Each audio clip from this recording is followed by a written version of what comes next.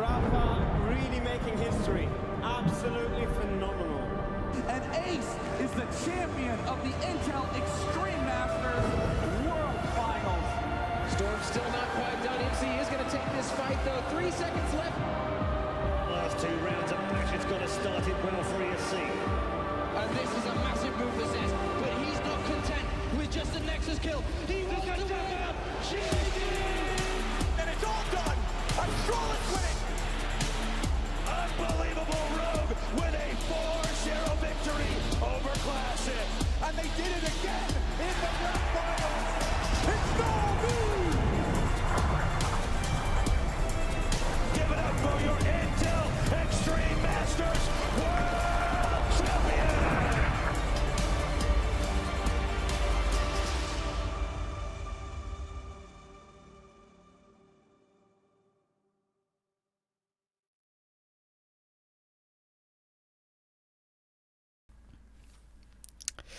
Welcome gamers, it's more qualifier action, and some qualifier action that I feel like is very important in the year of 2025, of course, with open qualifiers, with closed qualifiers. These will be for IEM Dallas. Intel Extreme Masters is back again. Kato has just finished, but the circuit never stops, and we're starting back once again, Matt.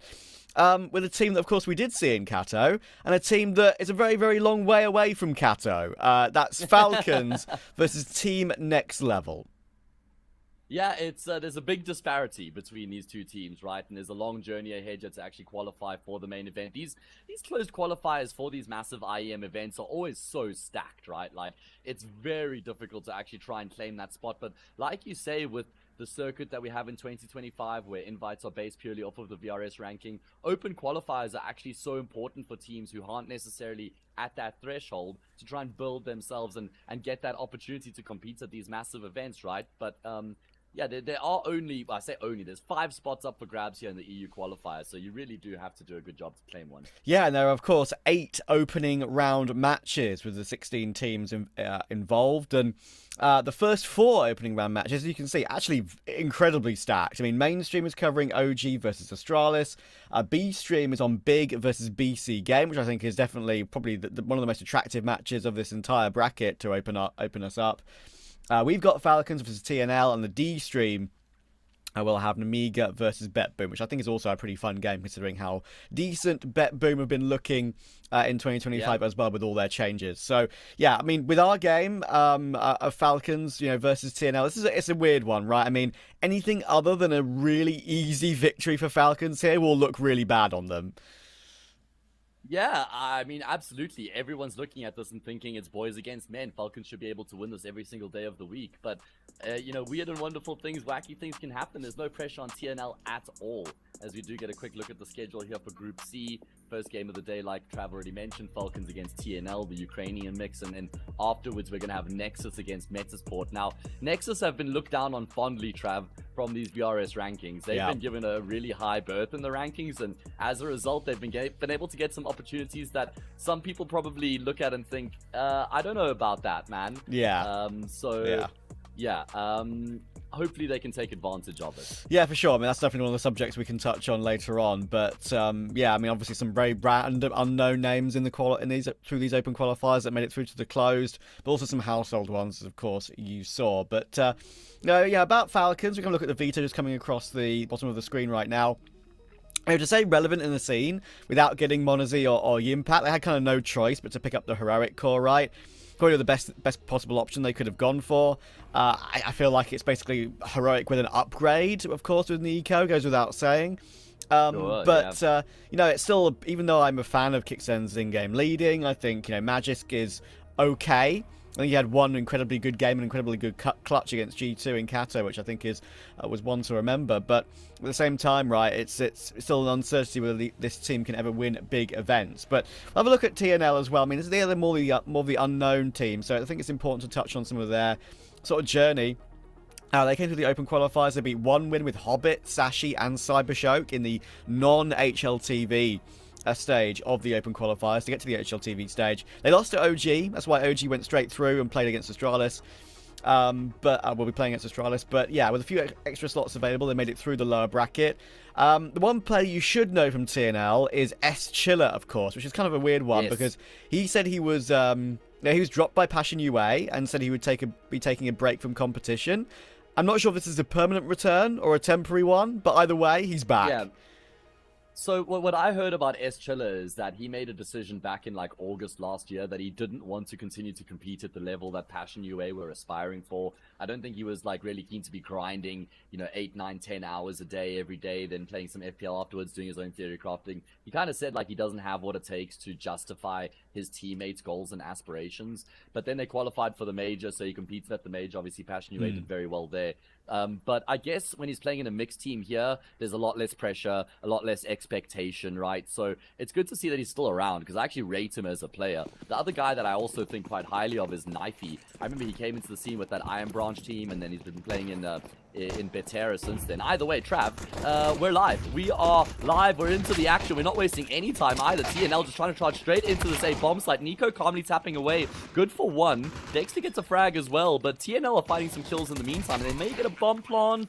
No, yes they do. TSS can't deny it in time, but numbers looking good right now for Falcons to get the job done.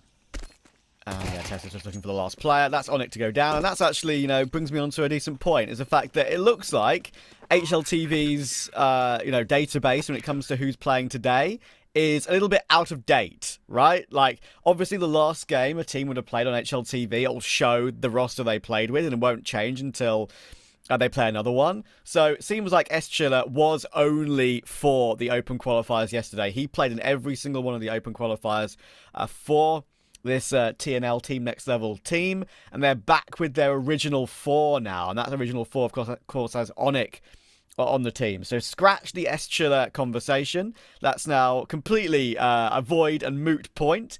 But yeah, Knifey is the one that you kind of mentioned, right? I mean, he's been floating around some other CIS teams, Ukrainian teams, like Kono, like Betera, like you said, and he's probably the most well-known, now without S Chiller, probably the most well-known player on the team. So let's see how he does today. Falcons, though, off to the expected start.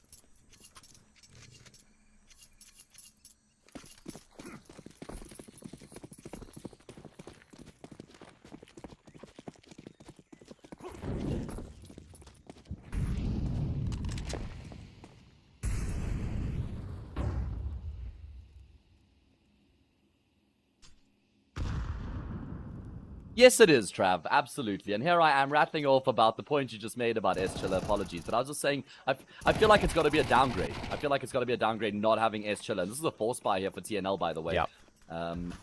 As I think I can continue my points as they're kind of pulling the plug on the A push. But S Chiller brings so much in terms of... think about communication, experience, game knowledge, and I feel like having him would have been a good bonus for TNL. I don't know anything about Onyx, so I'm looking forward to seeing him in the server, but I just struggle to conceive a world in which it would be an upgrade for TNL not having S Chiller. Yeah, I agree with you. We have a few little lags on the server right now, so we'll try and fix that up for you. Okay, I'm glad that's not just my side. No. I thought that was just my connection, Trav. It's all good. Thank God. We're on the same page with that one, and that when I'm having it too, that's when it relaxes your mind because you know that I've got I've got some decent internet. Yeah, I know. It's not just exactly. It's not just on my side, which is almost always the case. TNL, what do they do here to try and get back into the round? TSS is just jiggling KV. He's got some support from Kicksan, who's watching ramp. Of course, there'd be some great synergy between TSS and Kicksan. Of course, Dexter as well, the trio, the heroic core. Yep. And TNL, well, with their limited utility, looks like they've created a path to actually get into this B-bomb site. Boost off the smoke, a bit awkward for Kicksan. We have actually got, I believe we've got some player crosshairs on as well. You can see the difference of crosshair there, and that is insane. How has Ken found the third? I thought like the trade was going to be instant. It was going to be a 1 versus 2. It wouldn't be that difficult for Falcons to sort this out, but Ken was on for the ace. He finally gets taken down by Magisk, but it's all down to Onyx and with the bomb planted, with it ticking down, and Magisk not having a defuse kit. Team Next Level have won the 4-spy from nothing. Yeah, literally from nothing. They had nothing going for them. They try and batter their way into the A-bomb site initially. That gets shut down. They go down 4v3, barely any util, no positional control to work with. And with a simple smoke flash combination, they get full control of the B bomb site. There was even the boost kill from Kicksan. That made it a 4v2. But Ken just goes above and beyond there, man. 3 kills all by himself towards long. Where was the trade? How does that trade not come through? That's a disaster. It actually is. That should have been traded every day of the week. Usually, yeah. I mean, we've got some crosshair settings on, which is like one of the, I think it's like recoil follow crosshair setting there. We saw that on Kicksan, and like... Yeah, I noticed that actually, yeah. Yeah, I personally don't play with that, but you can see it on, we've got it on every player. It's kind of goofy, and one of the reasons probably I think most players don't play with it. But if you can get used to it, yeah, I've heard it can be a bit of a life hack for Counter-Strike. So okay. It feels like it's the same as the stability of the weapon model kind of thing as well. Either way, we are going to have some kills just going back and forth over on this B bomb site. Nico with the Deagle reigns, death and devastation. The Desert Eagle and Nico synonymous with one another. You look up Deagle in the dictionary and you find a picture of Nico. You also find a picture of the B site of Ancient, if you remember that play. But I think it was from Pro League, one of the few seasons back. One of the plays of the year, which I think actually was put in the HLTV Awards as one of the plays of the year. Yeah. I think my first clip that comes to mind with Nico and a Deagle has to be on Cash. Good old Mouse Sports. Yeah. And him just tearing off heads on that A-bomb side. Doesn't get better than that, man. Yeah. 2016, I think. Yeah, I believe so. That would have been the era of that one. Nico will get forced back behind. Because it was phase 2017, right? With the major where they lost to Cloud9. Either way. 2017, 2018, yeah. Response here. Okay, yeah, 2018. Oh, Magis, not response. Wary of that. That's weird, Matt. Another situation where Ken's getting lucky kills. Unlucky in the view of the side of Falcons. But it's nothing lucky about this. They're just struggling to deal with these force buys. Team Next Level doing really well at sort of staying in a pack, causing problems, and Nico will get caught by Dowie as well. Again, this Team Next Level team has pretty much plied their trade only in open qualifiers and only in Tier 3. So, to win the force buy back again, it's one of those starts to one of these online games that can be a little bit wild back and forth. Yeah, it's just so peculiar, though, the way that they've been able to win this. Just going up middle into Red Room, catching Majis completely off guard there. And then Dexter's positioning for me was just not on. Like, it seemed like he caught a glimpse of a player through the gap between the box and the wall. And then he just kind of stood out in the open. And he just gets completely overwhelmed. You know, doesn't really try and play to the strengths of the EM4, take up a better position, try and play off of Tessus, who he knew he had in cave. So he could have safely fallen back onto the B bomb side. It feels like a little bit of a lack of respect maybe coming through from Falcons, which is totally understandable playing against this TNL team. But I think that they may have to lock in a little bit harder here. Yeah, it's very easy to take this sort of situation for granted, for sure. But in online Counter-Strike, you just can't. Like, if this was LAN with all the experience, I think it would be probably like a 13-5, 13-5. But online is a different beast. You know, TNL doing the right thing. They're sticking with their strengths. They're choosing their best map, even though it's one of the, albeit low number of them. Picking Ancient is one of their best maps. Unbeaten on HLTV. But yeah, I mean, Falcons pick Nuke as well. Mirage will be the decider. You can see how that goes over the course of the series if we get to that decider. Team Next Level are doing a great job right now, just trying to stay in the game, staying as a pack and making these plays happen. Tesses will trade against Dowie, but they should have a chance to herd the bomb onto the site. And actually, Nike goes straight in for that one, which was very risky. Nico will get a spam through the smoke to take down Ken, and suddenly, out of nowhere, once again, the round has flipped on its head. It's File Racks in a 1v2. He's crept through, he's found one, but Nico's 1 HP, and Nico just gets away with it to get the lead and force buy back again.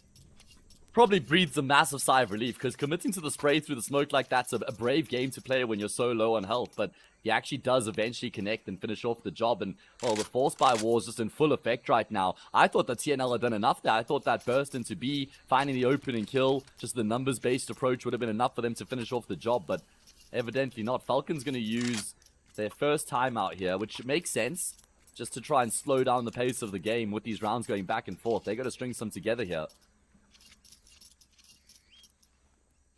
Yeah, and of course, this is the classic force buy wars back and forth. There's nothing you can do about it, like you say. I mean, you have to keep buying. That is the meta right now. If you save, there's not really any point to when you're back down to that first stage. And yeah, of course, just a reminder, guys, production are aware of the slight lags with the stream, so we'll try and sort it out for you ASAP. Ironing things out as we start today. The follow recall crosshair is a bit of a banger, though. I think that's might be a new experience for some. Some people might not even realise it's in the game. Yeah, I'm one of them, honestly. I'll just come right out and say it. Either way, look at this. It's going to be Nico trying to go in towards middle. Well, I thought for a second that Ken had remained in position, but the smoke would have blocked him off anyway. Again, it's just full force into this B bomb site. Tessus gets a trade. There's more where that came from, though, and it's not like he has any support anywhere near him. Tessus will find another, though. He's so good at this, locking down a bomb site, but problem is, Nico's gone down elsewhere, and all of a sudden we flip the script, and it's a man advantage for this T side. Again, let's keep the pattern running. No one can win 2 rounds in a row at the moment unless Dexter and Magisk have something to say about it. Dexter here, first point of contact, gets himself his 1, but again, a very good trade. And the chance for a Magisk clutch is an MP9. No kit and only 2 pieces of utility that might not help him. He'll keep it on a nice timing, but Filerax checks it, and we still continue to go back and forth. And that's after the pause coming through from Falcons as well. And they're not going to have any rifles because every round that Falcons has been able to win with their force buys, they've saved a gun from the round before where they've had a rifle, been able to buy up a second. It's actually been an okay force. This one's not going to look nearly as convincing. So here's TNL's opportunity. Go 4-3, then an anti-eco 5-3. Put some early pressure on the favorites. Yeah, and again, like, it's always worse for the CT side, right? When these force buys go back and forth, you can see. Oh, like, yeah, for sure. T-side had Galil's in play. Sure, don't get me wrong. The FAMAS now is actually in a good spot. Technically, I think in the database now of the stats of the guns, the FAMAS actually is more accurate than the Galil since the upgrade.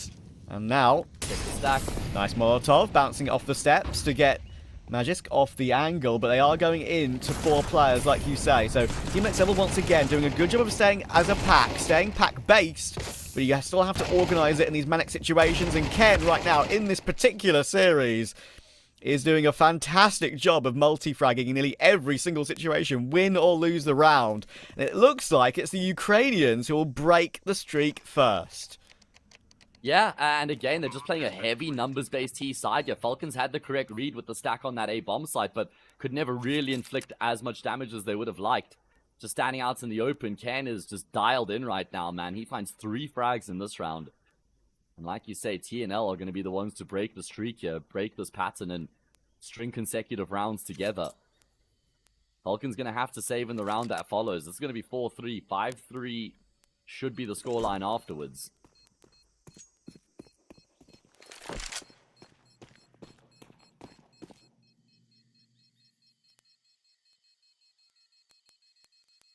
Of course, we have seen this new look Falcons in action on Ancient once already, where they played against G2.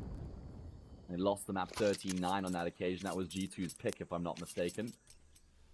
And then it's going to be Nuke picked in response from Falcons, which is a map they've also played once. They lost in double OT against Eternal Fire, which is nothing to scoff at the moment with how good the Turkish team have been looking. Yeah, one of my favourite teams to watch in the scene right now. I would say, like, Pain had a disappointing Katowice, but, like, Pain, Eternal Fire, and probably Mongols right now are up there, like, my 3 favourite teams to watch. FaZe obviously have the ridiculous entertainment factor that never goes away, incredibly, after all these years.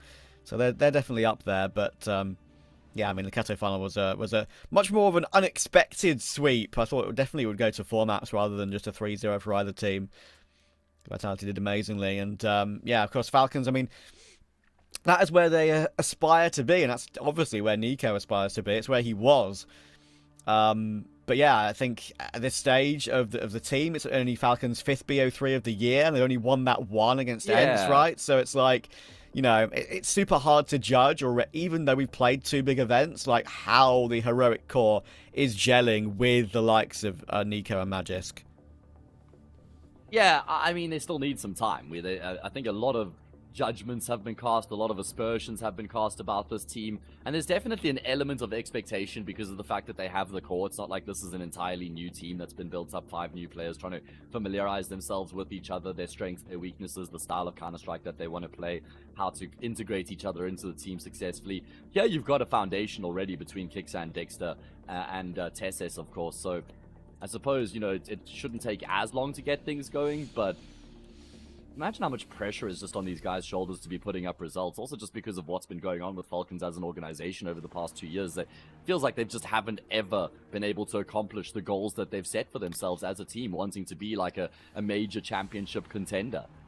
And is this that team? I'm not convinced it is, honestly. Exactly right. I mean, I feel like Dexter's highs are still very high. I mean, as I said, Nico is obviously just a massive upgrade in general. And Magisk obviously had that one incredible clutch against G2 in Kato, along with a pretty decent series. But I still feel like he can look very underwhelming with his just pure aim as well. Which is, I made this comparison in one of the Open Qualifier streams I did the other day, right? Like, it's hard to describe, but there are some players that, even if they're not like a Zuma, who's pretty much grown up and gotten made professional leagues on CS2, there are some players which still look just so incredibly clean with their spray and their aim. And there are some players in CS2, I think an example, not to really pull out a stray here, but probably the best example I've got, Yakindar, for example, like, his spray and aim never looked clean on CS2. He never looked like the CSGO Yakindar again. So I feel like... Which was completely ironic. Yeah. Because CS2 was supposed to be a game that lended itself to Yakindar's strengths. Exactly. And Magisk does feel like one of those players, but I also feel like he's smart enough, and I'm willing to give him time for that not to be a massive issue, right? In anchor positions for Magisk, I still think he's almost underrated, even though he's, a 4-time major champion. So it's weird, that feeling. But, even Tess says, I would say, like, last year, I think he grown as a player massively with Heroic over 2024. Yeah. And one of my favorites, actually, to watch. And I feel like people still do underestimate him. I picked Tesses over Magisk. I think that he's in actually really good form. It's just about delivering it when it matters the most. He's normally the guy who's farming the group stages, and then maybe in the higher octane matches, the playoff games, when there's a lot on the line, maybe his level dips a little bit. But yeah, there's a few question marks, a few questions that have to be answered. I mean, even Kixan hasn't proven himself to be a world-class IGL yet, right? I mean, there's the potential.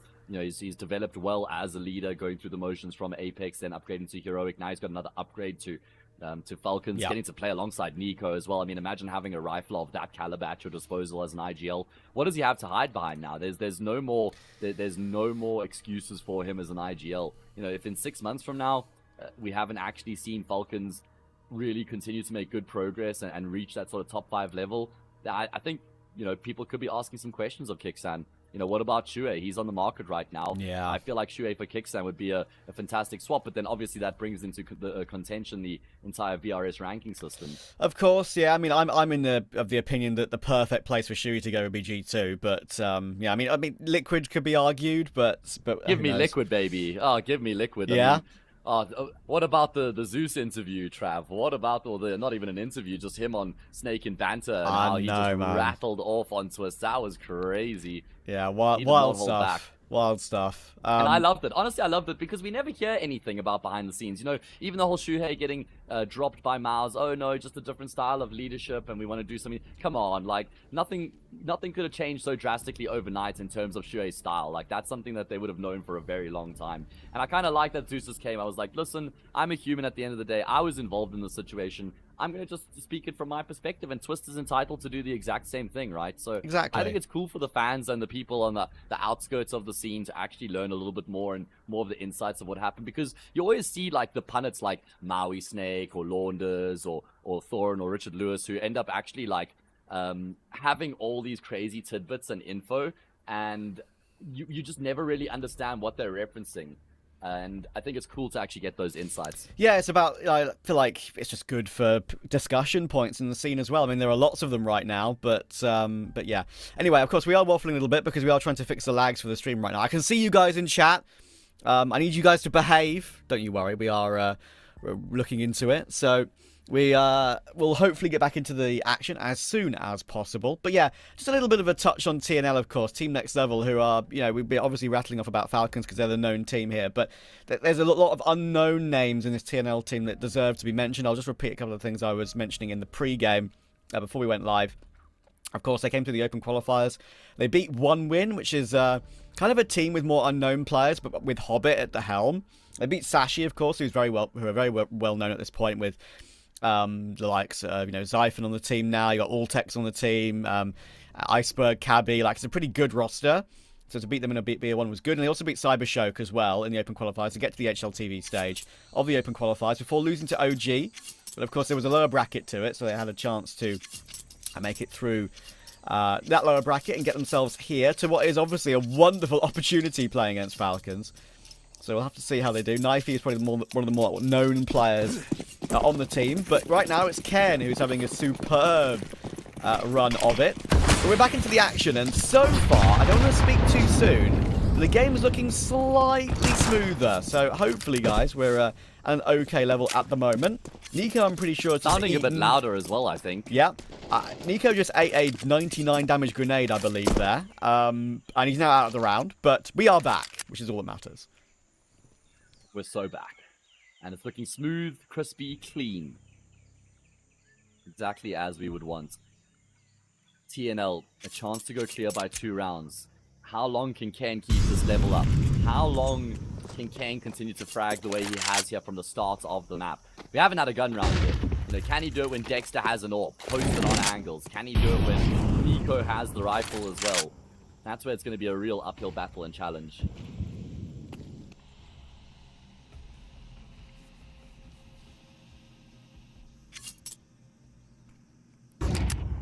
Eco, of course, only kicks on with a little bit of extra to work with. They are stacking 4 toward B. You may as well gamble. And right now, actually, a couple of the rounds we've seen, TNL have been going into the stacks. They've gotten away with some of them and not with others. So they haven't exactly been reading the map entirely perfectly. Haven't, in this sort of round, right, put 2 players toward A, maybe, as a duo, gone to hunt the site together to see if there's any information. If it's quiet, then they bring everyone back. They do have the utility up here. There shouldn't be an issue because there's nothing to defend against them. There we go. Knifey, Dowie, and Onic get a kill apiece, and it leaves Tesses with his USP. And I think he's about to go down. There we go. So now this is getting interesting because Falcons, they have a buy coming in, but as you can see with the money, it's really not going to be amazing. There's not going to be an AWP here for Dexter. Maybe a little bit light on Util. Speaking about money, TNL are balling out after that previous round because they kept 5 players alive. So they're in the ascendancy right now. And this is how you need to start as the underdog. You have to start strong. Put the favorite on the back foot. Try and force a bit of a pressure situation. Try and get them to stress a little bit. That's when mistakes can be made. We know that the stress levels in the Falcons camp at the moment must be quite high. Just in terms of trying to get the project going. And there's going to be a lot of pressure here in this round from TNL in towards the A bomb site. Or is there?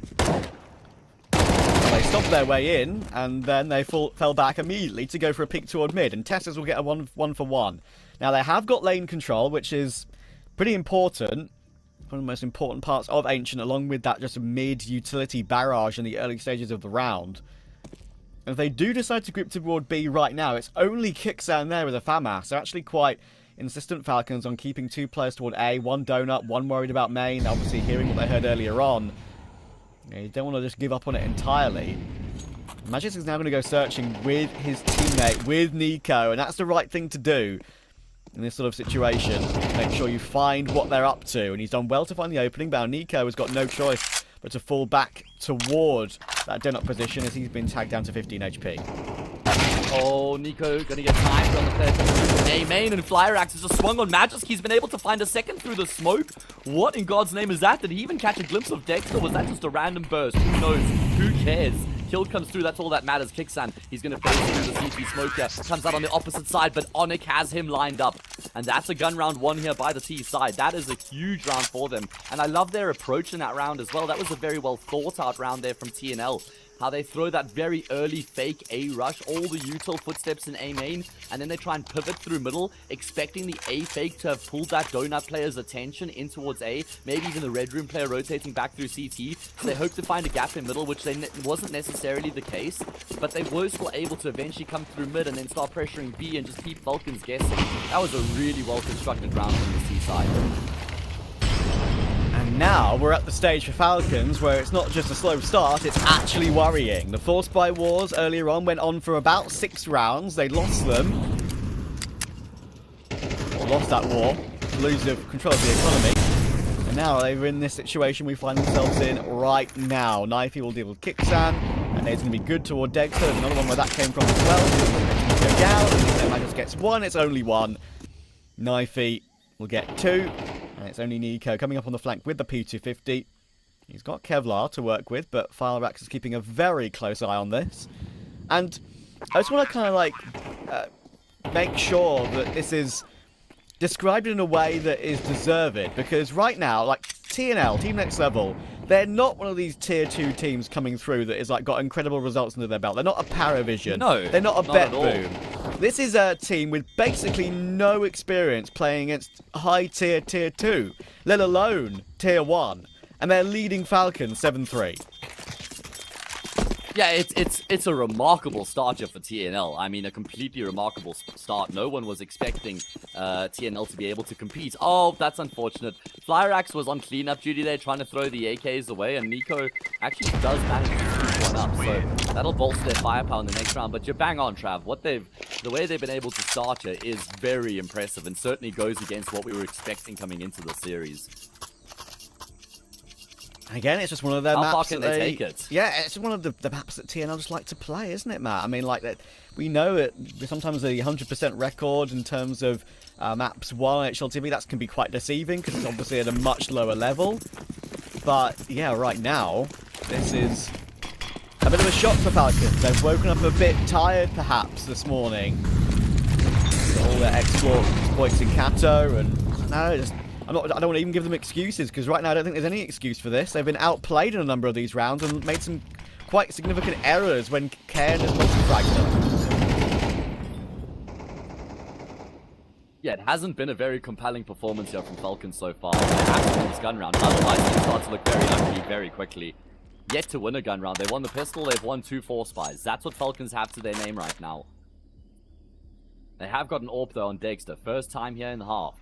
Penultimate round, just not ideal timing. And that's what can happen with the Force Buys going back and forth. It's normally the AWPer who feels that punishment the most.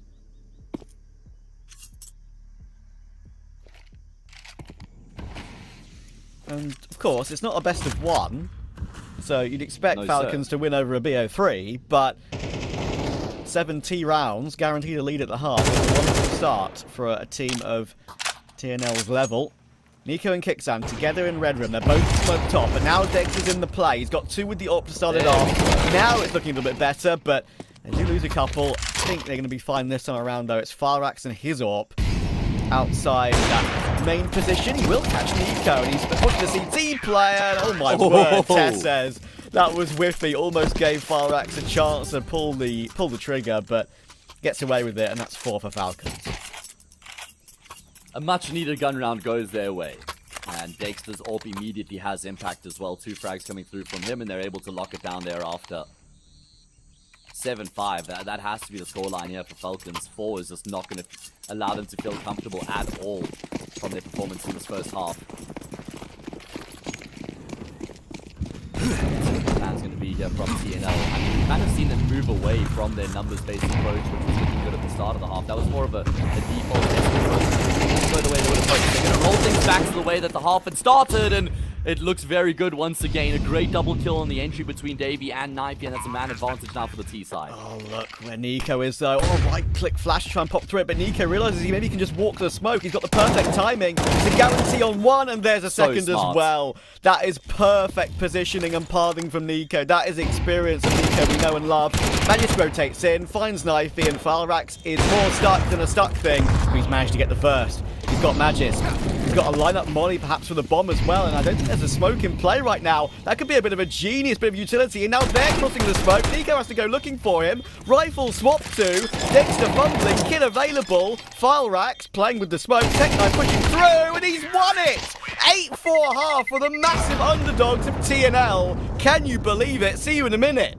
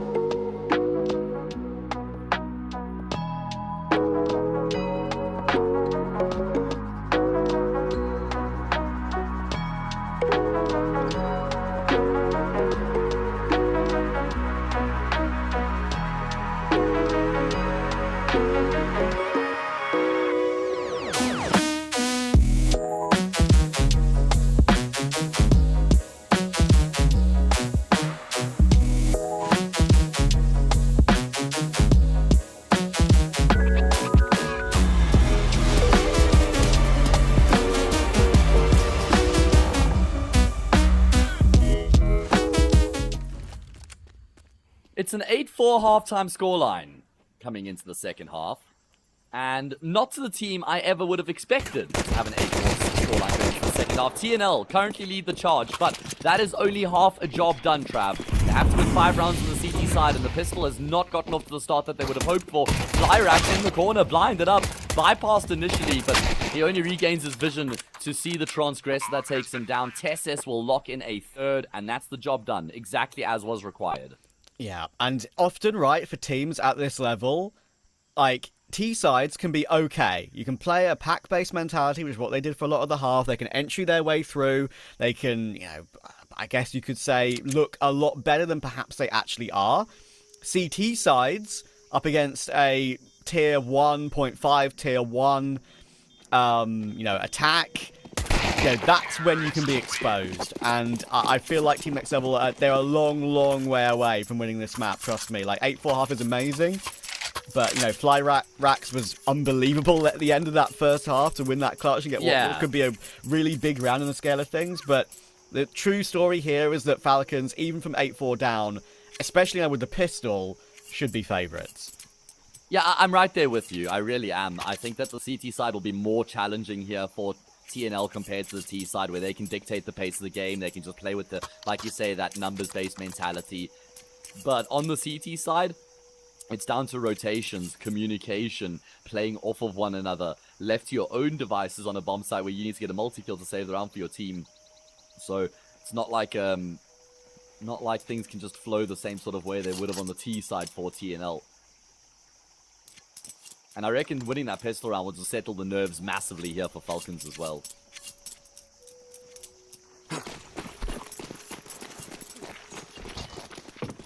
And do we have Force Wars once again? Wouldn't that be something? It lasted like 6 rounds, I think, in the first half. It was one of the longest Force Wars I've seen in a while. Reminder, by the way, at one point, Ken was, I think, 12-6 or 12-5. He's now 12-11, so he's cooled off entirely, which is not helped the state of Team Next Level. But as you say, you know, Force Spy coming into play here. Knifey's gone down. This is a very, like, expected play, I think, if the Falcons go in toward the A-bomb site. And there are kills returning. Now, this is getting interesting because guns have been picked up. Okay. Thankfully, though, they have herded the bomb away ASAP. So, sure, TNL read that pretty well on the rotation at a pretty decent time as well. But now they've got control on the other side of the map, do Falcons.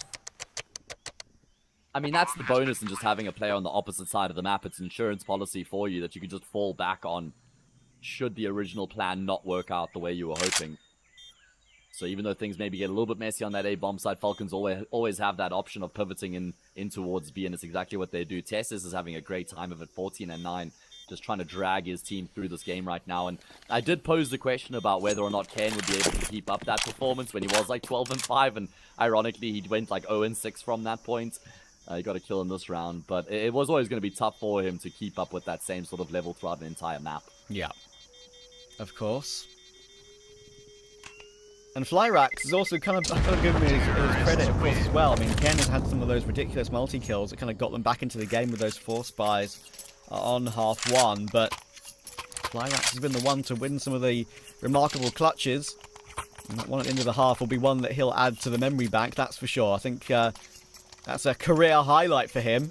And it was a perfect play. I mean, the jump throw Molly was spot on. The fact that he forced Nico to walk through a smoke at him. The fact that he waited for it. Yeah. It was, that smoke push perfect. Was a questionable one, though. I don't know about that, man. No, like, I know. Feel like that was... I think maybe... Yeah, that was a good step as far as I'm concerned. Kicksand just flies out into middle with his Mac 10. Good opening kill found. I mean, this is just an easy round. A couple guns were carried into the round, so... I guess the CTs were hoping for some kills here, but Falcons looking resolute. So, a reminder as well, with the way the bracket is for this particular close qualifier, if Falcons win this best of 3, they play against Namiga or BetBoom in that quarterfinal. Could be BetBoom, right? The four winners of those BO3 quarterfinals make it through to the IEM Dallas, and you got one more spot available in that lower bracket, which of course we played out over the next 2 days. So essentially, if you win 2 best of 3s, you're through. Your first 2 best of 3s. Yes, correct. Okay.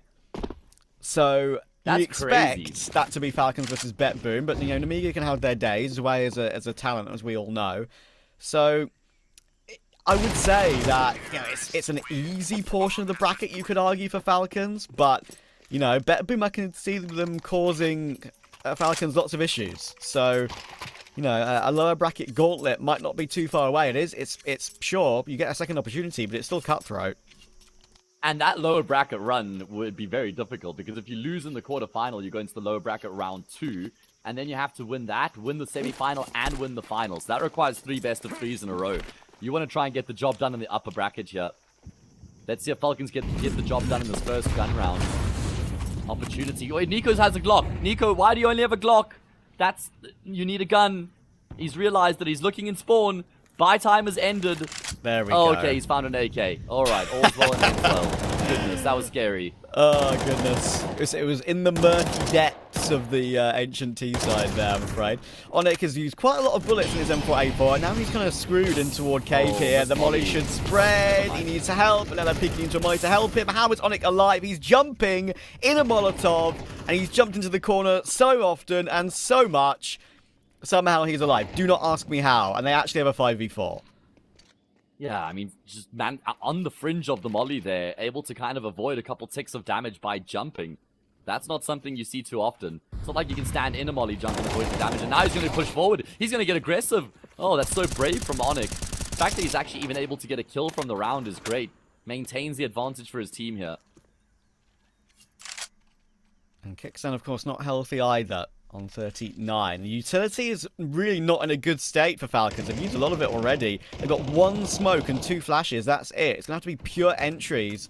And Magisk right now is the one looking to try and take control around the map once again. He's got Nico in tow. Those are the 2 players perhaps you'd want in the scenario, but Flyrax is on the angle, and he's found both Magix and Kixan.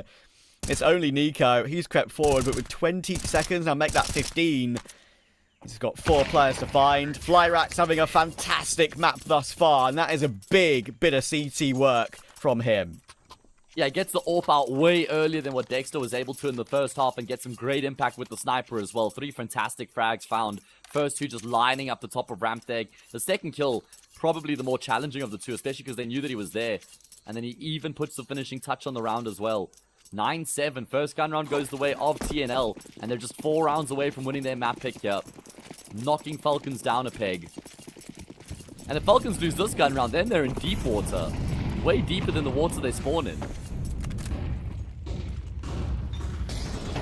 Well, Molly hasn't worked out too well either, I don't think. I mean, I think it may have been judged for the corner of Red Room to stop a push through the smoke, but I feel like that maybe should have gone in toward the cubby. I think it was for the cubby, yeah.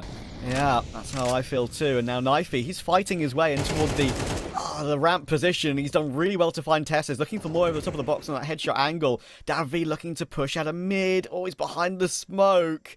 And he decides not to because there's a kill that's come through elsewhere in the meantime. He's looking for a timing, and now Magisk has looked away, but there we go. He turns around and makes clear that he's very aware of that possibility. It was difficult to gauge who actually got the kill there with the way we switched the perspective. Either way, Magisk comes out on top, and Nico can circumvent these rotations as well. Nobody home on the A side. Of course, Falcons will take some time to figure that out, and it actually looks like TNL might be calling it a day here. Just having a look at their finances, combined with their round loss bonus, they can drop a couple guns if both these players stay alive and have a decent arsenal of weapons in the round to follow. But Falcons keep themselves in the conversation here on Ancients as they draw within 1. Good awareness from Nico as well after that cubby molly was missed. He still gets the kill on Can in towards the cubby, clearing it out properly, and that's just good awareness. Yeah, that could have easily gone alright. Who knows what the round would have turned into if Davy didn't peek through that donut smoke. But Falcons going to close the gap to 1 again. With the AWP saved for Flyrax. Having a game against Falcons, 16-7. That gives them still a threat to work with. And you're right about the Falcons' money as well. I mean, it's never been built up to a perfect stage. So there are risks, without a doubt, here for the favourites. They know that they should be making Dallas add a bit of a counter in the 2 BO3s and at least the lower bracket. But right now, probably the biggest underdog in the entire bracket, TNL. Maybe alongside with one of those other mixed teams like Hester, for example. Made it through the open qualifiers. Are proving to be an issue. Yeah, I reckon Falcons would have been licking their lips, would have wanted to sink their talons into this TNL team, seeing that's the team they drew in the opening round, but certainly proven to be an uphill battle so far here on the first map. Falcons are fighting back though, started off 8-4 on the half, been a good showing from them on the T side so far. I'd imagine Ancient should become a good map for this Falcons team. I mean, remember that Ancient was a strong map for Heroic, Kixan, Tesses, big enjoyers of the map in general. Even going back to Apex days, Kixan really enjoyed calling on the map. Onyx, though, steps out, just sprays the smoke and gets a kill as a reward. Oh, he actually manages to get away in toward Jag as well. That's wild. Sure, it's given Falcons control of the B-bomb site, but spams are coming through the smoke, and Nike's found Magis. The kills are going the way of the CT side.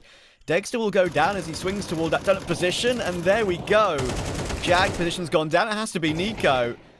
He's found the first, and he's got 3 players on the other side. They are kitless. Surely not Nico. He's going to find one more. He's got 4 bullets left. Needs to one-tap, and it's not going to happen. Flyrack says, none of that madness again. Nico leaps through with the USP, takes the kill, and it's double digits for TNL. Yeah, and look at the money here for the T side. It's not great. It really isn't. They'd probably be compelled to invest, but that's a great lockdown over towards the B-bomb site.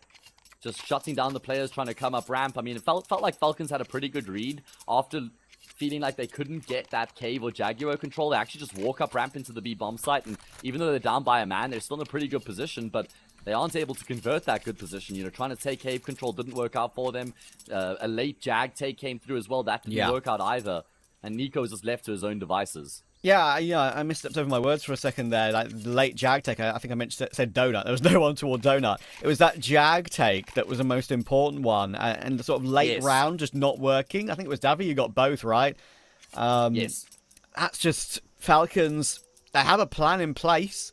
But I feel like in that situation, just have someone watching the flank, maybe, and go and help toward ramp instead, rather than fight through an unknown issue area that is Jag in that scenario.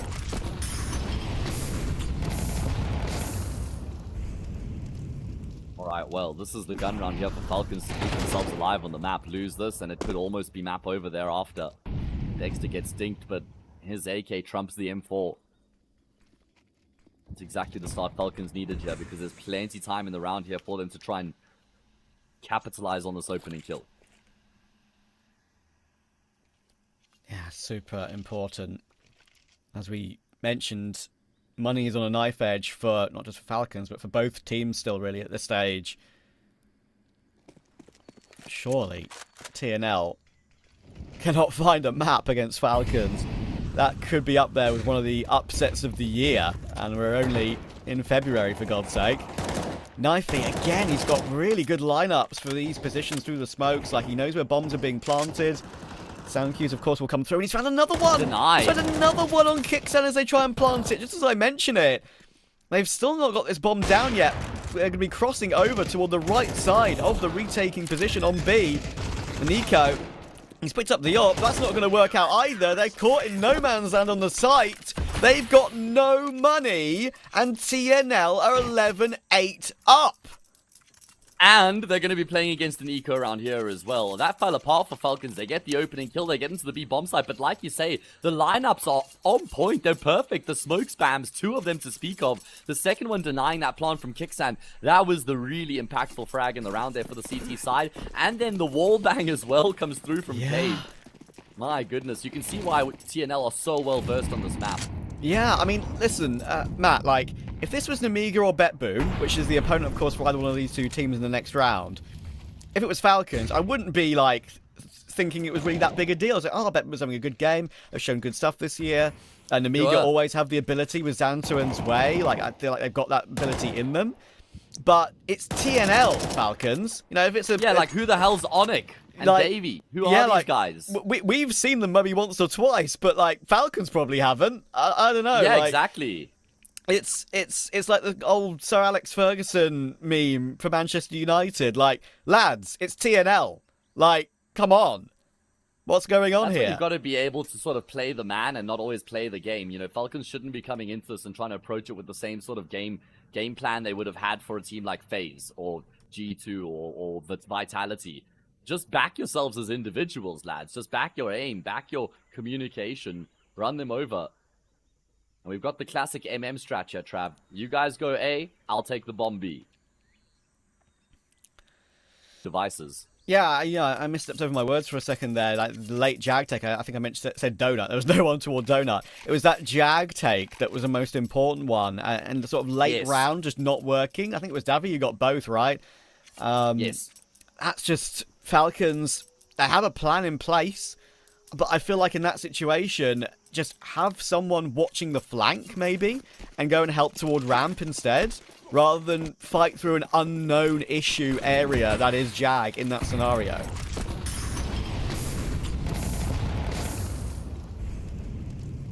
Alright, well, this is the gun round here for Falcons to keep themselves alive on the map. Lose this, and it could almost be map over thereafter. Dexter gets dinked, but his AK trumps the M4. It's exactly the start Falcons needed here, because there's plenty time in the round here for them to try and capitalize on this opening kill. Yeah, super important. As we mentioned, money is on a knife edge for not just for Falcons, but for both teams still really at this stage. Surely TNL cannot find a map against Falcons. That could be up there with one of the upsets of the year, and we're only in February, for God's sake. Knifey, again, he's got really good lineups for these positions through the smokes. Like, he knows where bombs are being planted. Sound cues, of course, will come through. And he's found another one! Denied. He's found another one on Kickstand as they try and plant it, just as I mention it. They've still not got this bomb down yet. They're going to be crossing over toward the right side of the retaking position on B. And Nico, he's picked up the AWP. That's not going to work out either. They're caught in no man's land on the site. They've got no money, and TNL are 11-8 up. And they're going to be playing against an eco around here as well. That fell apart for Falcons. They get the opening kill. They get into the B bomb site. But like you say, the lineups are on point. They're perfect. The smoke spams, two of them to speak of. The second one denying that plant from Kickstand. That was the really impactful frag in the round there for the CT side. And then the wall bang as well comes through from Cave. My goodness. You can see why TNL are so well versed on this map. Yeah, I mean, listen, Matt, like, if this was Namiga or BetBoom, which is the opponent, of course, for either one of these two teams in the next round, if it was Falcons, I wouldn't be, like, thinking it was really that big a deal. I was like, oh, BetBoom's having a good game. They've shown good stuff this year. And Namiga always have the ability with Xantuan's way. Like, I feel like they've got that ability in them. But it's TNL, Falcons. You know, if it's a... Yeah, like, who the hell's Onic? And like, Davey, who are these guys? We've seen them maybe once or twice, but like Falcons probably haven't. I don't know. Yeah, like, exactly. It's like the old Sir Alex Ferguson meme for Manchester United. Like, lads, it's TNL. Like, come on. What's going on here? You've got to be able to sort of play the man and not always play the game. You know, Falcons shouldn't be coming into this and trying to approach it with the same sort of game plan they would have had for a team like FaZe or G2 or Vitality. Just back yourselves as individuals, lads. Just back your aim, back your communication, run them over. And we've got the classic MM strat here, Trav. You guys go A, I'll take the bomb B. Yep. This is what makes Kickstand a world-class IGL. And I've seen this in my MM games. Okay. Flyrax has gotten run down there. It was awkward for a second, and actually it still might be, because Dexter's picked up the AK. This was a full eco with Glocks and one P250. Dexter's playing a headshot angle, but Knifey. That's a huge kill. But they're now going to have to finally realise that the bomb is planted on B, and they will, but it's Kickstand with a Glock. And they do have defuse kits, so there should be no issue. Kickstand, though, you should realise as well, Kickstand's not had a gun to pick up in any scenario here. So just take your time, clear your angles. You can feel free to run like there's no issue here. One player can hold the bomb and one player can check toward the other positions. And there we go. Cave has been spotted out. Knifey will take it. It's 12-8 to TNL. Falcons need 4 in a row to save Ancient. Yeah, just to force it into overtime. Just to stand a chance of saving Ancient, really. This has been a very impressive performance from TNL so far. I mean, a great eco, it must be said, getting 3 kills in a bomb plant. The diversion was perfect. Dexter, you could probably make a case for him actually just departing the A sites altogether with the AK, not trying to inflict further damage, but I guess he was trying to keep them as busy as he could for as long as he could. Do or die. 4 rounds in a row required here for Falcons. I think the most they've strung together on this map so far is 2 in a row. Have they even done 3? I'm not entirely sure. Yeah, as I was saying, like, if it was anyone else in this qualifier, I feel like I'd be like, oh, okay, you know, fair enough, they can have their day. This is like, you know, people lose their crap over results like this, and maybe for good reason. Odds. Yeah, you saw the bookies' odds coming into this. It was like 1.02 for Falcons and 10 plus for TNL before the series had even started. And you know what? TNL found an opening kill here as well. Nico has hit the deck. He's going to have to watch the round from the sidelines and hope his team keeps him alive here on Ancient. Nico's eyes have rolled into his head once again, I'm afraid. That is... probably not the first time on the map. Onic. Oh, it's a good check from Testes. That could have been huge. That could have been a 2k there, just right in front of him. And that's an insane shot from Dexter. Real nice check on Ken's position. So they wrestled back a man advantage from nothing. Got full mid control as well. And actually there's a rotation coming in from Davi to check toward that red room push. So if they go for Donut here, which it looks like they're doing, they've got a free bomb plant.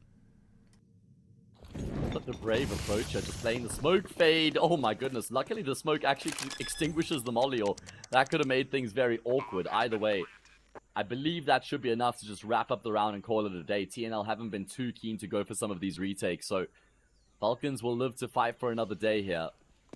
Well worked round in towards middle. The kill there from Dexter, as you highlighted. That's the frag that really unlocks the round for his team. Yeah, I mean, like, Team Next Level will absolutely right now realise they're in a ridiculously strong position in terms of, guys, we've got 4 chances to take a map of the Falcons. Let's not mess this up. Let's save. Let's keep the AWP. We know Falcons can't hunt too much, really. Gonna lose too many weapons. No money. Of course, hunting can be a factor now in this following round if we do find ourselves in a similar situation. But guns can be dropped. They're going to have a full buy. And Falcons need to do it again. 3 more times. Nuke to follow. That's Falcons map pick. And then Mirage will be the decider if we go the distance. And I just never want to be a team that has to play against Nico and Mirage. Honestly, that sounds like nightmare fuel. So TNL, I'd love to get the job done in 2 here. Obviously, incredibly unlikely. Either way, let's see. Looks like there's going to be a bit of a skirmish in towards middle. Falcons desperately trying to force their way forward. Good util usage so far. Players combine as they come through from the ledge, and they're able to get themselves an opening kill in Donut. So things looking good here for the T side initially. Okay, now I think he's managed to get through to B doors. But I think they're aware of the possibility of that timing. Look at Dexter right now. He's giving it a glance.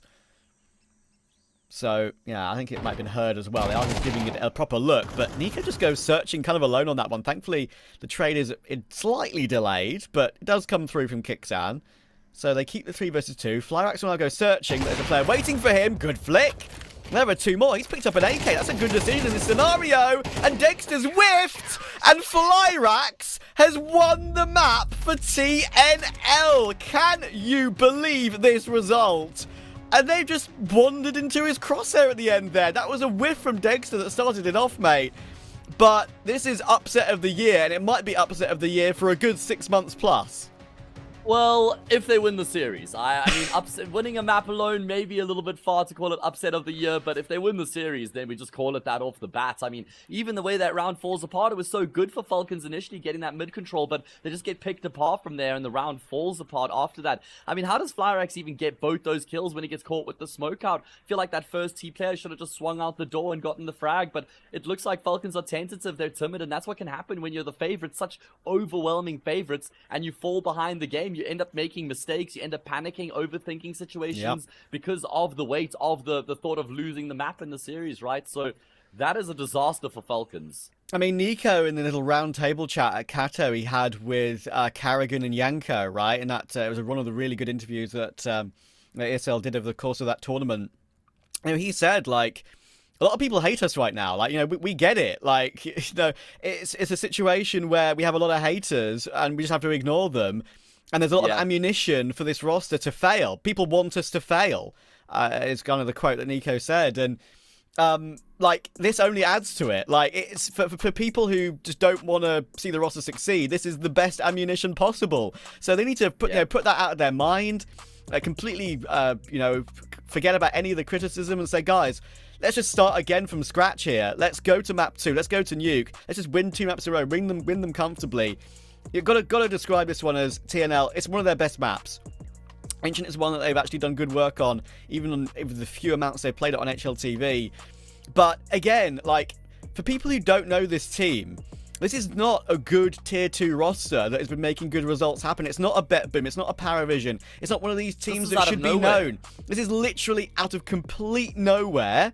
And they've taken a map off of Falcons. They played in like tier 4 cups last year with like 4 of these 5 players. There's nothing to speak about really with this TNL team, but for maybe Knifey with his history with Betera and Kono. This is a wild opening map.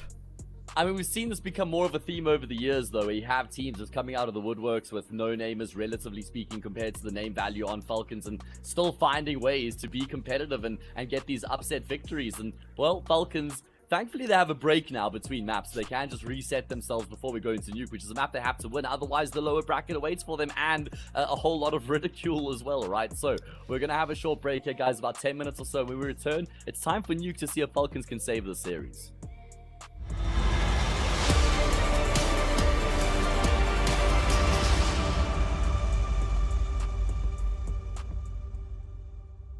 What's your name? Lee. Lee, mate. Nice to meet you. What's it like being part of the best crowd in esports? If you're not here, you're not living. Let's go, the boys! Hey! All right, for now, we're going to send it away.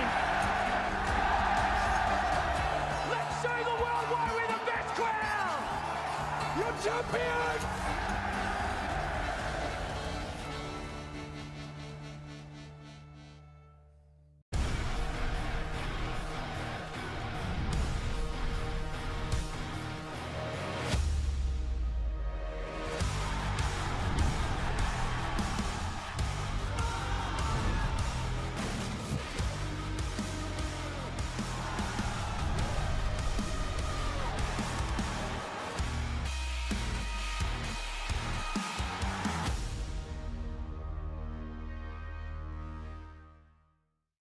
Think you've seen it all? With Faceit Watch's Point of View Selector, you can experience the game from any pro's perspective. Use the multi-view feature and customize the stream with up to 4 angles. Control what points you see while earning rewards. Drops are activated and lucky winners will receive Faceit points. And if you ever miss a match, VODs are now available. Get instant access to demos with multiple POVs and commentary. Watch it, control it, Faceit.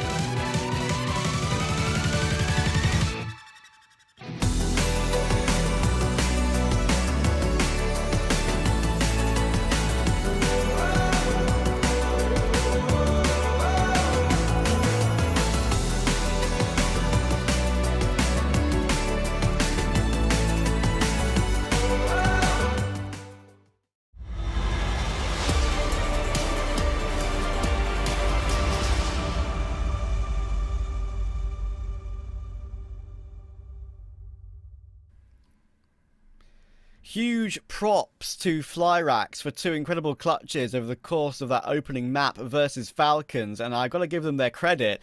But a simple fact of the matter here, Matt, if Falcons lose Nuke, it is incredibly, massively embarrassing.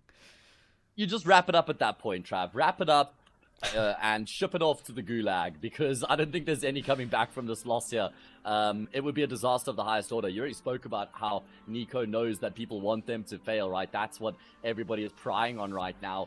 And it means there's a lot of pressure on the team's shoulders to perform. A lot more pressure than most teams would have when they've just formed and played, like 4 best of 3s, right? So it's still very early in their tenure, but I think they have a lot more pressure on their shoulders than other teams would have had at this point. And a loss like this, it would be very difficult to come back from. Yeah, I want to just give some background now to the recent results for both these 2 teams on Nuke. TNL, this is just an example at the level they've been playing at compared to Falcons. They've won their last 2 nukes, and they played 4 this year. That was in the United 21 League. They played against 2 Finnish teams in Hamo and Ents Academy, and a French team of Gen 1. They won their last 2 against Ents Academy and Gen 1. If you look at Falcons, whether it's the Heroic Core or Falcons this year, won this year for Falcons. That was against Eternal Fire in Bounty, of course. That was a 19-17. The Eternal Fire just managed to scrape that one over the line against them. That's an okay performance. That's sort of Eternal Fire in a really good place right now. They made the finals, for goodness sake, right, of that tournament. That's okay to take them that close. But before that, right, I mean, the Heroic Core itself weren't doing amazingly toward the end of last year on Nuke, right? G2 and Navi had easy wins over them. I think the only win they'd managed to pick up that was really of note was against Fnatic back in the Thunderpick World Championship. So that's, again, the Heroic Core, not with Nico. But promising is the result against Eternal Fire, but it's 1 map this year.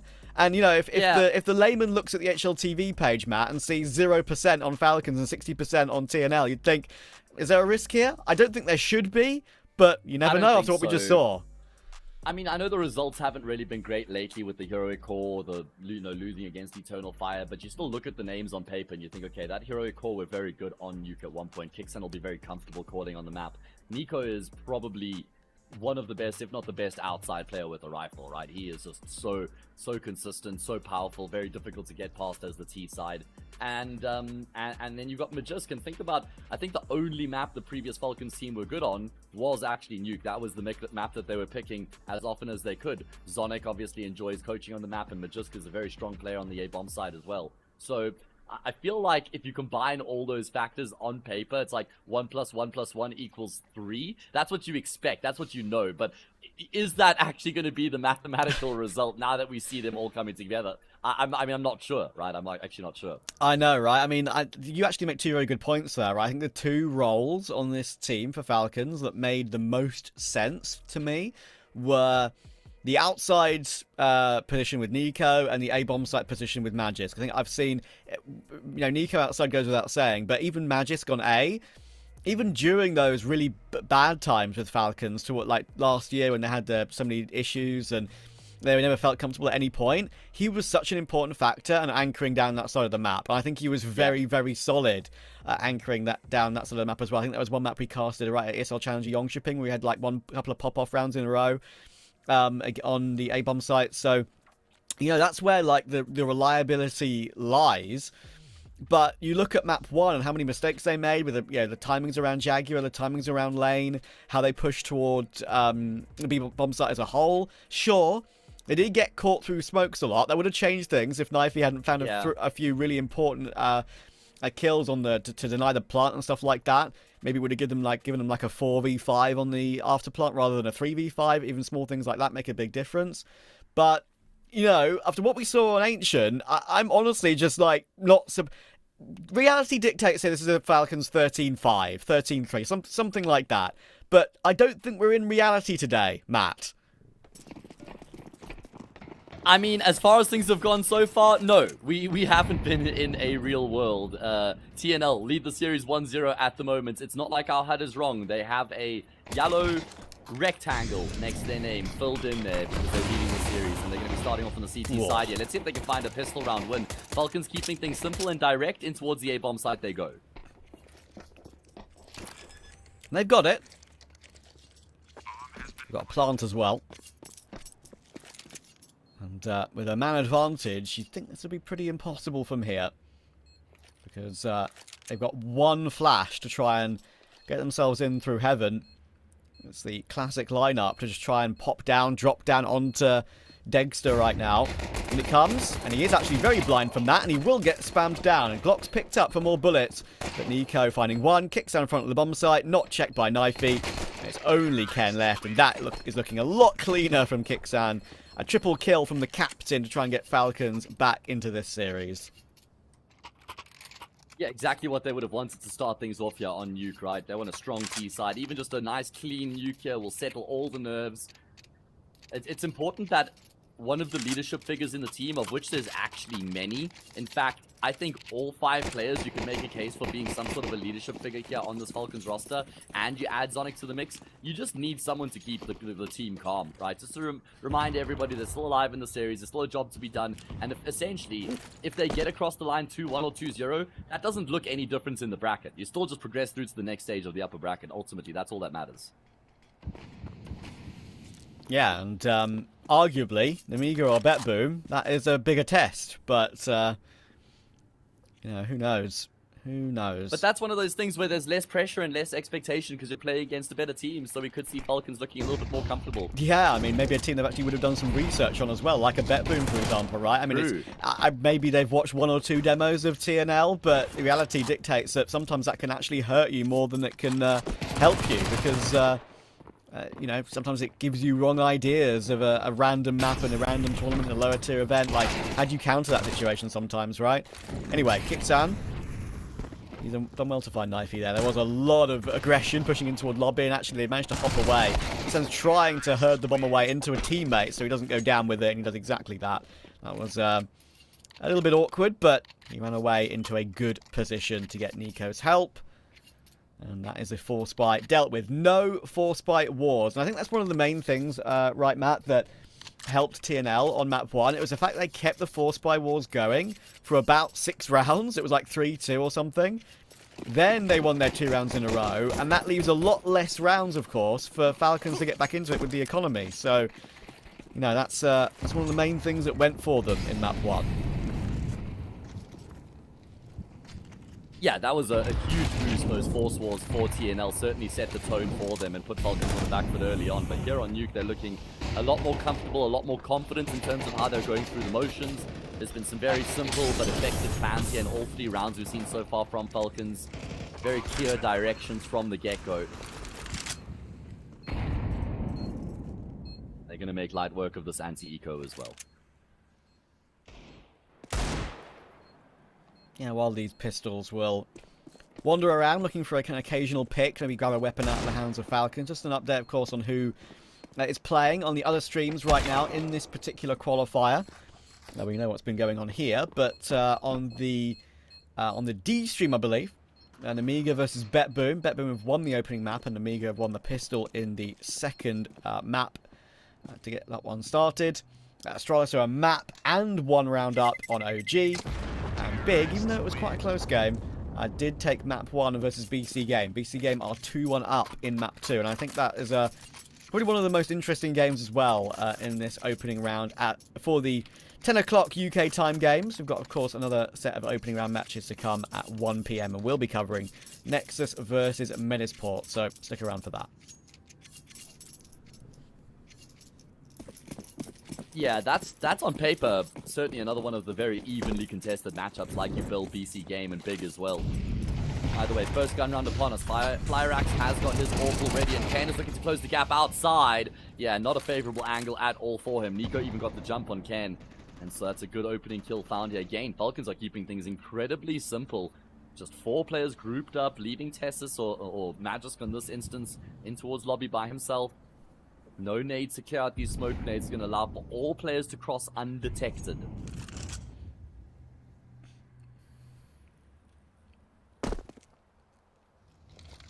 And Magic's just sort of dropping down on T roof there, right? That's heard by TNL.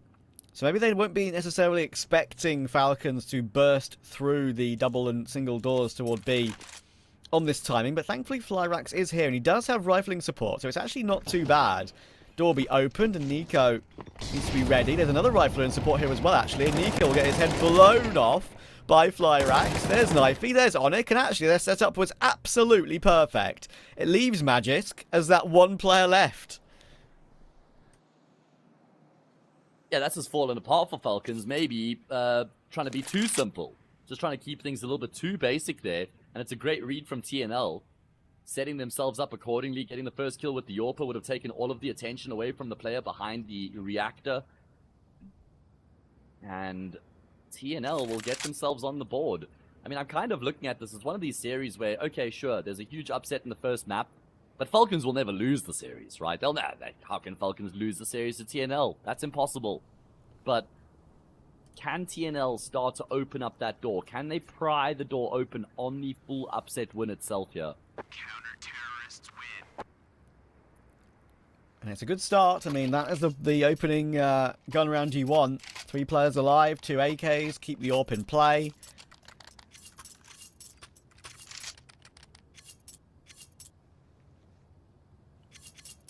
I think that was a very good read as well in the end. I mean, you mentioned the outside smokes, right? When you don't see anything and you maybe don't have the HEs in position to blow them up and check across, you still have to assume, right?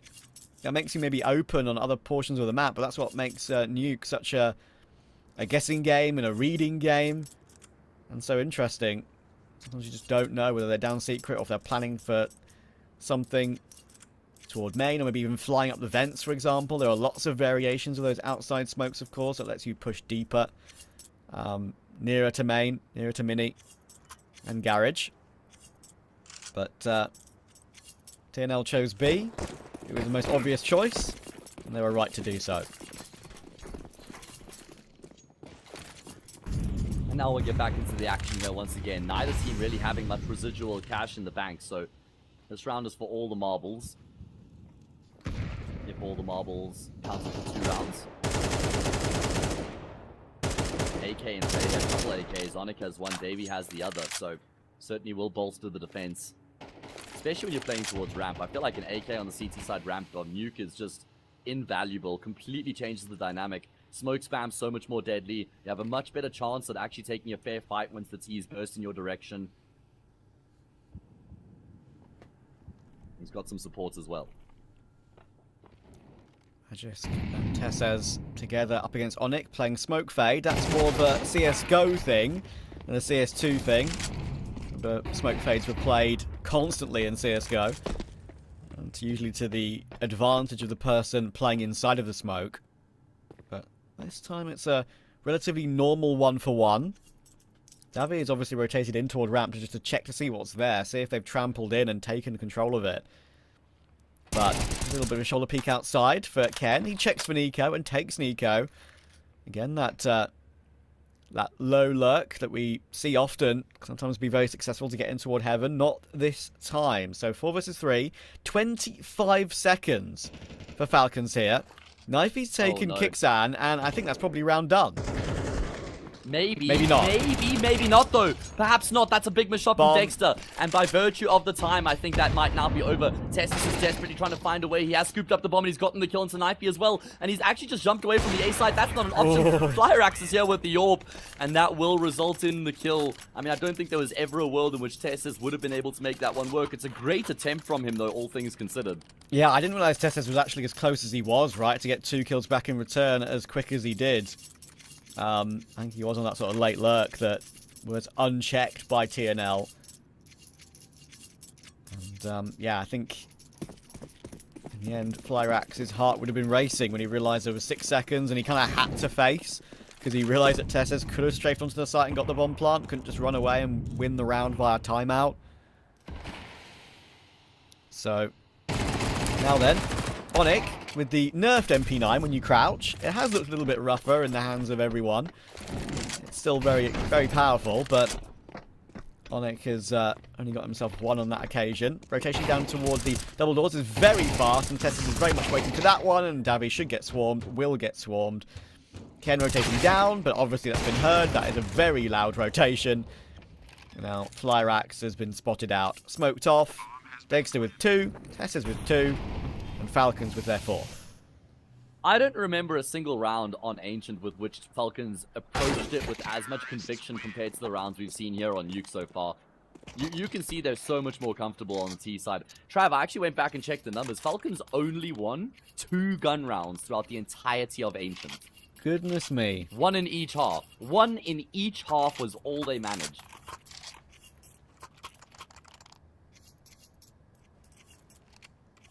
That's not good. Much better start here, though. No, not a good reflection for a team of Falcons level. I would say that doesn't sound good. That's just my humble opinion, though. Yeah, no, I think you're onto something, but you're being a little bit harsh. Gotta be a little bit nice. Oh my goodness. Dexter was not wary of the fact they could just rush through door there. That's actually guns to be retrieved. Including an AWP. Yeah. They've got no armor, but that is some handy weaponry. Yeah, I mean, an AK and an AWP, sure, you don't have armor, but you still have 1-shot kill potential. Falcons, they can't let this round slip through their fingers. This is as free as they're supposed to come, and this is a reward for their hard work in the rounds preceding this. You earn your anti-ecos in Counter-Strike, and you have to take advantage of them. Look at the gamble here. Both Davey and Knifey, excuse me, rather, Onyx and Davey are already towards that B bomb site, hoping that's where Falcons go, but Kixan has just calmly walked out of hut with the bomb, not like he's got any supports around him, and he has found a completely vacant site. Yeah, this is a pretty nice piling from Falcons. There's always a risk there when you know that weapons are available to be picked up. It was a messy start. They didn't have a good setup to prevent them picking up Dexter. But the AWP will now be herded away. Falcons do have a tiny bit of dollar on Kixan and Dexter to work with, so maybe you look at one player to push it, but actually, just thinking about it now in this scenario, it's still early game. Your money isn't amazing. Testis is still bankrupt, technically. So, Onyx going to look for something with a USP. Obviously, it's worth it. He actually might catch Kixan. That thing could be enough. And Nico, he's holding the line to try and save his teammate, but inadvertently takes him down. That's just unlucky. But yeah, I was going to say, like, 3 players alive would have been nice. It's only 2, but there we are. I think that Nico's just reminding Kixan who the real boss of the team is. It's just a bit of... I mean, like, this keeping Kixan in his place. like, Matt, this happens quite a lot, right? Like, teams have a specific player that's not an in-game leader that calls their CT sides. Like, apparently Hunter's doing it now on G2, Yes, and Nico's exactly. doing it on Falcons. Like, I understand maybe the positions they're in helps with that, to, like, gauge the map a bit more on the CT side rather than the T side, but still, I do find that stunning that the IGL isn't the actual IGL for a certain side of the map. Like, that's what they're on the team for, you know? I don't know. Anyway. Yeah, I hear you. I think different sets of skills, different reads on the games, as you say, positions that they take up important as well. Nico will always have a massive voice on whichever team he's a part of. It's actually what makes him such a valuable player. And when everyone says, oh, Melbs will just replace Nico and take his roles, it's like, yeah, sure, he might be able to shoot the same way that Nico can in some of those positions, but to have the same value, offer the same value and impact, that's a completely different conversation. Either way, a conversation to be had here about this round. As an opening kills come through for the CT side. If TNL loses Trav, then it feels like this half has gotten out of control.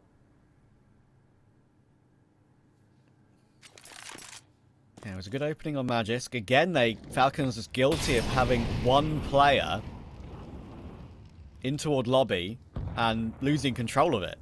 Not having two players to watch two separate lines. And TNL will continue to show presence in that position with that molly, but they'll fall back off of it now, and that's just when Kixan starts to work his way back in. But they are kind of just shifting around the map right now, and shifting into angles that gives players like Ken easy kills. I feel like we've seen Falcons do that a couple times. They just kind of gambled and walked in somewhere, and it's worked out for them, but not in this instance. Kane tucked in towards Deadbands. He's got support from the Raft as well. There'll be a quick rotation through Heaven. Now he can step out. Contact's been taken. He'll finish off the job, and that is a flawless round coming through from the CT side. Okay, like, I feel like sometimes for a team like Falcons in this scenario, where TNL are a team you won't know much about, a team that most people won't know much about at this level, like, that round was very clearly played via the playbook in terms of, like, how they wanted to path around the map, where they wanted to retake, especially after they'd lost Magisk, right? I don't think that, you know, changed their plans too much. They just shifted around the map, got themselves into the positions they wanted to get themselves into, and then just, like, wandered into the site with not much utility left. It was very, very stagnant, very uninspiring, and I can understand why they threw a attack pause in there, because that was like, sometimes you just got to throw the book out the window and play using your better skill as a Counter-Strike player. Like, group up and just go as a four somewhere, I feel like, in that situation. That's what I was calling for on Ancients a bit more as well. Either way, they're going to spend all their money. This is a pretty big gamble coming through from Falcons.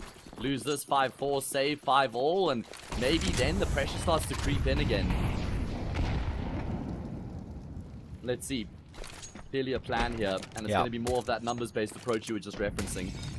I'm expecting a better second half from Magisk in the roles he's in, but I will say, like, he's been one of the most underwhelming factors on this Falcons team since the switch to the heroic core. It's been a very rough watch, I'm afraid. Flyrax, if he gets one, it's a miracle. He won't. And he will get taken down. But on it, he's found 2 from there, standing in the open. Didn't react to the third, but somehow getting 2 is amazing. Unfortunately, they've got the site, and now a safe plant. Well, Kixon's still concerned. He's still worried. And taking the extra time to actually activate the bomb has given TNL a chance here to just feel out this retake. One player down the vent, one coming through from ramp. If Kane can best Kixan, then we have a conversation on our hands about this retake all of a sudden. And, well, Kane is going to catch Kixan for free, and he's heard Dexter in towards Dark. He knows the AWP is there, but he's lost his teammate in the meantime. Dexter swings to try and force the issue. Kane has a kit as well. He's tapped the defuse. Does Nico panic? Not yet, but now he will start to commit to the spray. Doesn't actually get the kill, and Kane will stick the defuse. Retake successful as TNL close the gap. Oh my god, it gets more comical.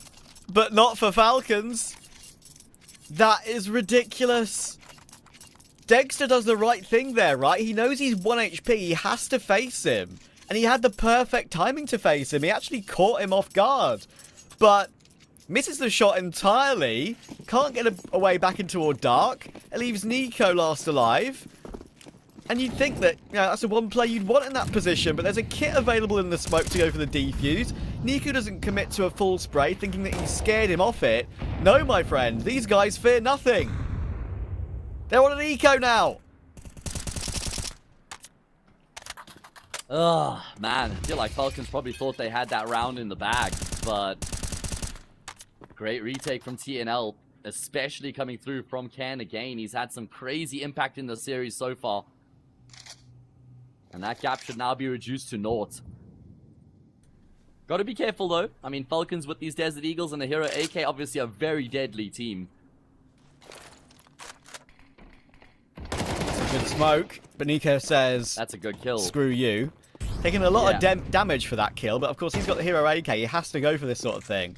And an M4 available on Tess. There's no armor, obviously. They're going to try and play aggressive to get back into the round, but Magis has got a huge dig. There's one player at the back of the site, not been seen. Ken finally reacts, but they can move away now, Falcons. The HP is horrible, but they have got space around the map, and they have exited B to plant on A. And look at how far away TNL are right now. I don't know if they have the luxury of going back around through Secret outside and retaking A. I think this round's over. I mean, they don't know how much damage has been done. It's one of those situations where you go back and you watch the demo and you realize, damn, the retake was absolutely on the cards. But they don't have the privilege of that knowledge. So Falcons have given themselves a reprieve here. Yeah, and I did exclaim their eco, but, you know, I did miss one very important point. I didn't miss it, I just didn't mention it. Like, Nico and the Hero AK, that cracked open the round. Sure, it's only the one kill, but it made the difference. It caused havoc. It caused some issues for TNL to have to deal with, and they couldn't recover it at any point. They're so close to getting a couple of those kills to basically making it no issue at all, but... Of course, deserves to be mentioned too, save comes through, they can buy with a couple of drops, but their money hasn't been built up on the TNL side that great either, so Falcons with at least a guaranteed tie on the T half.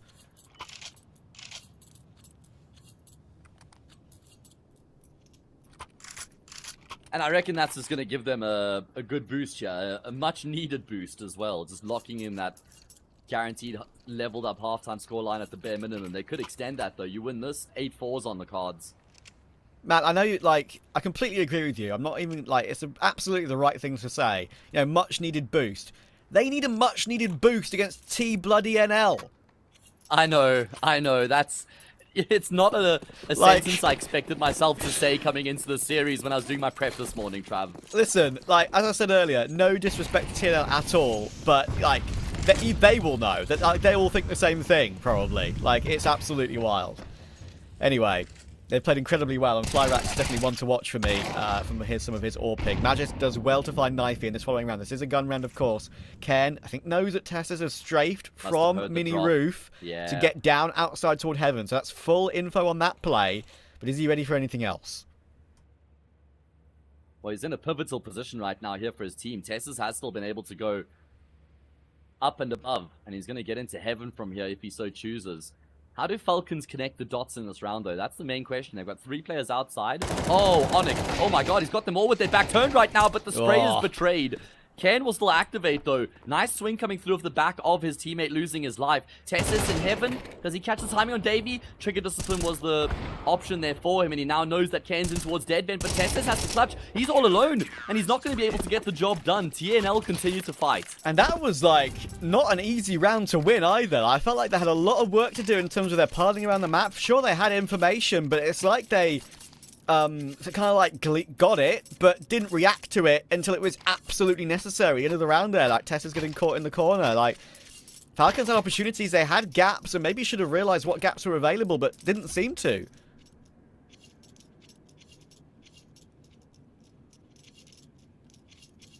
Yeah, that's why I was wondering, how are they going to connect the dots? Because sure, they've got some good positional control. I'm surprised that nobody's actually worried about the flank from T-Spawn, because they knew that TNL had taken lobby control, right? Magic was the one who lost his life hard to get that info. But they just don't ever expect the full flank, and that's kind of what sows the round into some disarray, because then you get a situation where, sure, Onyx only gets 1 on that big flank, but then Ken can swing off of it, he gets a kill as well, right? And that's how Falcons kind of get picked apart in the round. Yep. And Ken has been imperative to TNL to get themselves back into a close scoreline. 1v2 versus Degster and Nico. Again, just like I was speaking about Flyrax's clutch on Ancient. It's one that he'll be remembering for a while. It's an incredible opportunity for these youngsters.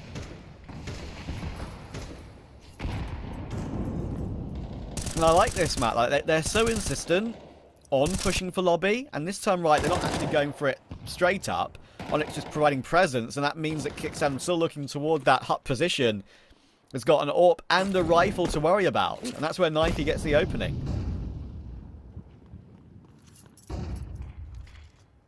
Oh man, 6-all keeps this game open going into the second half. I think 7-5 for Falcons should be more than enough to get the job done with how strong these players should be on the CT side, with how good they've been in the past. Nico, timing actually hasn't favored him just yet, but he will still be able to round the corner. Oh my goodness. The gods of timing shine down favorably on Nico in that situation. Yeah, he could have almost gone heaven without even seeing him, I feel like, if he wanted to make that decision. But now he's got full control of B, pretty much.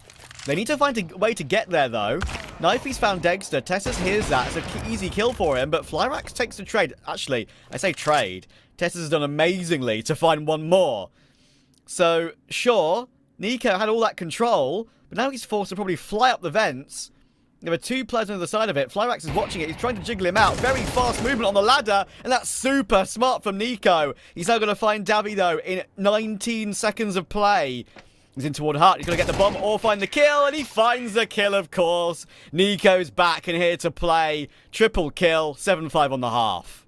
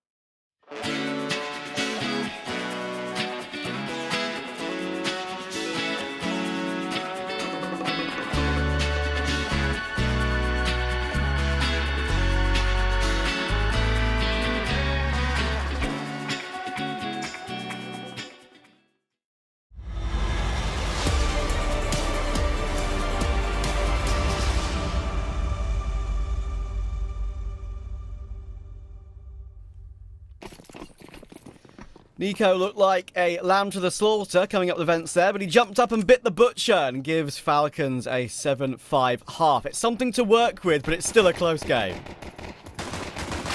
It is indeed. Falcons have a lead, though, going into their defensive half. The favored side of the map and their map pick as well. All of the signs point in the direction of Falcons taking this to a third. However, not looking great in the pistol, at least initially until Magisk has his say. And you mentioned in the first half that he'd probably have a better time of it in the second on the CT side. And boy, does he deliver as early as the first round. That's the only thing you expect from Magisk on the A-bomb site of Nuke. Doolies get himself 3 kills. And leaves Onyx and Ken wondering how the round has kind of fallen apart. They will check him because they heard him make his way up there. But he's going to have to get a reload off Magisk. And those dualies take a long time to reload. You'll get away with it. But finding these kills is going to be near as damn it impossible. Onyx is now directly underneath and Nico checks it properly. And it's comfort for Nico and Magisk. All 5 kills between the two of them. Okay, well, I mean, now, maybe a bit of a stretch to say they're on the final stretch, but not far from it. Having won that pistol round to start of the second half. I mean, TNL probably just hoping that players had rotated off of the A-bomb site, but that's certainly not the case. They're going to be forcing up here, even though it doesn't look incredible. When they lose this, 9-5 becomes 10-5. Surely that's just map over. Lots hinging on this force fire right now. And they're going to head in towards Tesses, who's been a very serviceable round player for a long time. Oh, eat a dink. 6 HP. Incendiary probably won't do much. That does barely any damage in the modern day of Counter-Strike. Please, Valve, switch it back, I beg of you. But Nico's in the right position. He finds Xavier and Ken. He's got teammate support as well, of course. He's helping out Tesses. He's actually keeping Tesses alive right now as Nico. And he gets a quad kill on the force buy. Against the force buy. 17 and 4 now for him. That's more what we thought would happen.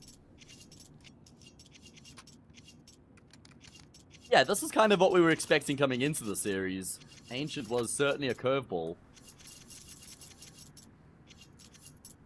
17 and 4 right now, as you mentioned. That clutch there from Nico was just wonderful. Coming up the ladder. I mean, I think that Davey probably just overthought the situation. Definitely. That's what can happen when you know it's Nico left that you're playing in the 1v1. He kind of offered up the gunfight, and Nico was looking so snappy with it as well. Yeah. I think Davey would have been better off just trying to retreat back to the A-bomb site, but Nico gets in your head, man. That's the value of having a name like Nico. Like Simple, like Zipex. As soon as they realize who they're clutching against, it's just like all logic goes out the window. Yeah, I mean, like, I do agree with you. I think Flyrax, like, he just got faked out. Like, as I said, it was lovely ladder movement. Hang on a second. It's a 3 versus 3 here. Just wait to see if a couple of more kills come through, and it's all fine. Tessus is moving forward. Got them both back turn. We're good. Okay, but yeah. Movement on the ladder from Nico was sick, yeah. Because, like, you move faster on the ladder as well in that particular position, and that really faked out Flyrax's AWP, holding that angle. But yeah, as you say, like, Davy probably could have... The thing is, it's tough, right? If you run away toward backside, Nico's hunting you down. If you run away toward hut, Nico can face you. If you run away full stop, and maybe, like, he can't because Nico's there, but if you run away, like, to main or something ridiculous, then, like, Nico could have picked up the bomb and planted it. That option never would have happened, yeah. But, like, I think he was forced to fight in some way. Maybe the best position he possibly could have gotten to in the madness was perhaps just shifting around the A site rather than going towards the bomb. That's what I was thinking, yeah. Behind Silo or something like that. But, yeah, lots to try and consider. I think he was just trying to be proactive, right? He was trying to take the fight to Nico.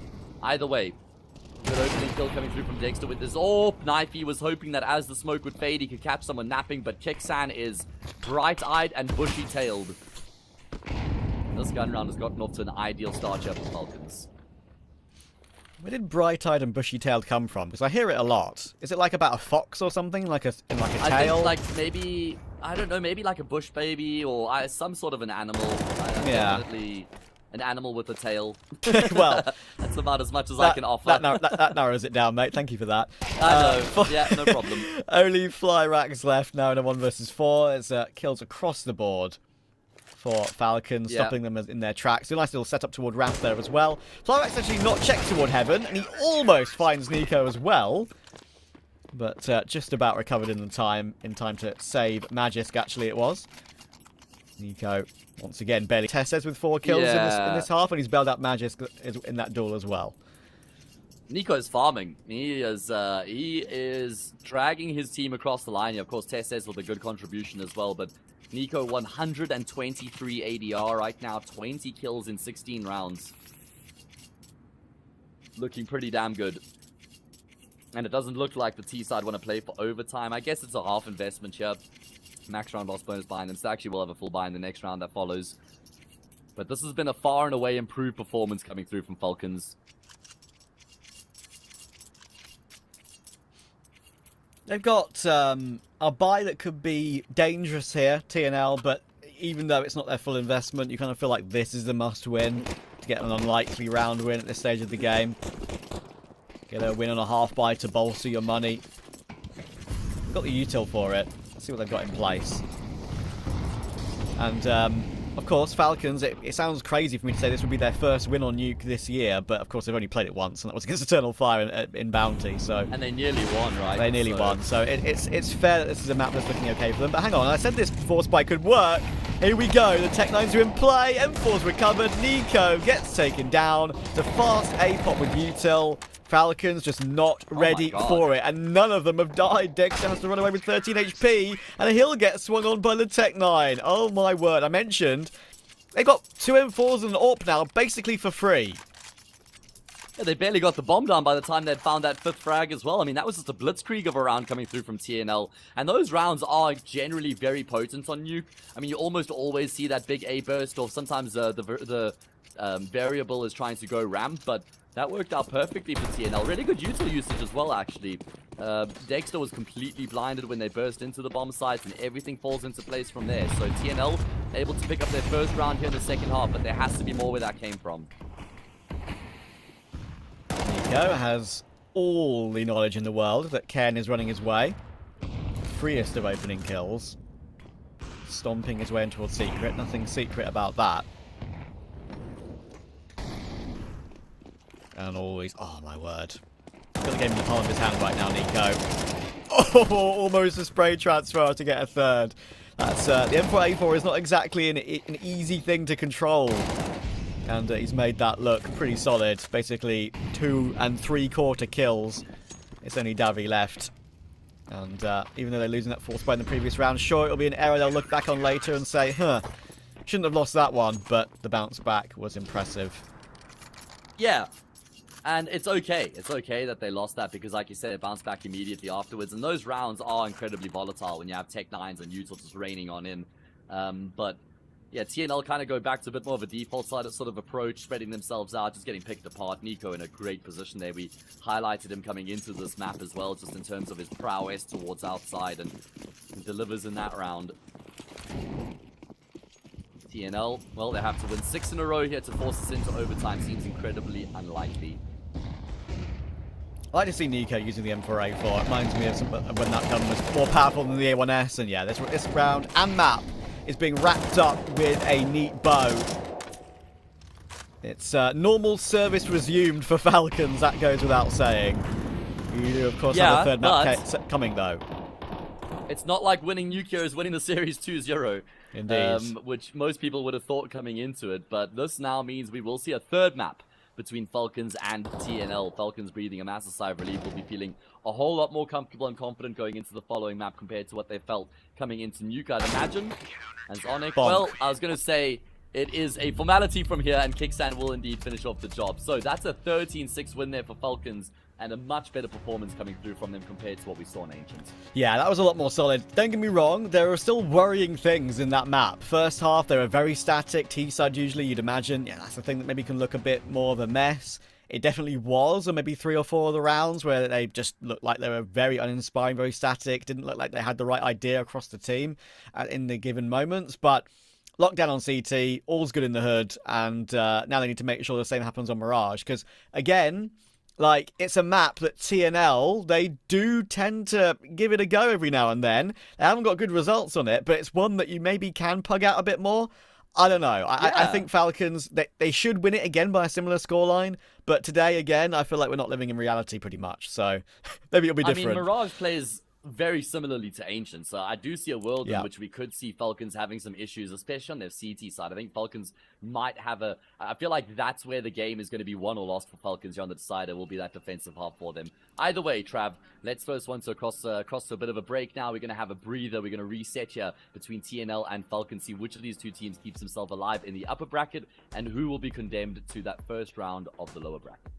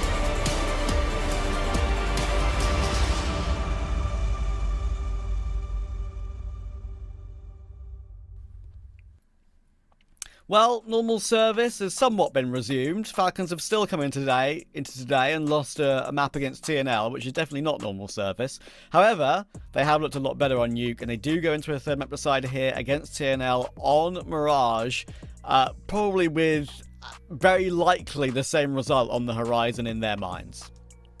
I mean, I'd imagine, right? And like I said on Nuke, you just got to win the series here if you're Falcons, because then you go into the next round of the upper bracket. That's ultimately all that matters, is they survive. And maybe a bit of a jump scare wasn't the worst thing for them to just jack them into gear as well. I mean, that Ancient was an abomination. Like I said, they lost the map, what was it, 13-9? Yeah. If I recall correctly.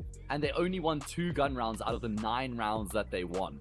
You know, pistol in the mix, a couple force buys, a couple conversions, and anti-ecos. But 2 gun rounds speaks volumes to what a disastrous performance that was. But we saw a much improved performance from Falcons going into Nuke as individuals. Even the T side as well looked a lot more confident in terms of how they were going through the motions. So I expect to see more of the same of that Mirage level, that Nuke level performance coming through to Mirage from Falcons. Yeah, you'd hope so, right? I mean, as you say, like next game later on this evening, that is a lot more of a test, you would think, at least. I can give you an update right now of what's been going on, of course, in the other 3 games that are running concurrently. Yeah, good idea. Big versus BC game is going to go to a third map. BC game 1, map 2, 13-9.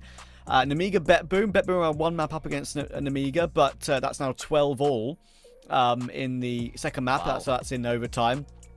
So again, that could be an interesting. We know the winner of this game we've got right here plays the winner of that. So we'll see how that one goes. The one result we do have confirmed coming in is that Astralis have beaten OG at 2-0, and they are waiting for Big or BC game. Yeah, I think Astralis will fancy their chances against either Big or BC game, right? And then just straight up qualify for IEM Dallas, which would be great for the team who are in a bit of turmoil at the moment after the results we saw from them at Katowice. If BC game manages to beat Big, it feels like this BC game team has actually come together very nicely since they've brought in you know, the likes of Nork, Cypher, and Nexa as well. And so, yeah, it's good to see how they've hit the ground running. It looks like Tatsunito is actually playing in that series, though, instead of Jacob, which is interesting. It's maybe a roster lock thing. I think from what I understand is that's just a technical problem somehow for Jacob. I think he's maybe had PC issues or something, as far as my knowledge is. But yeah, I think that BC game team is very interesting. Actually, one of the ones I'm really looking forward to covering because, like, sure, it's like old X-Bleed, the unpaid team, right? That did pretty okay at the, I think it was one of the Reslands, if I'm not mistaken. Like, and that move made absolutely total sense for them, right? Because they had to take to take the core of unpaid, which were actually still higher ranked in the VRS. They were like 40-something, and BC game were at that point were like 69th, 70th, around that area. So yeah, to just basically jump up 25 places in the VRS and get more invites to events like, you know, CCT playoffs and stuff like that, as well as, you know, having a really good run through the open qualifiers of this one. You know, they're on a good trajectory now with a core that can be invited for more and clearly qualify on merit for more as well, because I saw a couple of their games in the open qualifiers and they looked pretty solid. Yeah, I mean, I guess they've got that foundation of having played together in the past, right? Which certainly would just accelerate the process, expedite the process. I'm very happy to see Cypher back competing again. I think he was like one of the most exciting players from Bleed when they were at their peak, right? And then things just fell apart, obviously, by no fault of his own. Either way, is the word on the street that this game is live? Is that what I just heard right now? Production was a bit quiet. Could you repeat that, please, one more time? Technical on the Falcons side. Okay, so we've got a little bit of a delay until we get underway for the this third map decider. But actually, one thing, Matt, that I failed to mention throughout the entirety of this best of three so far is there's a certain man coaching the TNL side, JR. Yeah, remember JR? Classic. Yeah. Oh, who doesn't? Yeah, from the old Vegas Squadron days Vegas as well. Squadron? Yeah. We love that one. With the old cross-eye meme as well. One player looking long, one player looking short. I was thinking the same thing. He's known for that, bless him. He's known for that. I know. It's one of those things, man.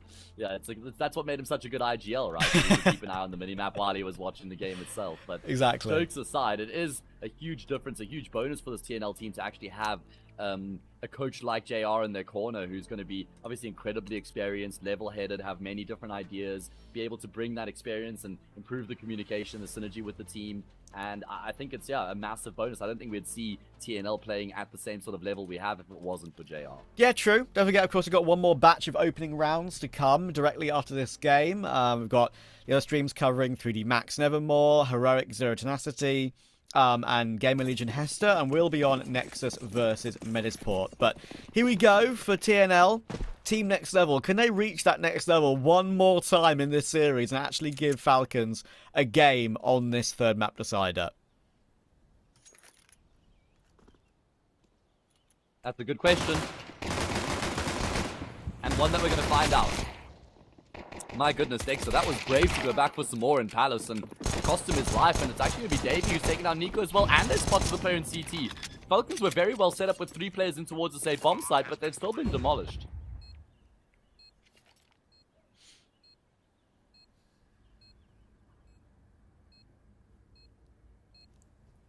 Tessez, Kixan, 2v3. One player Firebox, one player Sandwich, one player Ramp. Ramp player playing very far back, of course, on low HP of Fly Rack. So they've picked up the smoke now, but they haven't picked up anything else. So that's going to be tough to make their way in, and they're not going to be able to whatsoever. Onyx and Ken play it correctly as a crossfire, and there's no way in.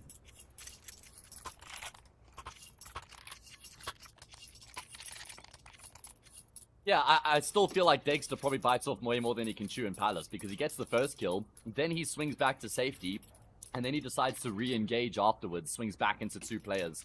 And I guess he's kind of compelled to do that because he knows he has numbers on the bomb site itself, so even if he goes down, he's probably expecting his teammates to be able to just remain in control, but I think that was just an overstep coming through from him.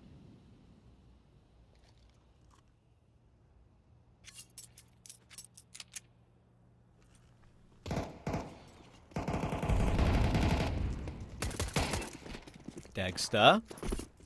That's a good catch. Sure, with just a USP. It's a free Galil. But they have taken the B-bomb site, so there probably is no issue here for TNL. We got a resmoke towards short as well. That puts Davy up close to it. 35 bullets to stop any players running through that smoke. The 4 players that aren't Dexter could definitely go hunting for some weapons here, but Dexter saving that Galil might actually be worth. That's 2 guns to save, possibly. Possibly. Could be. I mean, Tessus is kind of heading in that direction. If they could get a 3rd, that would be nice. And there we go. Tessus has been able to get another kill, and there's those Galils you were referencing as well being scooped up. So, Falcons gun round to follow. It's just been bolstered to a degree. I want to see Dexter go for the glass cannon AWP here. Oh, he's already bought up Kevlar. Oh, he sold the Kevlar. There we go. He bought Kevlar, sold the Kevlar, and went for the glass cannon. And I'm really glad that he did as well. I mean, Dexter, look at the spawn that he's got here as well. That's a beautiful mid-spawn. We've seen how much damage he does with the AWP. It took him ages to get the AWP out on CT side Ancient, which I felt like was a big handicap and hindrance for Falcons. So yeah. I'm really glad to see that it's going to be present here in the first gun round. So I think he was just doing his maths, right? Like, maybe he needs to brush up on that slightly. Buy the Kevlar. Oh, I don't have 4750. Whoopsie. These days you can sell, thankfully. Thankfully, indeed. There's the Galil's already coming into action. Tessus has been able to get an opening kill. Now just Galil may also be required here. TNL just kind of poaching his body across the map, but the bomb's actually going in towards the B side here. Ken's got on the trade on on Tessus as well, but Kixan's being sneaky here, and there's no way they expect that. That's great positioning from Kixan. Still hiding as well, trying to stay alive, to wait for a rotation. Ken's doing wonderful work around the map right now. It's 3 on the board for him. Don't forget how many multi-kills he had in the early stages of Ancient. Maybe he's looking to swing on the timing when they're not expecting him. Oh, my word. Oh! That was actually... That could have been interesting, because the second player, of course, in Magisk was not looking, but Dexter manages to grab it. Yeah, with the USP nonetheless, he just goes full sicko mode there. Pistol out, running in towards market door. Instant headshot landed. Still a good bomb plant for TNL. I thought Kixan could have done a little bit more there to try and actually deny the plant itself. But round 1 by Falcons regardless. And I think that TNL probably going to have to eco here. This is the consequence of losing as many players as they did in their anti-eco.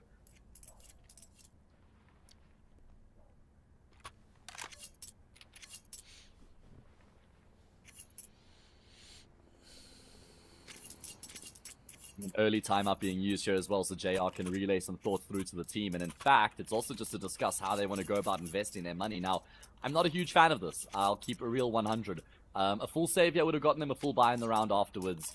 And I'm just not sure that the risk-reward is actually completely worth it right now for TNL this early on. Yeah, this is a bit of a force, isn't it? An overforce, maybe. I don't know. Tech 9's double Mac 10. Good util. We've seen them win rounds like this, of course, before, but Falcons could have a great opportunity here to not just get a 2-2, but also a 3-2 for free. Yeah. I feel like these sorts of investments are actually more deadly on the T side of Nuke than on the T side Mirage. What they're going for now is one of 2 options. The other one is full egg A, and here we go. Kixan forced backwards. He's got support from Tessus as well. Should be able to combine to lock this one down. Damage being dealt, heaps of it. Kixan even finds a parting kill, and he's going to go back for more. I mean, this isn't entirely necessary, and Flyrax just gives him a bit of a love tap there as well, but that's the perfect antidote employed to that B rush coming through. Yeah, even the fade-away falling MP9 headshot there. We know the crouching accuracy is not as good as it once used to be. It's quite evident there, actually, but gets away with 1 RNG bullet, connecting 1 more.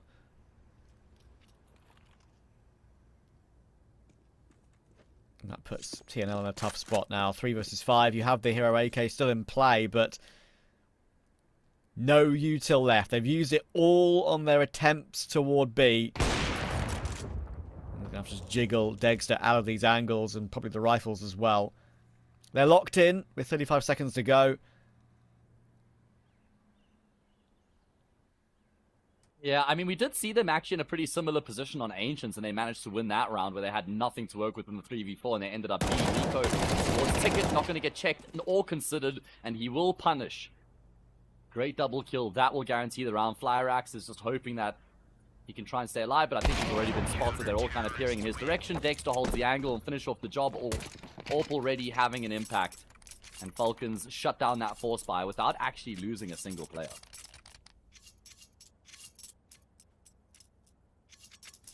That'll do a world I'm just glad of good. that we've gotten a game here, Trav. I know. I mean, yeah. Obviously, everyone expected this to be a stomp, and it's actually been quite entertaining. Exactly, right? I mean, I think big BC game for me, in my eyes. Maybe probably the most competitive game out of the all the 4 opening round matches today. But Yeah. But yeah. Oh my. That's a pretty decent run boost, actually. He was very much in the air on that one.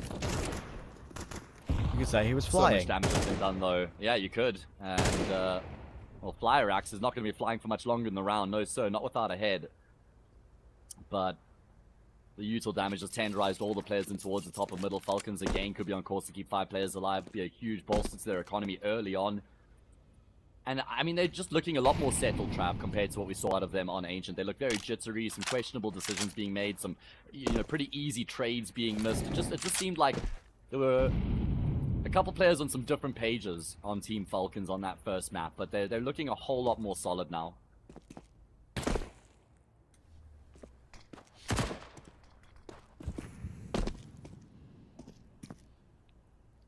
Yeah, it's like they needed a map to warm up into the day almost. And it does happen sometimes, but it's just so unexpected, right? For a team of Falcons quality playing all the big tier 1 events and TNL who have literally never even got to a big tier 2 event, it feels like. Maybe one last year with a slightly different team. Of course, they made it through the open qualifiers with S Chiller from Passion UA. But that seemingly was only a temporary stand-in for that day. Back with their original And we were kind 5. of thinking it'd be a downgrade not having him, but then they won on Ancients, and I'm thinking, all right, well, maybe Onyx is the future, but it has been business as usual since then. First gun round. First full gun round, it feels like. I guess there was a decent semblance of a gun round earlier. TNL, I think they had 1 or 2 weaker weapons, but let's see if they can answer back. Lights on util, though, Trav. Lights on util. If they lose this, then Falcons will have some serious momentum behind them, not just because of the start that they've got here on Mirage, but coupled with the way that Nuke played out as well. You know, picking up here on Mirage where they left off on Nuke is what Falcons are about right now. Yeah, exactly. They've used a little bit of that util already, of course, to take mid. You can see they've got 2 mollies, 2 smokes, 2 flashes left. So they've got... It's enough, right? But you need to kind of make sure you don't die with it, and rotate back round and have an actual proper play as a group. Nico will jump spot under. That's a right-click nade that could do some damage, and it's pretty much maximum damage, but he gets one in response. Oh, he Just like a game of volleyball there, man. just picks it up and throws it back at him. Yeah, exactly. Oh, goodness, okay. No lives lost just yet here in the round. That's what's taking place towards ramp. He's going to be finding one completely blinded. Flyrax gets his vision back just in time, and Knifey will activate coming through from Palace. That actually opens up the say bomb side. Yeah, bomb can come through toward default as well. Nico can't really face on 42 HP and CT. Make that 29 now, as that Molotov spreads a tiny bit. Oh, picked up for Knifey. Oh, no, they're fumbling. They're fumbling in a position, and they probably didn't need to push up like that in that certain scenario. So now Flyrax has got the AWP, sure, but Nico could just swing this angle and absolutely delete him. He knows it's a possibility. That's exactly what happens. It's all down to Ken. Sorry. He's gone down as well, and it's literally fallen apart.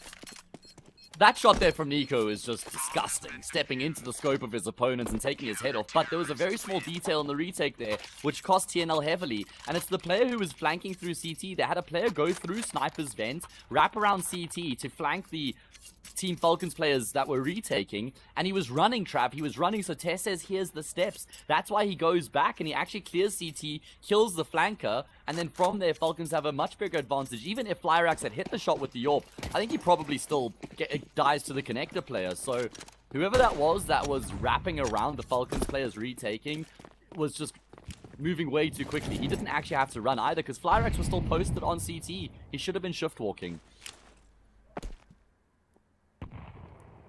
Yeah, it was definitely awkward from TNL there. That just is a very good example of inexperience. When they were like stacked up on each other on CT, like you were talking about, like that didn't feel necessary whatsoever.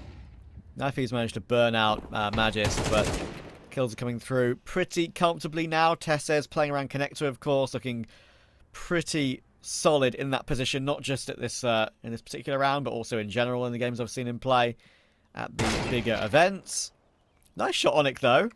Nico getting a taste of his own medicine with that deagle. Flyrax, oh, we could get overlooked in connector. Hang on. Oh, leg spotted as well. Dexter's going to get jumped on. What has just happened? Kixan, he'll be asking his team, how on earth am I 1 versus 2? And they seem to have a very good idea as to where he's going to be coming through from as well. Already Molly off in towards jungle. They're not facing him either. Oh my goodness, this is completely fallen apart like a slow-cooked piece of meat. Falcons disintegrate here.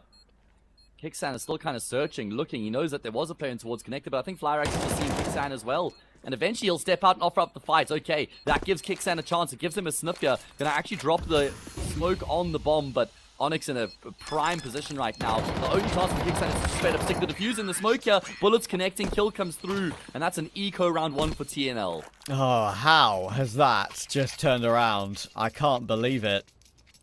Connector position overlooked. Leg spotted of Dexter on short, realizing that the Tech-9 can do great work in that scenario. You drop down quickly. It's going to be a hard shot for Dexter to react to. That grabs a dink and a finished kill after the first. It pulls them right back into the scenario. And Onyx started it.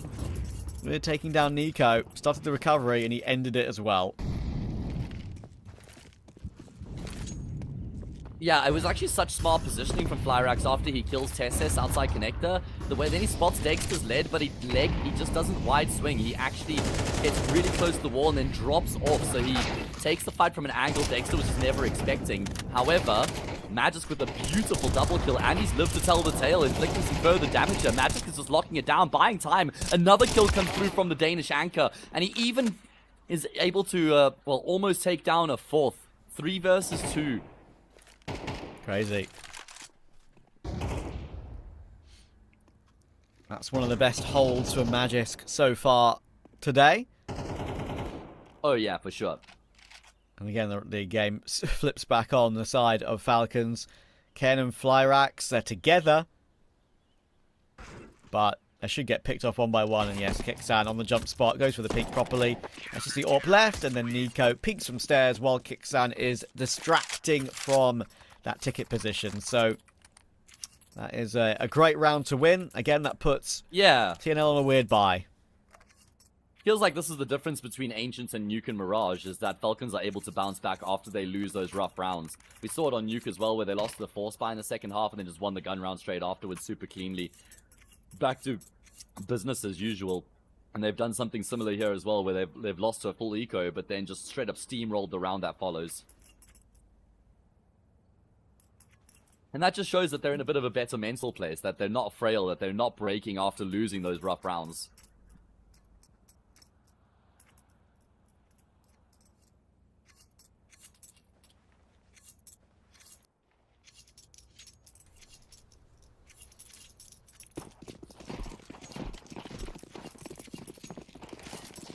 Alright, here we go. It is going to be another eco round for TNL. Decent amount of firepower behind them. Hero AK on Knifey, some upgraded pistols. Already won one round of this nature where they arguably had less to work with. Indeed. They need to break open the top mid smoke, but no one in window waiting for Knifey to have a go at.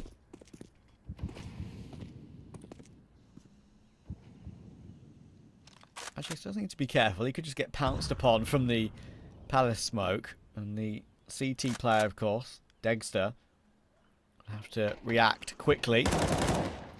This spots 1. He's got help from Nico now. And there is 2 from him.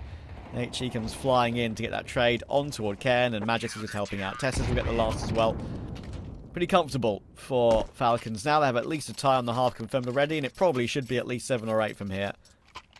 Yeah, a nice combination in towards mid coming through there from Falcons. It's not like they give up the entirety of mid and allow themselves to get pounced on, but they're also not fighting for mid tooth and nail. Just everybody on the same wavelength, combining, making sure that they peak together. Any trades that were necessary would have come through, and there was never a sign of that round getting out of control for Falcons. So they've righted their wrongs compared to the previous anti-eco as they double up on their opponents. This is a big gun round now for TNL.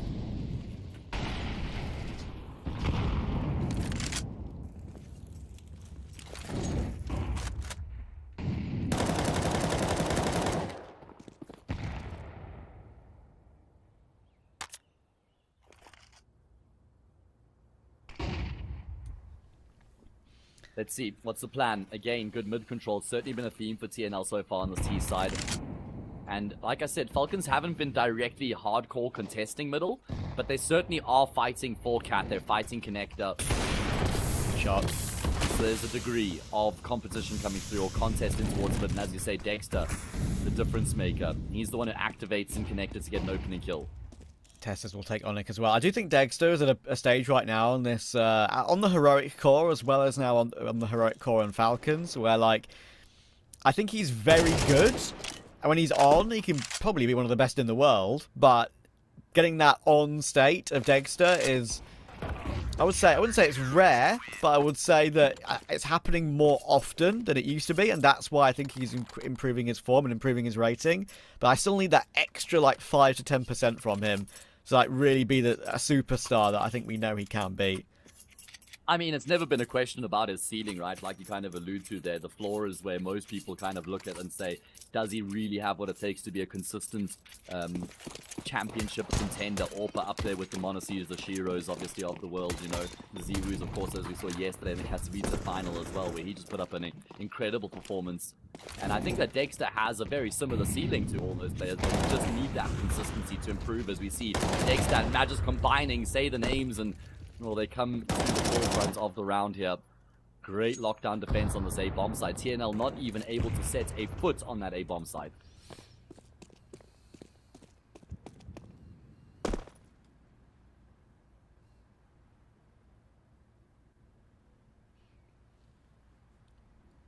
Knifey with this Desert Eagle, hoping to inflict damage. Not that damage means anything at this point. Next round is the last of the half.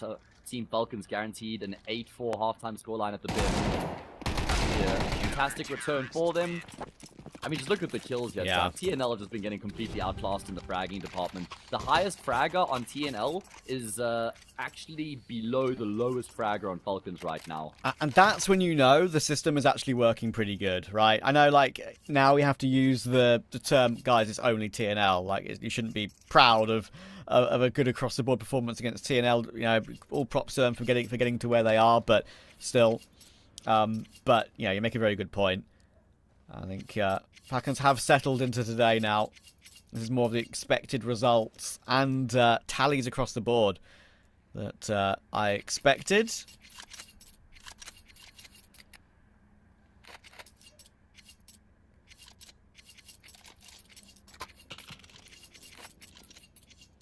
Well, let's see if they can get themselves a 9th here. As you say, everything coming together beautifully. You can see that they're just 2 kills between the top and the bottom fragger on Falcons. That is something to marvel at. Open play for Flyer Axe. Is there a change up here in the approach? Again, it looks like it's going to be just more kind of going through the motions here. I feel like there's been a massive contrast in the styles on the T side from TNL on both Ancients and Mirage. Which is weird, because the maps can play similarly on the attacking half.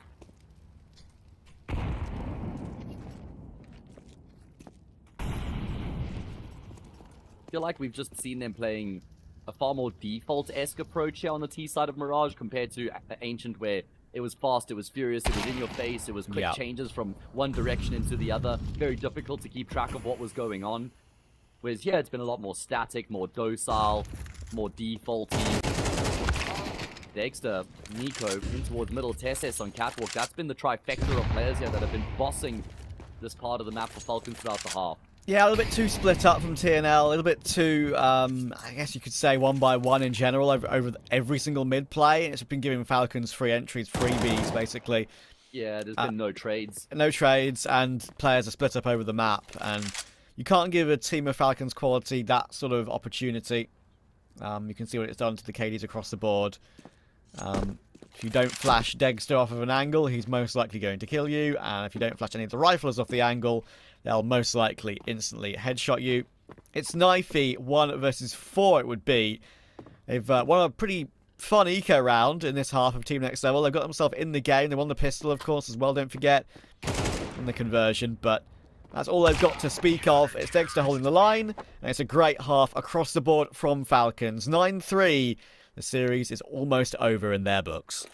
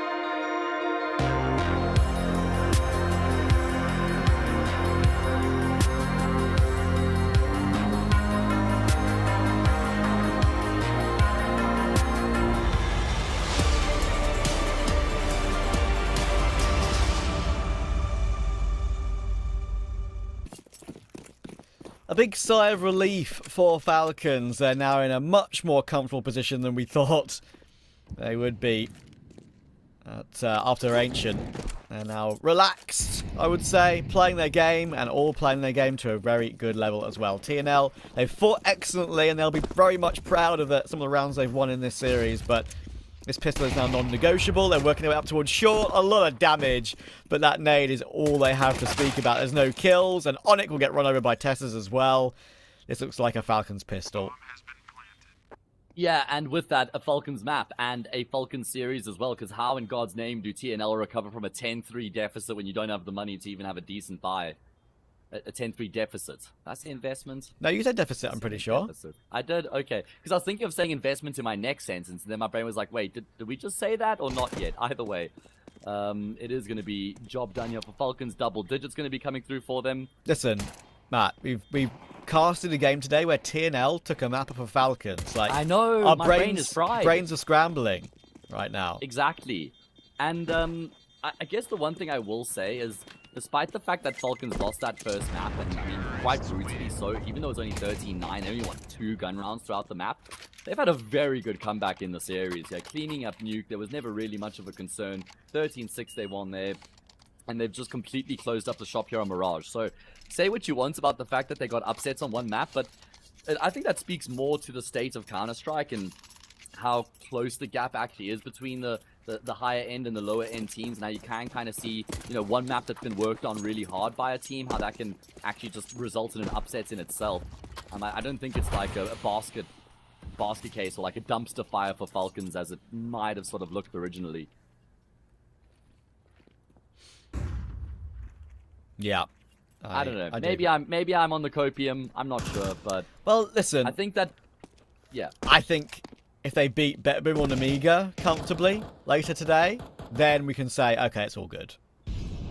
Business as usual for Falcons at that point. Yeah. I'm just saying, at least it's not like they've had to go into OT on map 2 to beat TNL and then like a 13-10 on map 3, right? Yeah. It's been a good statement in terms of how they've responded after losing Ancients. I think that's the point I'm trying to make more than anything else.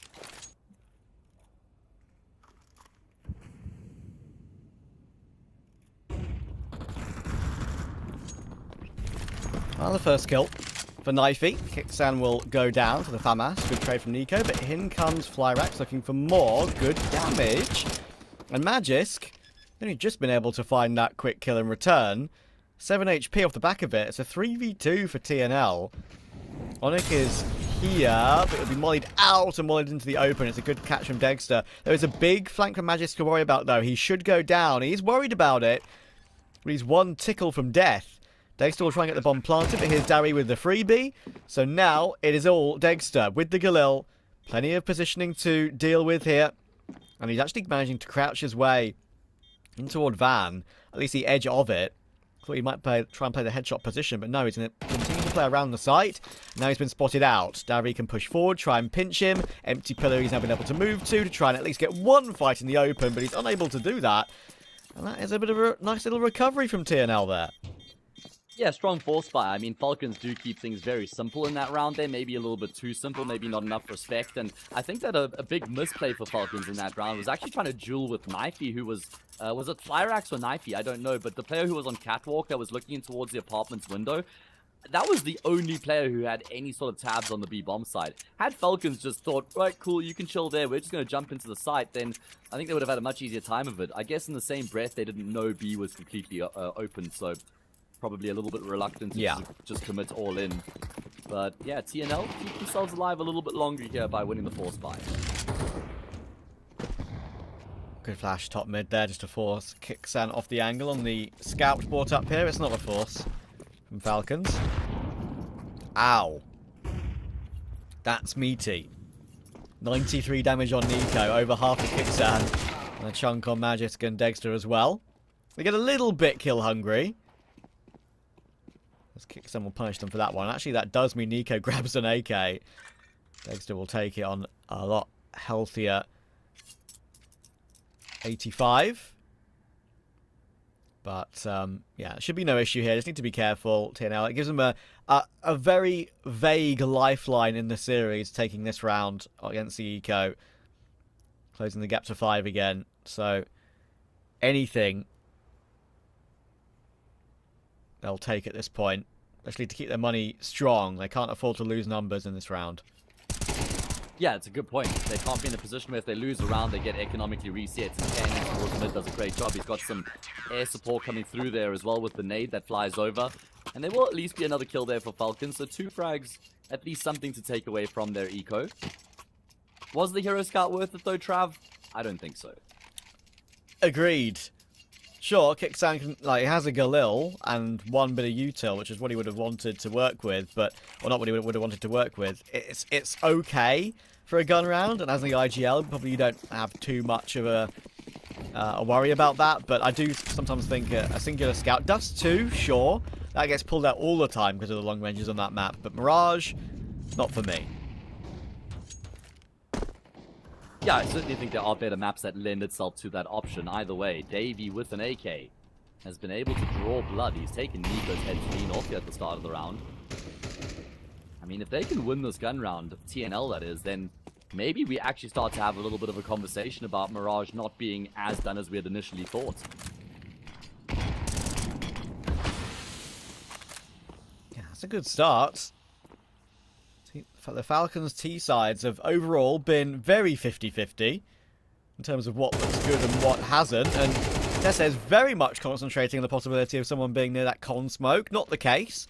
Navi gifted 2 kills, and back's turned again. Just got focused towards short. MP9 gets the last. 4 players alive, 2 MP9 kills and a free AK.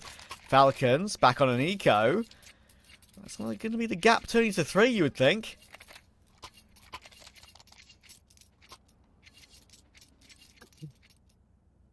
Yeah, it should be. I mean, there's a bit of round loss bonus, but Falcons won't have much to work with, and that was not an inspiring round. I mean, we saw how they tried to finish off the game when they were playing against the Force Fight, just going for numbers into the B bomb side. This time they're like, cool, let's play a more default style, let's try to get some mid control, but they just got picked apart there. Falcons need to make sure that they do maintain a level of respect here for TNL. The game's not over, they still have to win 3 rounds.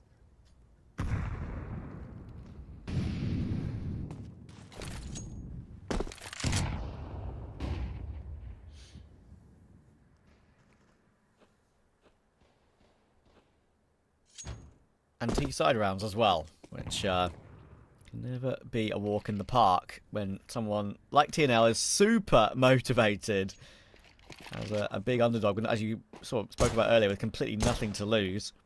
Tessus has managed to get himself down toward Van, which is okay considering how many players were around him, but he's always going to get pre-fired out of the round.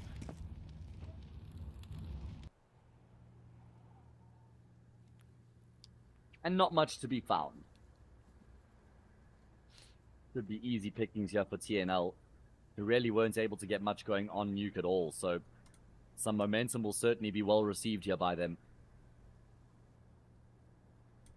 I wonder what the plan's going to be for Falcons going into the following gun round, because they're still in a very comfortable position, but should they lose the gun round after this eco, then I reckon they might start to get a little bit nervy, you know? 3 isn't that much, yeah. It's just not a big gap. And the right time for attack, for sure, for Falcons. Get Zonic to have a chat.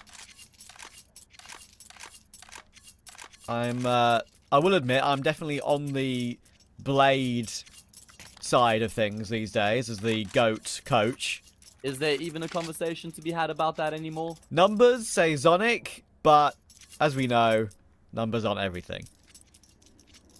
I guess Zonic has also done it with 2 different organizations, right? Like that's the one also big true. Sort of defining factor that kind of keeps Zonic in the conversation. But I'm right there with you. I'm also in Team Blade. Okay, Matt, but what's better in your eyes? 2 different organizations or 2/3 complete, like, separate cores of players?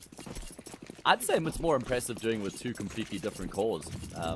Because then you've been proven that you can do it with entirely different skill sets, and you don't need a very specific game plan or group of players to be able to win. Either way, oh dear. Okay, Ken. First frag found, and then just a burst through the smoke there takes down Dexter as well. This was the all-important gun round we were looking towards here for Falcons to basically finish off the job, but it's not happening. Like, TNL, they've put 2 players toward mid there to stop Falcons from making their way out mid. Sure, right? Ken's gotten both of them.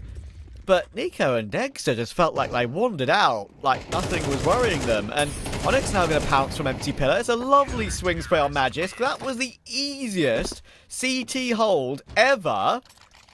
They didn't have to do anything difficult in that one. Falcons put no pressure on them whatsoever. That is... It almost feels like Falcons are using this game for, like, practice. But this ain't practice, lads. I mean, how many kills have they actually gotten in the past 4 rounds, though, Trav? The 4 rounds that they've lost. I don't think that there's many. In fact, it's 5 in a row for TNL now. 9-3 on the half. They lost the pistol, went down 10-3. But Falcons have kind of stalled out since then. I mean, these mid-takes have just looked completely uninspiring from them. Constantly losing a player early on and then getting picked apart afterwards. I think just keep things simple. Go back to the drawing board. Throw your early, middle util and then just try and execute it to the A-bomb side. They're going to do something similar, except towards the opposite side of the map. Mid-util early on, and then a big burst into B. Okay, here we go. The site's clear now. Ken's going to have to fight for it. Maybe the site's not clear. He's actually fighting for it more than I thought. Tess is in a great position, and Nico taking Flyrax is probably going to make it safe, and well, no. just like the last round, it ends as quickly as it had begun, but this time in Falcons' favour. They just throw caution to the wind, and that's because they don't have much expectation in the round. Because it's that eco, they've just thrown caution completely to the wind, burst into the B-bomb site. Very good util usage. I like that there was so much emphasis on the mid-util that was being thrown there as well, just to try and keep TNL's focus towards that part of the map, but boy do they deliver over towards B and win a vital round there to stop TNL from closing the gap even further.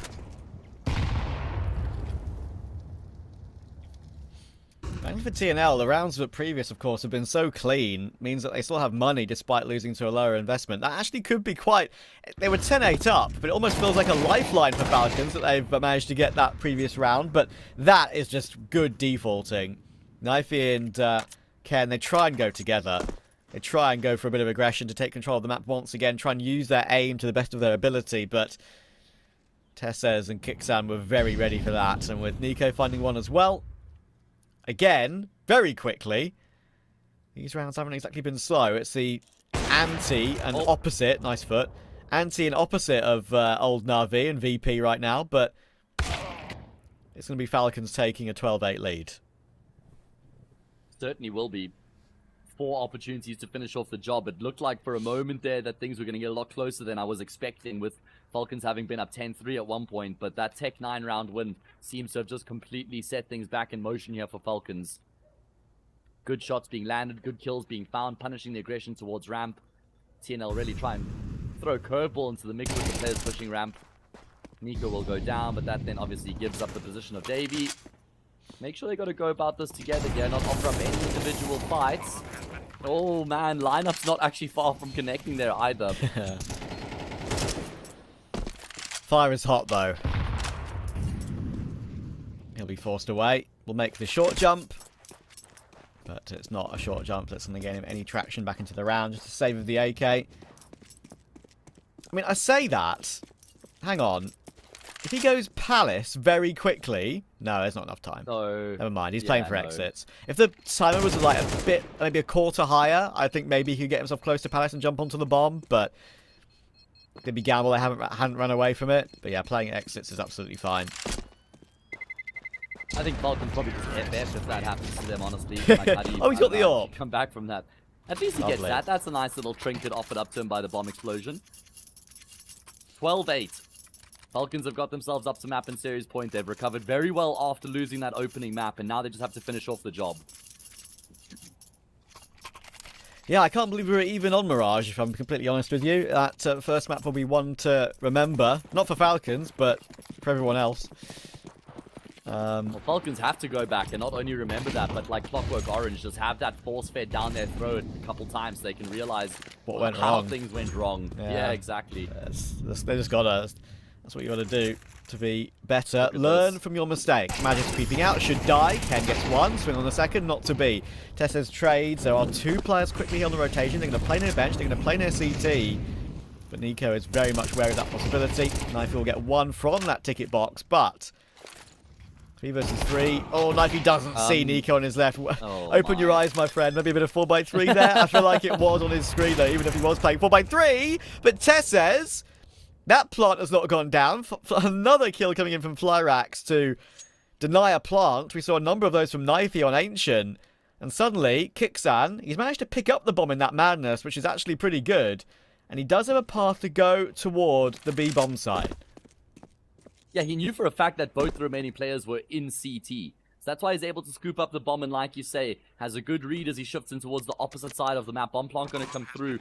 TNL have got kits and they've got smoke grenades. They've got everything they need for this retake to come together.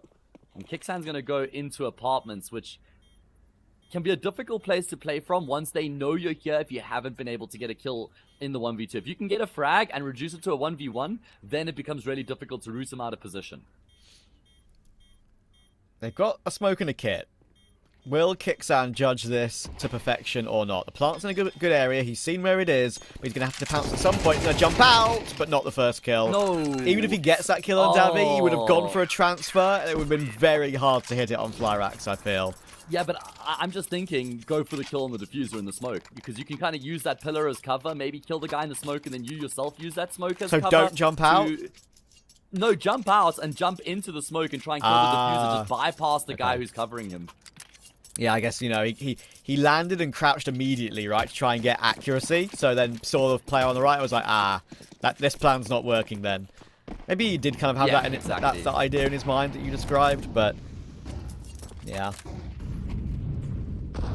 All right, well, TNL live to fight for another day. And Trav, if they win this, 12-10 becomes 12-11.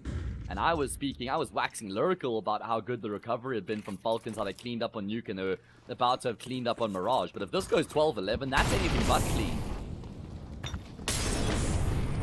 Ken, very stuck. Played the position before, but wonderful timing on Nico. Only a dink on Magisk, though, but it's enough. 1 3/4 could be enough, but Magisk, he knows he's a D4 player. Great swing, great take, even being so low. And that CT rotator, well, he's done it again, Flyrax. How does he keep doing this? Oh! He's no-scoped Tessus as well. And he's even managed to flick up to Magisk. What is going on? He's denied the plant again. He stopped the CT push with a no-scope. And there's a big flank from Onyx. Oh, my word. Flyrax has been a bit of a mainstay throughout this entire series. He was amazing on Ancient. And he's showing up again when they need him. Well, Trav, you asked what on earth is going on. I'll tell you what's going on. This game is going on. For longer than we certainly had expected. It was 10-3 at one point for Falcons. And they're going to spend all their money here again as well. Oh, they're rolling the dice. They have got max round loss bonus behind them, I suppose. But you've got to imagine they're breaking a sweat right now. It looked like the game was as good as done. But TNL are showing some grit, some tenacity, some mental fortitude here. Proving that that first map wasn't just a fluke.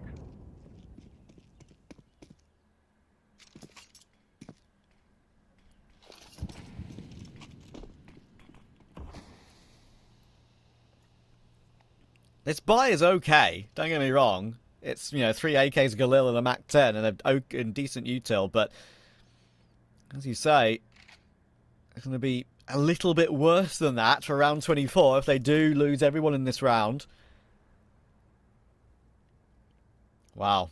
Yeah, I mean, maybe, as you say, maybe scratch what you said earlier. Maybe this is now not convincing at all for Falcons on map 3. If it was like, as you say, like 13-5, 13-5, say, oh, okay, like, they've woken up. They've woken up now. Now it feels rough. Even if it ends 13-10, it's like, God, I mean, how did that get so close? Either way, this is the best position that Falcons have actually been in towards middle throughout this entire half so far, by the way. They haven't had this much control afforded to them. And that's by lack of a contest, really. They have got numbers, top connector, jungle, player on the A site. Tessus has been tagged. Good trade from Nico, but again, it feels like they're very stuck in con. Oh, now though, even though there's going to be one more player in position in Knifey, he needs at least 2 more. Thankfully, Tessus is low, and it's completely falling apart again. Nico tries to advance, but again, that just felt so stagnant from Falcons. Just the timing they walked up on. They were getting stuck in between 2 angles. They were getting naded, mined out of position. They were all kind of falling over each other. Maybe all their players are usually say, you know, pack-based mentality is okay, but in that position, it didn't feel great at all. Yeah, I mean, I think Fireflux on, Flyrax, excuse me, on Catwalk there with his AWP does an incredible job because he's inflicting damage as they're going up, and then he's getting kills as the smoke's faded. And that was making the life of his teammate Ken on the bomb site so much easier. One more opportunity here for Falcons to finish off the job. Otherwise, overtime is what waits in the wings. And from there, they could even lose the series. They could lose the series, Trav. It's and over. It's looking like we're going to overtime here. TNL have done it from a 10-3 deficit. They've recovered 12 all on this third map. You cannot script this. Oh, my word. That might have been some of the worst. Slipped so far. That might have been some of the worst, like, selection of T-side rounds I might have ever seen. Like, in the last 4 or 5, 3 of the 4 or 5. There was just nothing to that. They're trying to keep it simple, and actually that's something I asked for them earlier, right? Like, you know, against a team of TNL's quality, maybe just keeping it simple is a better ploy. They do keep it simple here, but TNL just so ready. It feels like they're quite slow in terms of going through the motions. Although it's simple, it's like, okay, get middle, pause, wait a little bit, come up with the next plan. Okay, get into connector, come up with the next plan. How are we going towards A? It's not flowing seamlessly for Falcons right now, which I suppose is a reflection of the fact that they haven't been together for all that long, but man, we've wiped the slate clean. The previous 3 maps basically mean nothing. All that matters are these rounds here in overtime. TNL, can they actually do it? Can they win the series against Falcons and drop them to the lower bracket? I've got a 5v4 here as well. What is this comeback? Ken could get timing, but he does check it at the right time. Nico working his way up, does get caught. AK swap 2, Magis goes for a peek, and that's one Ken's not expecting. Running towards short will push Flarax away.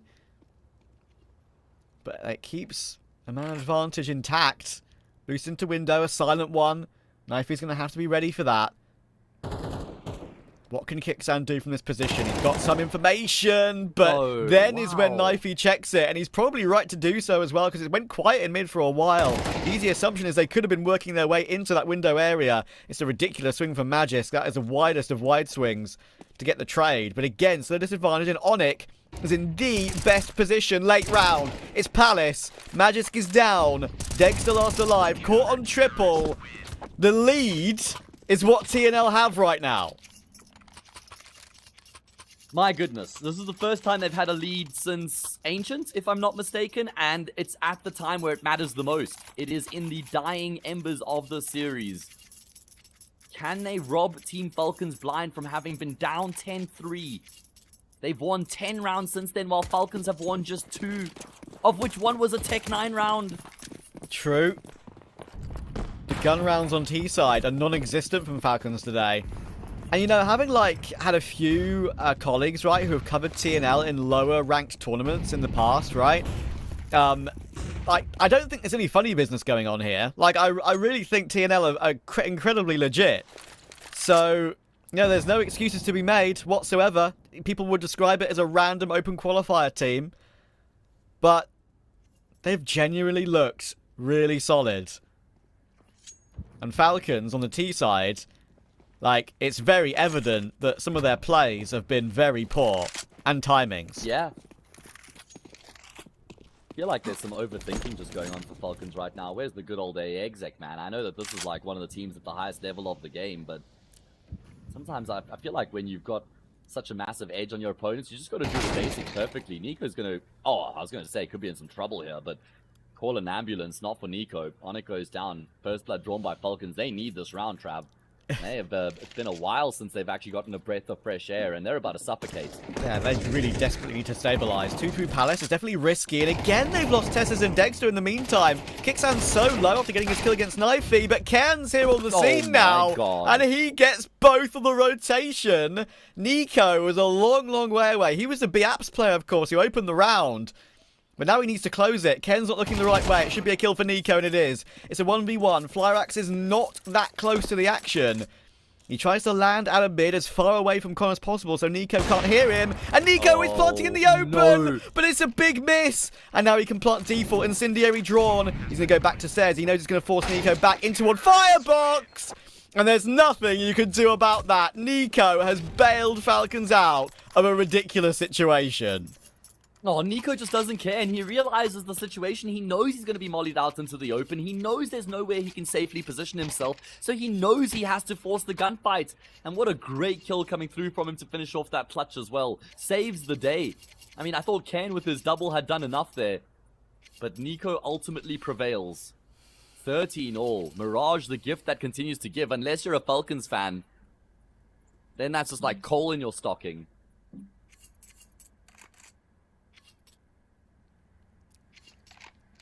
And that's not what you want. That is one that's gone away from TNL, though, and they'll know it. Tac pause at the right time just to settle down a little bit from that one. And Flyrax has had a pretty great game. Hasn't missed much, it has to be said, but that was a sitter he missed on Nico. That's true, you're right. Actually, got to highlight that because that would have been the kill to just lock in the round and make it 14-12. That was a sitter. And then Nico, like, after he realizes that, like, immediately makes every single right decision, right? Like, backs into default to plant. As soon as the incendiary comes in, backs away into firebox behind the top portion of default boxes. So the AWP can't just catch him swinging. Plays a headshot angle, makes it as difficult as possible, and it works out. And now a B play's coming in, and Ken will go down. Onyx needs to be ready, but Onyx looking fantastic. Smoke drawn. He should keep himself alive for at least a few more seconds. Does that help for the rotations? Smoke will be blown open. Knifey's in window, but they're taking damage as all these nades come in.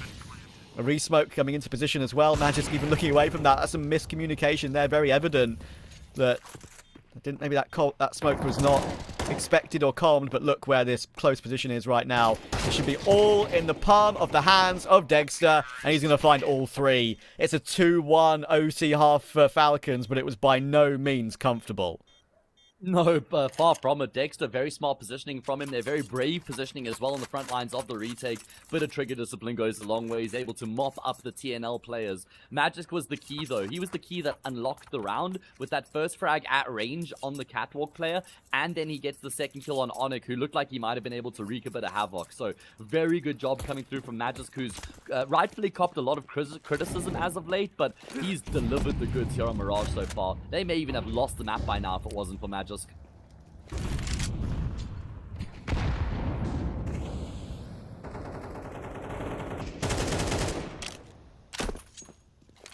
I think Falcons have probably aged a couple of years from this series, Trav. I know I have.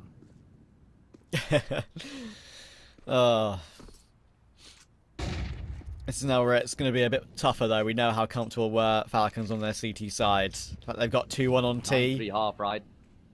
Yeah. It's going to be super tough for TNL to keep this one going. This is towards short. A flash through. It half blinds each other. Again, the protocol's a little bit off, and quite evident that these sides are not the strong suit of TNL in this particular map, where the regulation went. Tessers, I think, saw a chair there, as you can see. A little jiggle. It's a big miss from Flyrax as well. Finally traded by Ken. Nico fighting in window all by himself. Just tapping away, bursting over the M4A4. Magisk will now get flashed in, but only a dink. Dexter now will get forced off the angle. He knows there's a possibility of stairs, and that's good awareness. To be worried about it, get one, and then fall away. 2v3. Very smart decision making there from Dexter, able to remain or keep his team with the one-man advantage. Can he damage the planter here? First shot not going to connect. Second shot does, though. Onyx has been tagged up. Going to make Testis' life a little bit easier. Kickstand rotating through from Connector. It's only Ken left remaining out in the open. Had to force that fight there with Kickstand, but he comes off second best, and it means Falcons have once again gotten themselves up to map and series points. The difference this time, though, is they have 2 of them on the CT side. You think this is now where it will end? What do TNL have in the back pocket? They've done themselves proud in this series. We thought it could be a stomp when the draw was made. We thought it should be a stomp. Everyone did. First map was unbelievable. Second map was. And we thought then the third would go by the wayside pretty similarly, especially after the first half. But they fought back. And it's been possibly the least convincing, or to sort of go by the meme, most convincing Falcons performance today. To use sarcasm. Tess says we'll deal with Onyx. Fair, as it does look like this could be the beginning of the end here. That is another good kill. Dexter doubles down. Nico in on the act, and TNL have finally been felled. Boy, did they fight and give this one everything that they had, but Falcons eventually will prevail. Knifey gets one, but it's an eco trade to end it. 16-13 with a 2-1 victory for Falcons.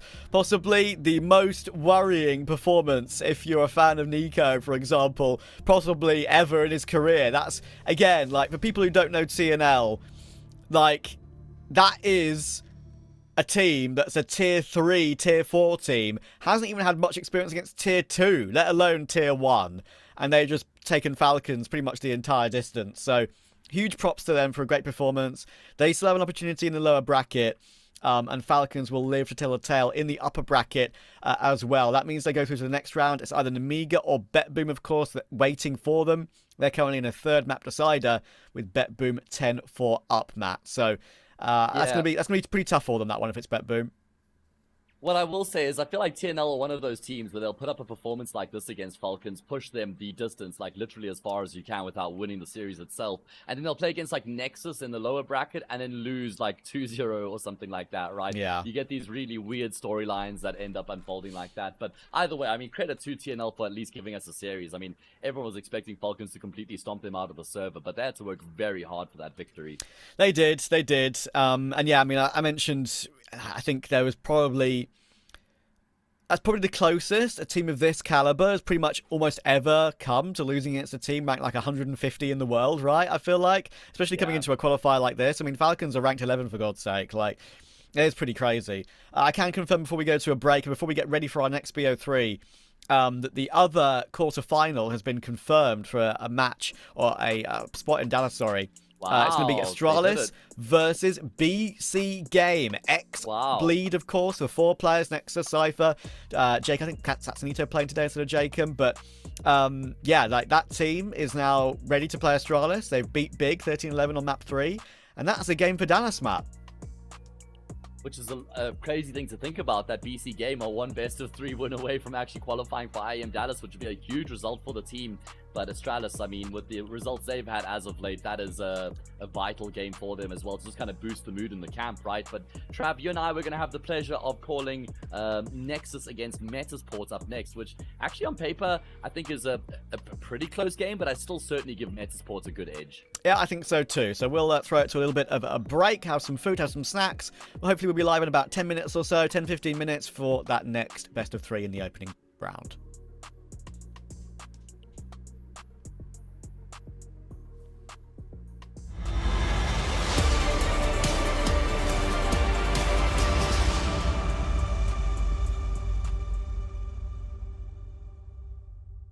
What's your name? Lee.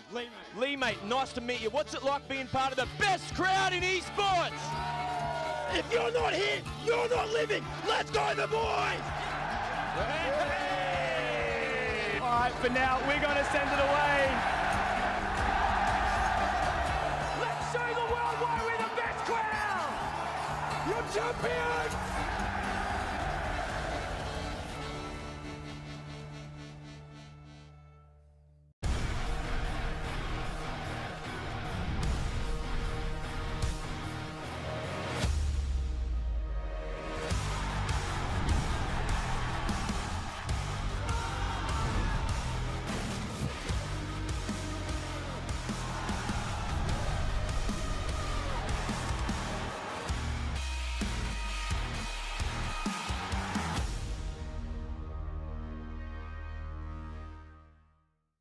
Think you've seen it all? With FACEIT Watch's Point of View Selector, you can experience the game from any pro's perspective. Use the multi-view feature and customize the stream with up to 4 angles. Control what points you see while earning rewards. Drops are activated and lucky winners will receive FACEIT points. And if you ever miss a match, VODs are now available. Get instant access to demos with multiple POVs and commentary.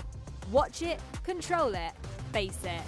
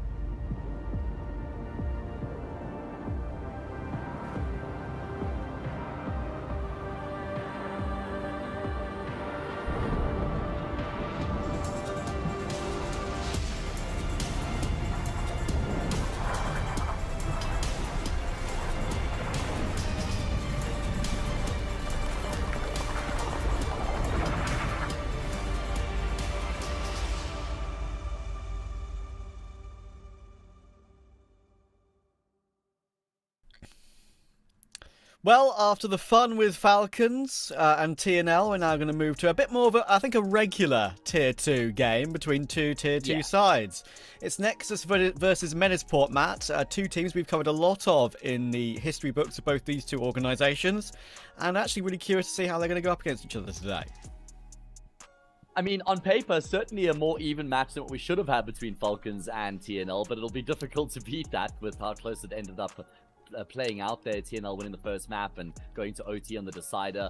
I'm backing Metasport quite comfortably here against Nexus. I think Nexus have been very fortunate to even get a closed qualifier invite to this competition, just based off of their VRS ranking. Obviously, they got a very favorable ranking, and they have to take advantage of it, Trav. They have to win these series, make some deep runs, and keep accumulating points so they can continue to maintain these invites. Yeah, and the only reason they have that sort of inflated, I guess you could argue, VRS ranking is because they won IESF last year, right? Yes, which was exactly. just an international tournament, but with country-based rosters, right? So no mixed teams.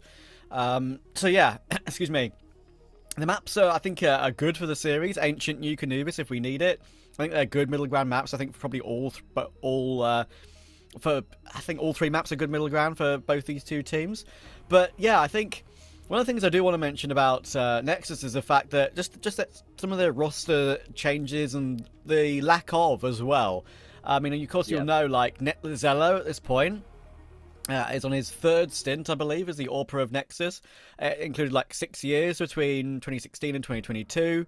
He was always questioned for years why he never jumped ship and took an upgrade and a better team, because he was farming pretty much. And then he finally did with Ecstatic, right? If you remember, with that Bird from Sky, Fascia team. And then eventually, of course, he had a chance with Sprout as well. But that fell apart as Sprout went under. So back to Nexus it was, and right here, he's back at his home, and he's still performing. Think about Zello. I haven't actually checked recently, but I think he's still only like 23 or 24 years old, which is crazy when you think about what you've just mentioned, how many years he's been actually competing for. So he still has many years ahead of him. It's just, for me, like, the Zello we saw return back to Nexus was almost a bit of a depleted one. It wasn't the same sort of dominant, very flicky, the guy taking over the server kind of AWPer. It felt like maybe he was just like going through the motions a little bit. So I'm keen to see Zello. I actually haven't cast the Nexus game in a couple of months. So looking forward to seeing the sort of level that they're at right now here in the new year. I mean, both teams have had a pretty rough run of form to open up 2025. Both on a bit of a loss streak at the moment, but yeah, you're right. The Nexus team and the changes we've seen. Obviously, Sound has come into the mix now, which is quite cool to see. He was in the 9 roster before, and he did all right there. But now playing with his countrymen again, I'm keen to see how things are going to unfold. Yeah, and of course there's the conversation about BTN as well. I mean, he's basically the godfather of Romanian Counter-Strike at this point, right? He's been on the team for 8.5 years, nearly 1,700 maps played. Truly unbelievable. But let's see how they do today against Medisport. And it's an interesting Medisport team, of course, with those upgrades of Hampus and Isaac. I was definitely a fan of those changes, but we'll get into that a little bit later on, because the pistol round is underway. It's an early one for one. Zello does well to find a second, but the bomb plant is available. Yeah, it's going to give Metasport a good advantage until Adron gets in on the act as well, taking down Lumi. That's a man advantage now for the CT side. No kit. Oh, there is a kit. Raga actually has got that kit at his disposal. Certainly will enable them a little bit more here on the retake, but Isaac gets a huge kill. He can now remain in position towards Cave. Difficult to root him out of position. Defuse is going to be stuck here by Raga. Defuse is being stuck right now. Isaac is the one who has to try and do something about it, but the kit is going to enable him to complete it in time, and it's Nexus who open up first. Medisport, that's a rough start. I feel like they kind of did everything right in that round, apart from that last portion. Yeah, I mean, Nexus, obviously, it's not just the new addition of Sound, as you say, coming through from 9. I've always quite an enjoyer of Sound. I think he's a very good individual player. And does quite well in his roles, I felt like, for 9. Things might be completely different for him on Nexus, but I've always thought he was pretty solid. And, of course, Adron, of course, is a relatively new addition too, and I have not seen him play yet, so looking forward to seeing what he can do. And already with the MP9, that is against the 4 Spy in mid. He gets 2, and he falls away with his life. Yeah, very good way to start off against the 4 Spy here. Happy to give up that control.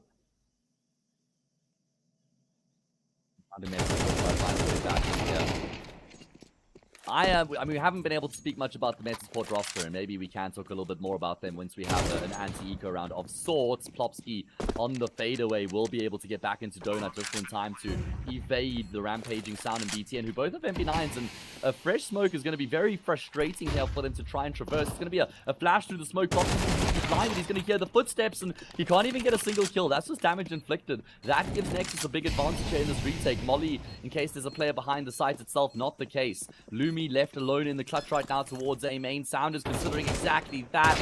Oh, and he's been able to actually use the boxes covered. Defuse no longer being stuck by BTN. He does have a kit, but Lumi realizes he's not punching in the digits. Taps the defuse to try and draw Lumi out once again. Oh. Even though the kill comes through, I'm not sure there's time. I don't think there is. I think he's got it. I don't think he does. Oh, he's got it just in time. Oh, what a clutch. 0.02, I reckon, something like that. Had to have been that close. BTN, he's done it, mate. He might be 35, he's still clutching. Incredible. What a guy. Is he 35 years old? Yes, my friend. What the hell? I did not know that. And Zello is like 24. Let me go back and check here. Just double check Zello's exact age. Zello is currently 24 indeed. So yeah.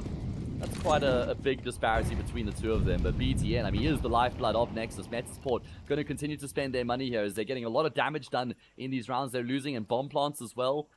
Coupled with the increased round loss bonus means they're just going to try and keep up as much pressure as possible. Yeah, well, as I say, we'll wait for an eco until we can maybe get into some of the Metasport lineup, of course, because we only briefly touched on it as the pistol got underway. Pretty speedy pregame, of course. The Falcons TNL game went on for a lot longer than expected. We've had maybe a few more minutes to talk about both these two teams. We've got to stay on schedule. The scheduling is a tough thing in 2025. So many tournaments running at once. Some teams pulling out, some teams not. Some clashes coming through, some teams having to forfeit. It's not easy. Raga in Donut and Adron with him in Red Room. Both of them get completely overwhelmed. There's a couple of kills back, but Sound and BTN now on the retake. BTN still has that kit, of course, that basically won him that previous round. But they need to find a kill first, and that's looking ever more difficult. Yeah, it's not like they have a way to actually get into the bomb site this time like they did in the previous retake where they flashed their way through the smoke, got the kill, and that's what set things in motion. Sound will get a kill on Isaac, though, but BTN with the kits has hit the deck, and that's going to be enough for Sound to just call it a day. As Metasport do get on the board, they persist with their 4 spies, and it pays dividends.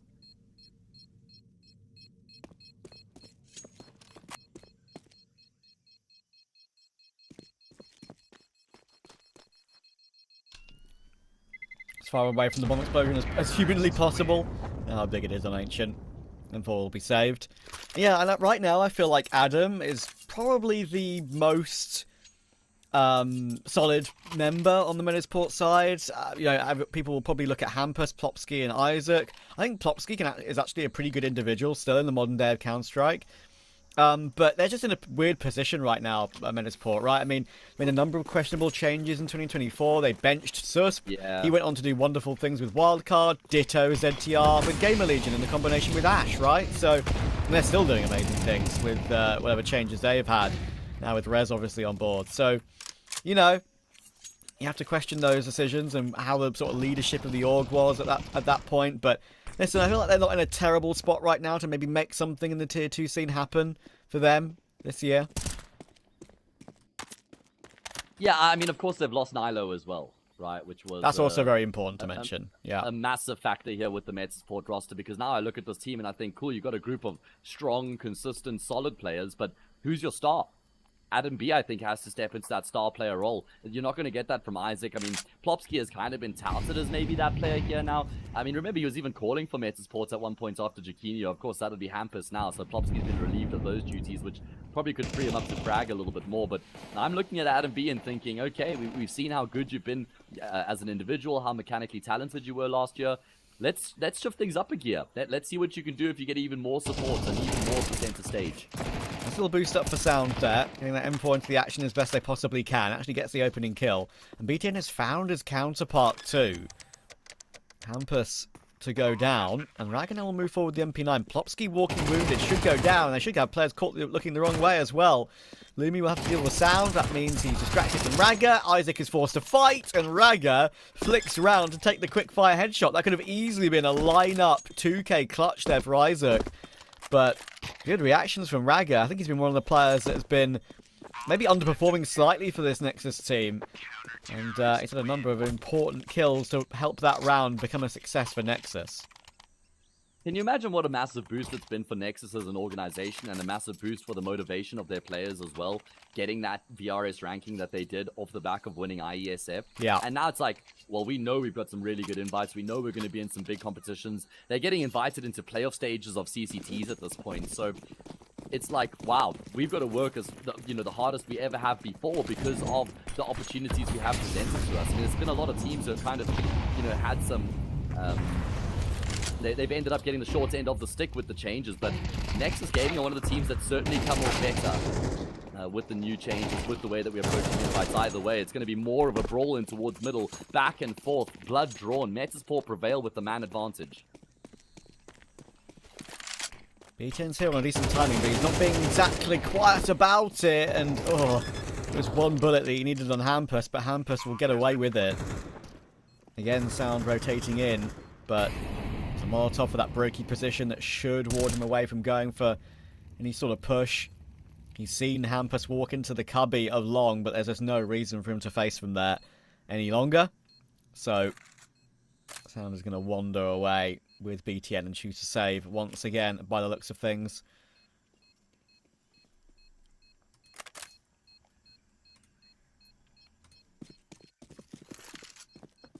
So we continue to trade rounds back and forth. We haven't actually had a single full gun round yet. We've only had these broken by investments so far. We're about to go into the 6th round. Terrorists win. I'm excited to see Hampus and Plopsky reunited as well. Of course, they played on NIP for a long time together. They actually got cut at the same time from the NIP roster, so they've been joined up here once again. By far and wide the most experienced players on this Metasport roster. Of course, Isaac has also done some very good work over the past few years. Certainly made a big name for himself, especially with that performance in Gamer Legion at the Paris Major, where they lost out to Vitality in the final. Last CSGO Major. I think Lumi is another player I look at with this Metasport roster and think, yeah, this guy could pop off. He could be one of the main fraggers here for this team. As you say, I feel like they're in an okay place despite losing 3 players. 2 have gone on to do great things, and 1 who's almost guaranteed to, it feels like, with Nyla, obviously. So, who knows how he's going to integrate into the heroic team once they finally do that. Tinne has been playing quite well, so that's a bit of an awkward situation, and perhaps awkward conversation that heroic might have to have. But one of these players will get called back to the bench for Nilo, but anyway, this round's looking pretty solid. So there's a full buy coming in from Nexus, and Plopsky even spinning on a dime there. They've just basically won all their duels, creeping around the map. It wasn't really much to analyse on that one.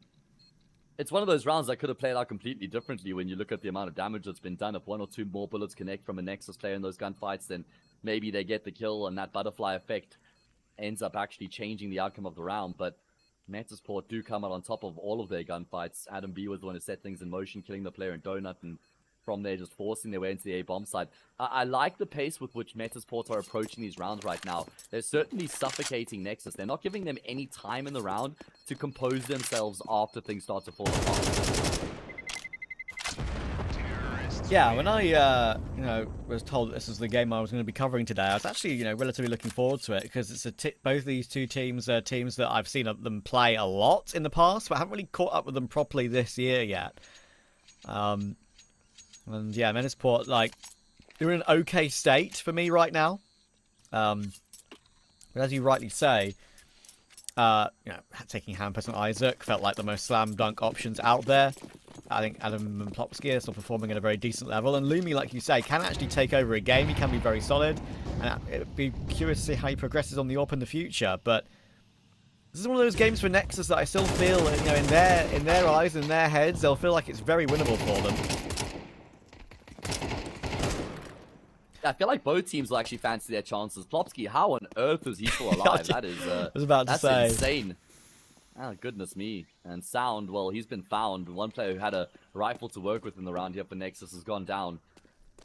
So Metesport, yeah, they're going to be able to get 3 rounds in a row coming through for the Swedish team. It's just about making sure they don't lose these players in the process. Already good damage inflicted. Yeah.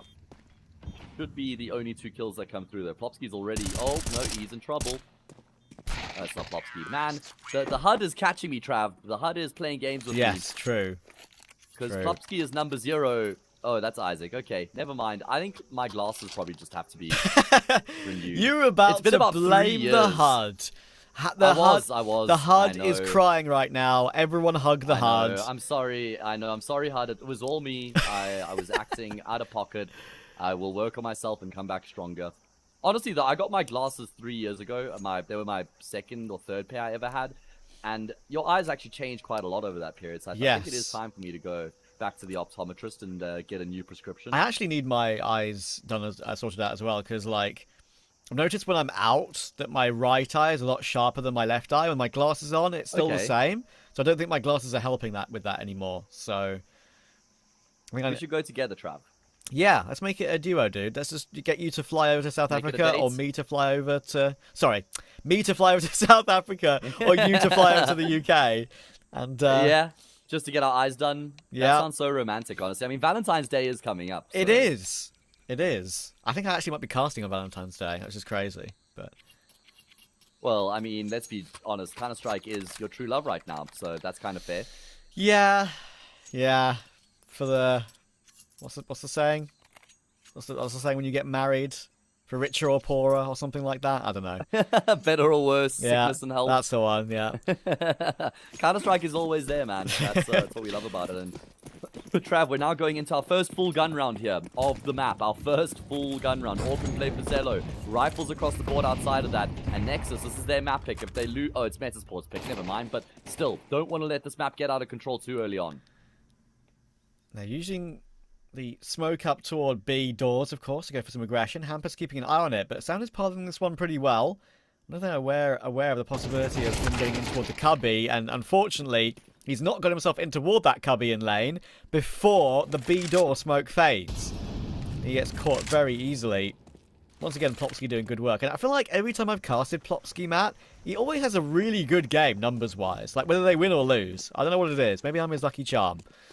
Yeah, a good omen for him or something like that. I feel like he certainly has improved in the fragging department since taking a step down and joining Metasport. Of course, he was used to that Tier 1 level for a very long time and almost took a bit of a gamble accepting the invite here to join Metasport, I think. Of course, he was in Godsend after NIP, but I feel like we've seen him kind of level up, right, in this roster here in Metasport. Take on, you know, sort of shoulder more responsibility. He has a 1.12 rating in his time with, with Metasport so far.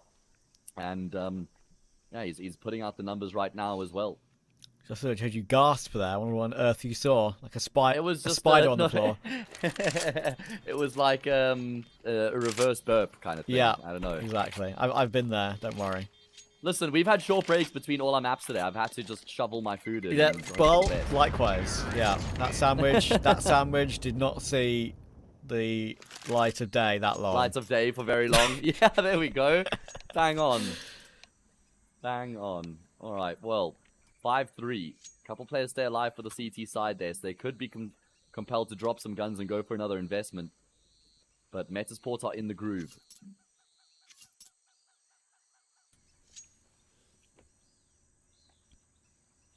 Yeah, attack for Nexus. As you say, like, sure, you know, maybe their VRS has been inflated quite significantly by the win at IESF, but, you know, taking advantage of it, eligible from opportunities like this now, like, I read one of, like, you know, the failures of the VRS system is that if, for example, after winning IESF, they just didn't play anything and didn't lose some of the CCT games they played, the ones that are ranked, for example, they might have been, like, still top 15, even. Rather than, like, top 30 or whatever they are right now. So yeah, that's crazy. That is pretty crazy. So that just gives you an example how many things need to be ironed out with the VRS. But here we are. It'll take a while. It'll take some time until balance is restored to our universe once again. Metasport looking to try and pull ahead here. Tip the scales in their favor. If they can win this round, they take a big step in that direction as well. 6-3 would be 7-3 off the back of the anti-eco, assuming they don't slip up there. Some good change-ups in the approach here. Hampus is calling a great T-side, I must say. There's always something going on. There's always a direction. There's always a plan. And they're going to be pressuring Donut right now. Raga on the opposite side takes down Adam B. Desperately spraying away, running out of ammo. P2K comes out, but he's actually been able to stave them off and keep them at bay. BTN gets in on the act in the meantime as well. And Nexus Gaming find 2 opening kills here. Raga has an absolutely massive view model. Maybe that's what helped him in that scenario. The gun is very highly drawn, and he'll get himself a 1-for-1 in the end. Adron has to fall back. Oh, it's very whiffy with the A1S though. Thankfully, Zello is on the scene. Otherwise, that round could have maybe gotten out of hand. It's only Lumi, 44 points of health with the AK to try and clutch. He tried to fake it out, but Sound was ready. And that's an important round for Nexus. And as you say, like, again, they might be in a position here where we wouldn't expect a team like this to make their way into these qualifiers, to get invited, but you've got some good players on the team. They've got BTN, like we said, who's maybe not necessarily known for his output anymore, but has all those years of experience with this organisation. Zello on his 3rd stint as the AWPer of this team. Been on it for many a year. I think at this point maybe 8 years as well, just in separate stints since 2016. And yeah, I think Sound was a great addition, honestly. But Misport here are tilting up the pace a little bit toward A, and as you say, I actually really like the Hampus calls thus far. This one might not be working though. They're jumping around blind on the edge of Donut, and Adron's found Plopsky through the smoke as well. Raga peeks for more. Raga's got a triple. Suddenly out of nowhere, Isaac is 1v5. I mean, it was looking so good there for Metasports initially on the entry into that A bomb site, but they actually all end up losing their lives and they don't find a plant. Like, that's one of the rounds where if you're taking a snapshot, like 15 seconds into the round with Metasport all over A, and one player planting the bomb in the smoke, and you say, guess how the round unfolds, no one's guessing no bomb plants, and Nexus win the round with keeping all 5 alive. That is a very good showing coming through from them.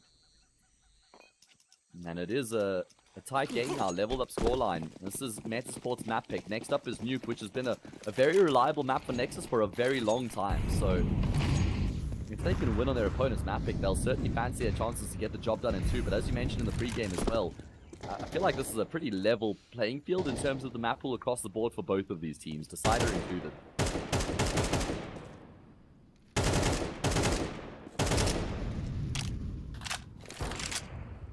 Early round again. Metasport, their utility is not amazing. 1 smoke on Hampus alone. Nexus doing a good job of holding them at bay right now, but Metasport, they do still have control over the map. There's a nice little setup in Red Room, but not if you have 2 players clearing it in Hampus. To be fair, they had 3 players clearing it there for a second in Nexus, and the team with the numbers advantage in that position come out with a numbers advantage overall. Plopsky working his way through. Lumi's burnt out Adron though.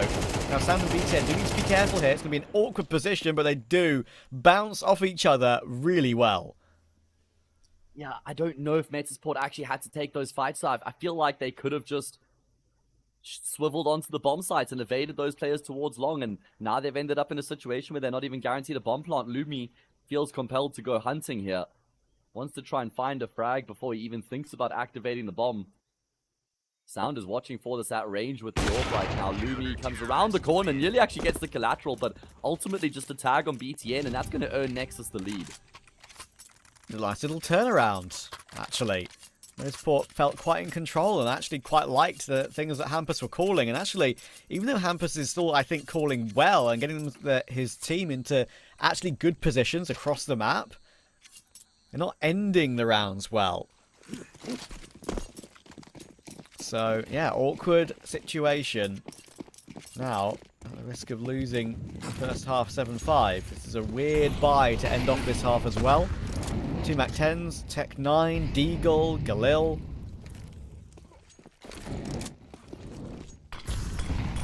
Faster B play coming in. Looks like it. We've got BTN behind the pillar, but a very good flash there. Completely obscures his vision just as they appear on his screen. Sound at range is going to lock it down, and Raga just forces his way into the equation as well. And then he gets out of dodge. man, Nexus Gaming are playing some really solid Counter-Strike here in the later stages of this first half. Combining with each other beautifully. Great communication, fantastic synergy, good trades where necessary. Lumi the last left alive and not for much longer either. Nexus recovered to win 4 in a row and make it 7-5 on the half.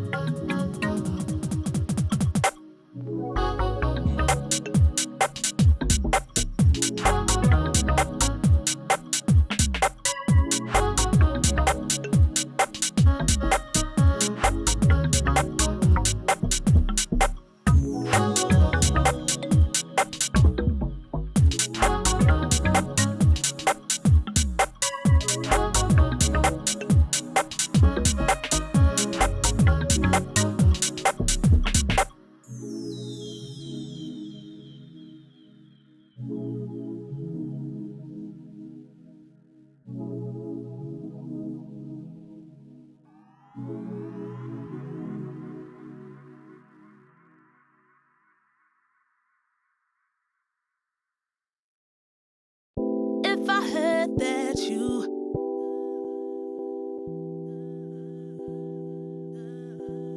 If I heard that you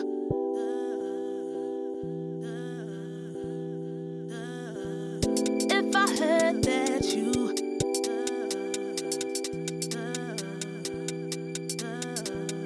If I heard that you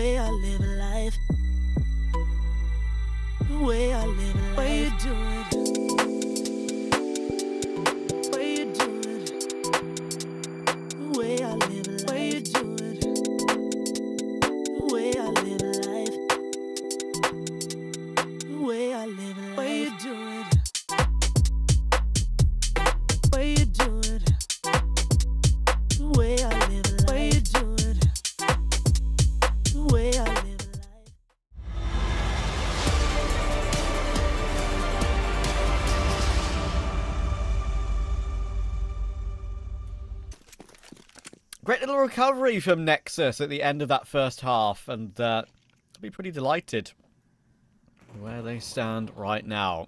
But pistol round's underway, and Plopsky's already got off to an opening against Sound. So the bomb will herd its way in toward A, and they will be pretty surrounded pretty quickly, so they do need to try and get this one down ASAP.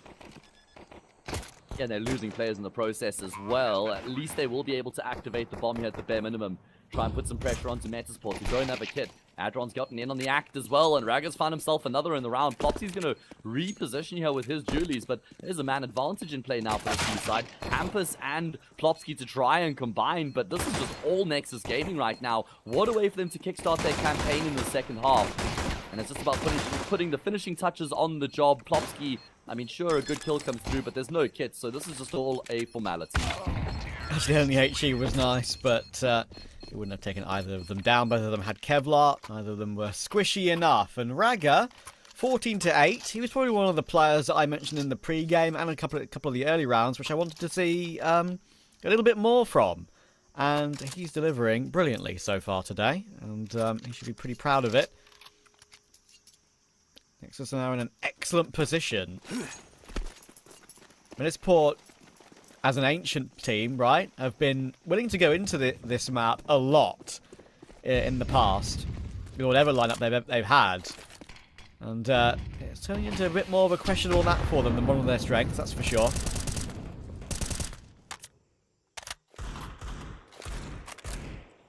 I just got an interesting tidbit of information that caught my attention for a second. And that's that, I don't know if it's a rumor, so just keep in mind that it is speculation. Okay, never mind. I'm apparently not allowed to say anything yet. Alright, blue balls for everybody. Blue balls for everybody except you, Trav, because you get it on Discord. But, Let's go. If I get confirmation that I am allowed to say it, then I'll reference it on broadcast as well. Either way, focusing up on this round here at hand. This is a force buy from Metasports, and they've lost a number of rounds in a row here. Nexus Gaming are starting to pull ahead. They make it 9-5, then there's an anti-eco to follow. However, Plopsky has followed in Lumi's footsteps, and he's taken advantage of the fact that he hasn't actually been considered, but he can't find another kill. At least he's kept the numbers even. And Adron realizes that there is space available over toward the A side of the map, but Isaac was watching for it, still couldn't find the kill, and actually Zello taking Hampus as well as totally confirm this round. You would think now for Nexus, the bomb is going back toward B. That is the safe position. And I'm in a great area, great angle. Guaranteed a kill on Adron in the end. But now, he's got a clutch with no util and no kit. Does he push while Rago is occupied with the plant? I think he will. Gives it a go, but Zello realizes that taking that fight would be the wrong move. And in the end, he jiggles with the angle enough to put Adam off, and Adam doesn't hit a single bullet. 9-5 Nexus. And yeah, I think they're very much in pole position right now. Okay, so to fill everybody else in on the information, just because that's only fair, can't keep it to ourselves, Trav. And apparently Jaxi, who I think is the biggest Counter-Strike streamer in Romania, if I'm not mistaken, he's been doing watch parties and he's spoken about it already. So it is out there in the public domain. And apparently it's that Peacemaker is coaching Nexus. Of course, Peacemaker, the Brazilian coach who's been around for a very long time, but hasn't actually really been a name people have spoken about for the past, I don't know, 2 years, maybe. Of course, he was the most known for his time in, where he was in Complexity for a while, Heroic for a very long time as well. I guess that's probably where he did most of his work, but certainly been a well-respected coach over the years, has Mr. Peacemaker. Absolutely. Absolutely. That's a pretty cool addition. And can he speak Romanian, though, Trav? True. Or is this like a Bad News Eagles and Devil Walk situation all over again? Oh, it's a Golden on Saw situation and Berry on Saw, right? That was always... There we go. It was a funny one. Yeah. But yeah, it's... I think obviously these players can speak English. Just... in the server, it'd be a bit more difficult. As a coach, maybe after the game, it can be a bit more simple just to, you know, talk slower and not have to feel rushed or panicked in any way, right? To find the English word for a situation. Adron is stuck bottom mid, but even if he loses the AK, the round is safe here for Nexus. Little update on the other games going on right now, of course. It's the second round of opening round matches in this qualifier. 3D Max have started well against the mix of Nevermore. 5-0 up. That should be an easy game for them. But on the other side of that bottom portion of the bracket, it's one that should have been an easy game that's not. Gamer Legion, I believe, are on the edge of losing the opening map to Hester, completely random open qualifier team.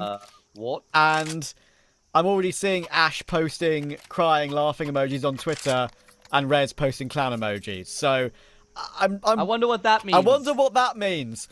In the other game, Heroic are playing Zero Tenacity, and Heroic are currently up 8-7, just to give you an update.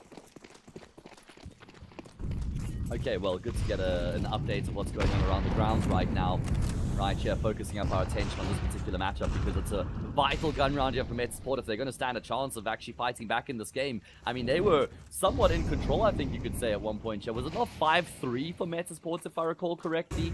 Half ended 7-5. I mean, Nexus are just in complete control right now, man. They're cruising across to victory here on Ancient as they find 2 great kills to open up this gun round.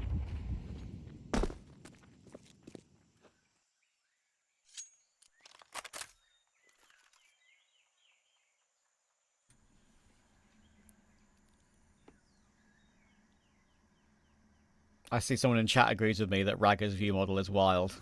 Thank you, Oak Beach. I appreciate the support. Well, he's 16-8 right now, so I'm not sure you guys are onto something either way. Oh man, Lumi can't afford to miss that, and the follow-up as well. Oh, it just feels like nothing's working out for Metasports as things stand. Sound is even going to just finish off the job in style, forcing his way through the long smoke kills both Lumi and Isaac, and Nexus Gaming dominate that all-important gun round. Now that is worrying signs. We said that Lumi is one of those players that can pop off and actually look pretty good. I've seen it with my own eyes, but unfortunately today does not look to be one of those days. Thankfully it's only the first map and he has a chance to bounce back, but yeah, those are some 2 rough misses, and now Nexus should be but a few kills away, with Metasport on probably a half investment here with 3,500 per player.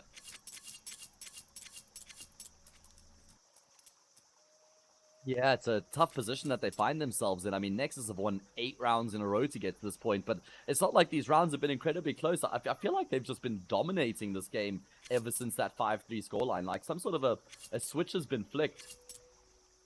I'm just going back and looking through the kill feed or the scoreboards on HLTV, and I mean, Metasports have never gotten more than 3 kills in any of these rounds that they've lost, so they really have just been getting rolled over here by Nexus.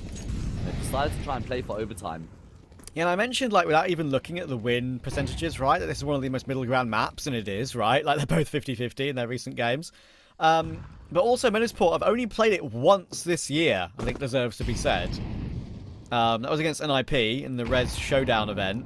So, and that was a 13-11 loss, so it was a very close game. But still, look at Nexus, they've been they've in the same situation, and they've lost it to 9. So, like, both teams, as I said, being a middle ground map, they're both in a similar scenario, both having not played the map that much in this calendar year thus far. But definitely one of them coming out looking better so far today. Oh yeah, I mean, you keep in mind that we're going to Nuke next, which has been such a good map for Nexus, not only talking about recent results, but just in general, it's been their bread and butter for, I mean, probably like somewhere around 2 years. They'll feel really good about going into Nuke next, if they can, especially if they can pick up the victory here on their opponent's map. Very calculated approach from them in the anti-eco, but they might be good at maths, but things are looking like they could be problematic here in this round, potentially pushing into a stack on this B-bomb side. Adam needs to hit some digs. He's got teammate support, but it could be a really nice round to somehow find a way to win, to get himself back into the game, but I just don't think it's going to work out. You now know that Plopsky is one of the last players left around the site, but hang on, you're absolutely right. 10 seconds. Popsky's still being here. Could be a big issue. They're going to have to kill him and get the trade somehow. BTN is now caught between 2 angles. It's an absolute nightmare. And surely Isaac just hides. He absolutely will. Oh dear, Nexus, what's happened there? I think that they actually miscalculated that, because it looked like after BTN kills the player on ledge, he wanted to go A, but then decided there wasn't enough time. I think there was. I think there was just enough time for him to actually get onto the A bomb site and plant the bomb. They decide to try and go into B instead. Zelo runs out with the pistol. BTN has the bomb out, so it's not like he can even get the trade after they've gone and crossed into the B site and Zelo's died. Yeah. And that's a big let-off there for Metasport. You're absolutely right. I mean, they were just sent into a panic there. A state of disarray. Focusing so much on the bomb plant that they completely ignore the possibility of the second player on Metasport being in CT. Popsky does so much work again. 15 kills now. And the utility for Nexus is really not in a great spot. They only got 3 players who have any at all. 1 smoke available, as the round now has reached 1 minute 20, so still a lot to do. Use a couple of their mollies to try and get deeper red room control going in toward Lumi.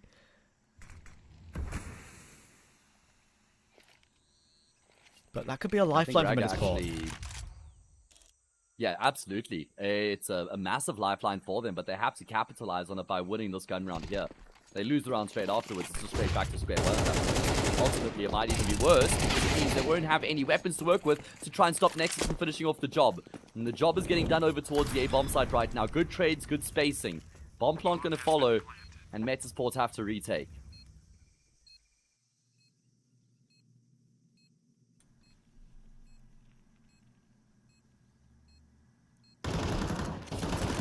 Plopsky. Oh, he's again the main man. He's found 2 coming in from CT. Ragu and Adron couldn't play the trade-off of each other. And Plopsky has jump-spotted Zello in toward that donut position as well. Play on top of the box. That might put Zello off. There's no retake util anymore between these two teams. There's that one kit on Plopsky, and now he's forced into the open, but he's got the kill on Zello. I think it's all good. Wow, what a retake. They're cutting these ones fine in Medisport, but they're staying alive in this map. And while Nexus is still on 11, you always feel like you've got a shot. Oh man, Plopsky's so huge on the retake there, getting those 2 kills initially and then just reducing it to the 2 players in Donut. Still looked a little bit shaky. I thought that Zello had actually noticed there wasn't a player sticking the defuse, and he went back for a reface there, and that's when he died to Plopsky.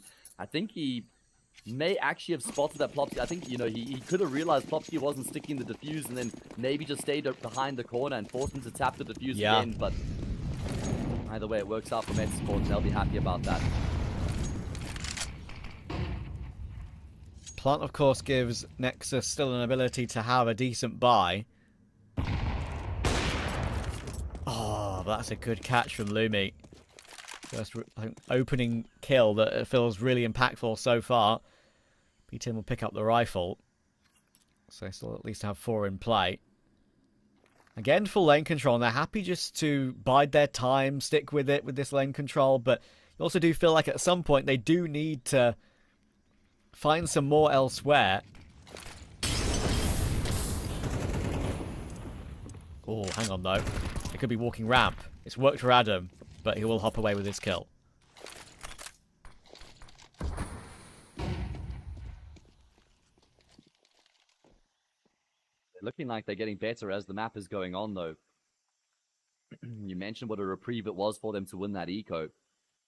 And they're taking advantage, full advantage of that opportunity that's been offered up to them. 3v5 now.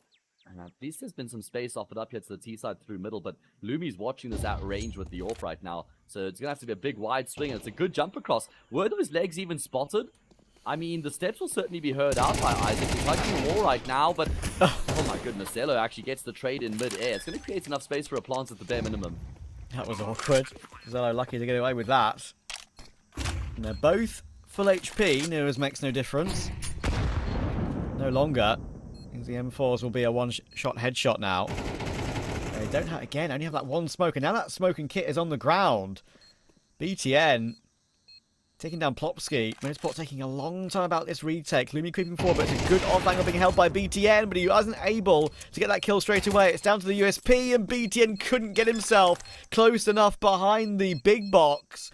And it's another close round 1 for Medisport. They are scraping through these particular rounds. Yeah, it's the good old saying, it doesn't matter how they come as long as you get the job done. And the rounds are on the board here. Medisports are still alive to tell the tale.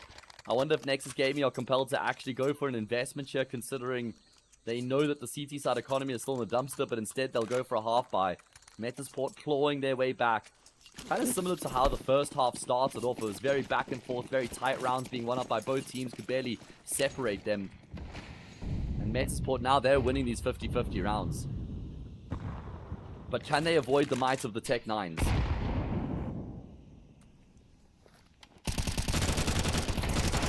Make sure they stay as a duo. Now that duo has been removed, and Plopsky's fighting for his life. He's scrambling, but he has gone away. With one more kill on Adron, that's pretty wild. Finally, BTN will run him down. He sees a player in cave, tries to ignore him and to make his way through, but Olympus will catch him. So that has totally changed the complexion of the game now. It's 11-9. The gap is only 2. And I do feel like Medisport are looking stronger. Yeah, they certainly are. I mean, that's actually probably the first convincing round that they've won so far out of the streak of 4 that they pieced together. Nexus going to use their second timeout here, which makes sense because it's starting to get a little bit questionable. I mean, they were in a very comfortable position at 11-5, but not nearly as comfortable as it once was. Yeah, and they, don't get me wrong, Medisport have scrambled for these rounds. They could have gone either way. Maybe some micro errors that you mentioned, right? There's very small things like Zello perhaps slightly over-peaking in Donut. When Plopsky got the defuse, BTN not getting himself hugging the big box close enough to stop Lumi from running him down. But Lumi's hit a number of important kills now after his whiffs from earlier. He stepped it back up. And this Medisport project, probably the best it's looked in a while if you're not going to have Nilo on it, that's for sure. Yeah, again, the same question persists for me, though. Who's going to be your star? Is it going to be Plopsky? That's going to require something that we haven't seen from him throughout his career so far. Either way, Hampus looking to force his way forward early on. Ragger's doubled down. BTN doesn't expect a third player to be coming through, and Lumi is now hitting his shots indeed. Big difference maker coming through from him. Posted up on that bottom middle smoke. He'll get out in time. And he'll finish off the job as well, as Metasport romp to double digits, and Nexus are going to have to eco. It's fallen apart for the Romanians, I'm afraid.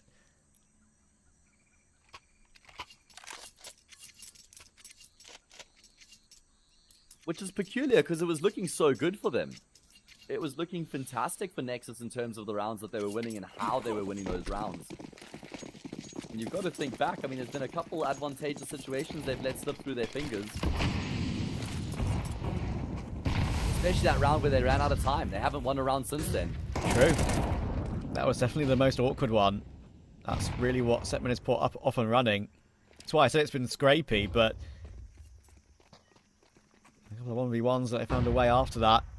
Nexus will be frustrated that could be the way they fall.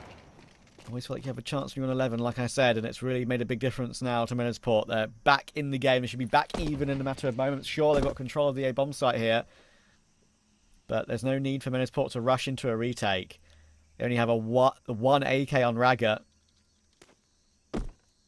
They'll hop over the corner to check Donut. There's the information, but Utility's going to come over, and there is 2 players facing him.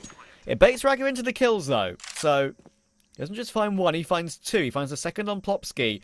2 versus 3. If Zello finds a 1 dig, oh, it was close. Oh, man. It was close, but Ragger goes down, and Zello probably wouldn't have won it from there anyway. So, 11 all, Matt. 11 all. Wasn't expecting to hear those words out of your mouth. Not in this map, at least. With Nexus having been up 11-5 at one point and looking as comfortable as they were. I thought they were on the final stretch, but Metasport has caught up to them.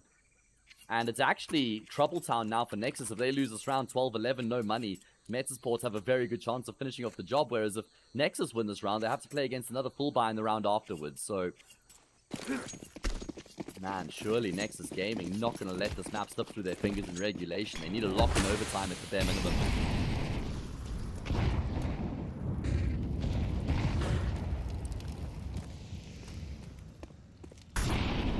And like the fragging across the board for Nexus as well was very solid throughout the entire game, as you can see just by looking at it here. But they have just all cooled off, right?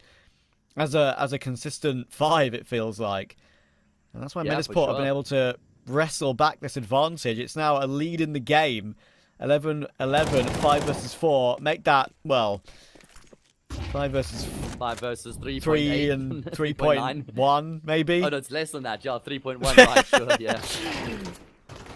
Plopsky will get warded away from Jag with the wall bangs from Sound, but yeah, it's really been impressive recovery from Medisport, and it's one of their main maps that they've always gone to throughout the entire duration of this roster. So we're seeing some of the best of them on it right now.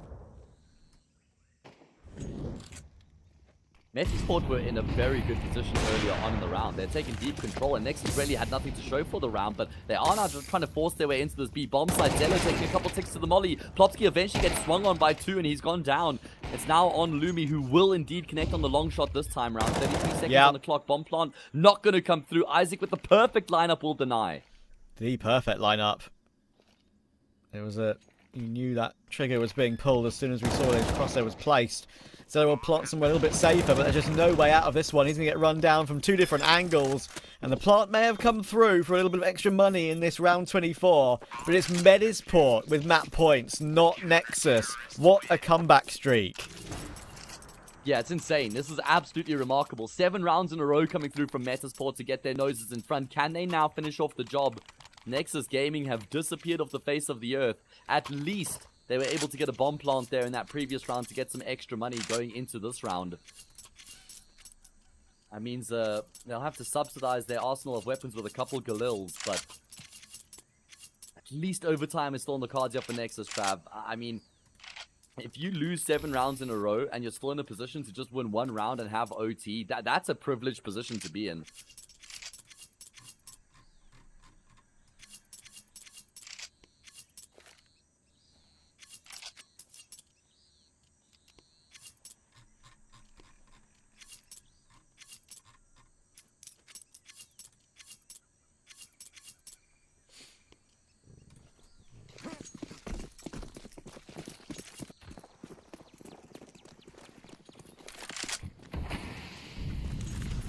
I mean, it's Port get it done here and now.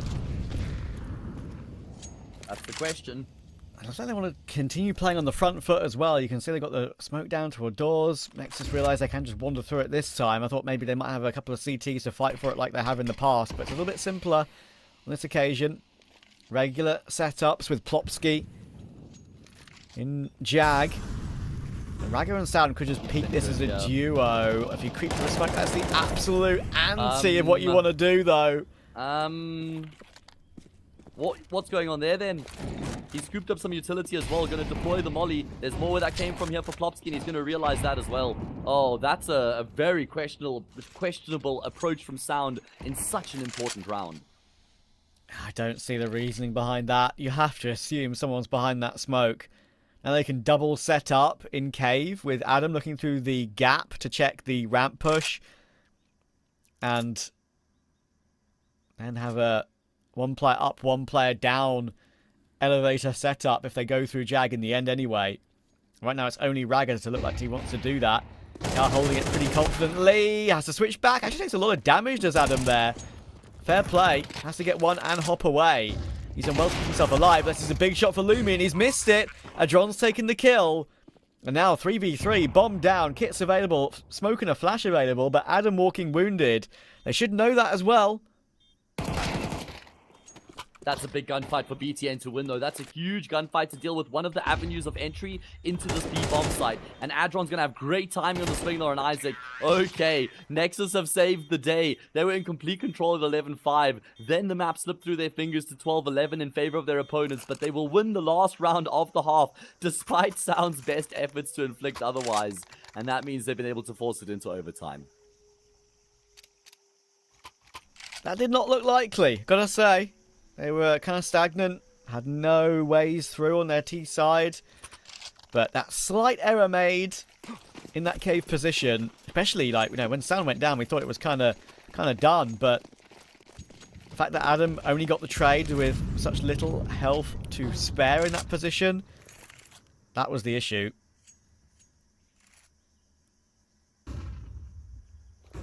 I think that Hampus should have waited a little bit longer for his teammates to try and take the attention away from Ramp as well. I think if, you know, maybe Adam B in cave or the player retaking from short can just try and puff up his chest a little bit, maybe that creates more space for Hampus. Either way, that's in the past. We shift back into the present. Plopsky's the first one to die here in the round. That's the crown jewel removed already. Isaac will take a few pot shots there to show his presence and then rotate round immediately. They are smoked off on Donut. The bomb is waiting outside main, but I think it may be turning back around now because of the positioning of Sound. He's got his 1 kill toward B, as you can see, around that lane area with the X on the minimap right now. And it's only really Adam here to stop them from pushing forward, so he needs to get 1 and survive somehow. Just like he did the round before, but try and get it cleanly. They do have a bit of utility to maybe block this off as well. For flashes to force him into the open, and it does actually push his crosshair off the angle enough. Sound gets his 2nd kill with 1 health to spare. Nexus to turn this around.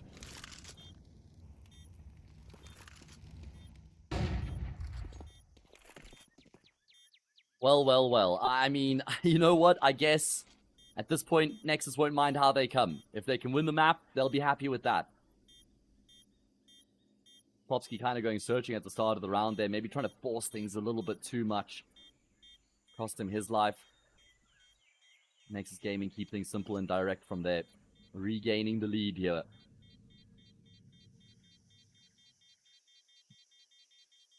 Would you call this a fake comeback if Mets Sport lose the game in OT? Terrorists win. Sure. Sure, because like it's funny, right, Matt? We have our Hayes' rule, Hayes' law, right? Yeah. Medisport probably should have won the first round of OT. Is that right? If we go by That's what Hayes' the law? law suggests. Okay. Yes. But because it was just so out of whack, the calibration, because it was like 11-5 and then 12-11, the law just falls out of balance at that point. This is just not normal life. Well, there you go. Fair enough. This is one of those anomalies, man. I don't know, man. I've got to try and find some sort of an explanation. We all do, mate. I normally just don't reference it if it isn't actually the case. I'm inconsistent like that. Fair enough. Plopsky using his util to try and go for a fight as they make their way up to a B. Again, giving Sound a lot of space. Lumi's done well to find Adron, but he's got a chance to move forward here. They've got no idea he's in this position. Thankfully, Plopsky will then advance past the angle to make sure he goes down. They were kind of back-to-back for a second there, neither really knowing what was going on. So, Medisport recover a 4v3. Zello and BTN still around the site. Unfortunately, now they're the only two remaining. Zello looking to try and clear angles. It's a lovely first, but he didn't see the next player on the angle. So now it's just BTN, the captain. Well, back and forth, we continue to go here. It was looking very good for Nexus initially on their executes into the B bomb site, and I thought Sound's deep position on short would have worked out very well for him, but Metasport do well to actually kind of wrestle control back. However, BTN has a very good read here right now. Knife out straight into the A bomb site. He's not even going to second guess it. He's just going to go knife out onto the side, plant the bomb, and then have a red hot crack at the 1 versus 2. Now, where does he put himself? He knows it's very likely that Metasport will have util and kits. So, there's a chance here if he hears what's going on. Maybe he goes for... Oh no, it's too late now. I think maybe he goes for a full rotation red room. Yeah, that's what I wanted him to do, and he's doing it now. But maybe it's a second too late. Yeah, he's going to come back. So, there's have to worry about Donut. That's the only thing they need to worry about. Usually they expect a player to be made with that bomb plant position. And BTN, oh, he got his one. But he just couldn't retreat back round the corner again. That could have maybe won the round via the bomb explosion if he hid for a little bit longer. But their first kill was a little bit too long to get. And it's a good trade. Exactly. Yeah, good work there from Lumi to at least finish it off. Thought Lumi might be getting in his head a little bit after we saw him miss a number of shots in consecutive rounds, but he's certainly got his head back in the game here, having some important contributions in these rounds that Metasports are winning. And the scoreline has been leveled up here once again. You mentioned you kind of build this as a very evenly contested game, and it certainly is delivering in that fashion so far.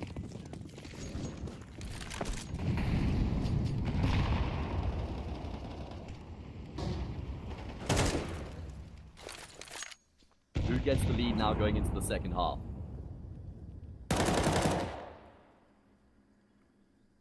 I think Plopsky is a very good Jag player from what I've seen from him. Not just in this particular map, but all the other Metasport games I've seen. Isaac, he used to defend. Everyone praises him as a very good anchor, and he's got 2.5 from that back box position.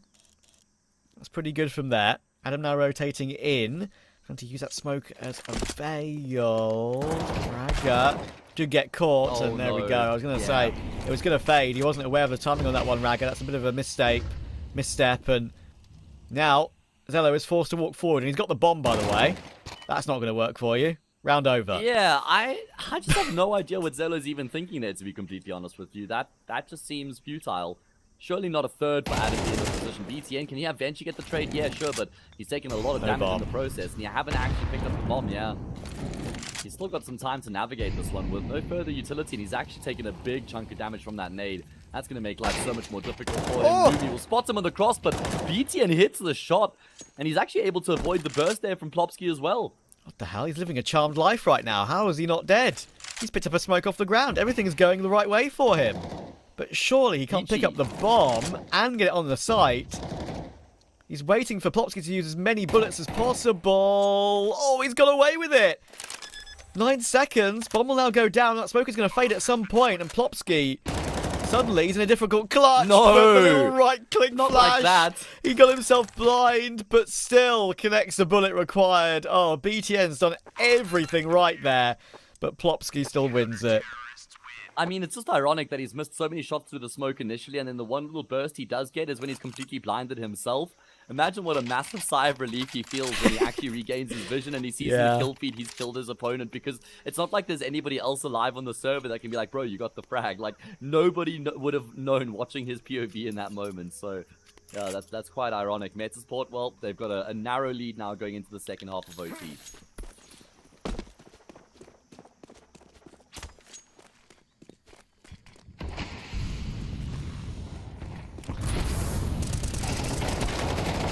Goodness, that was a bit speedier.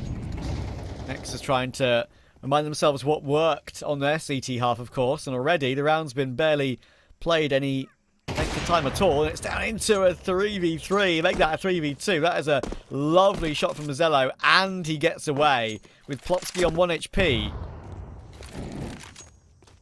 I have to be mostly Lumi to pick up the slack here.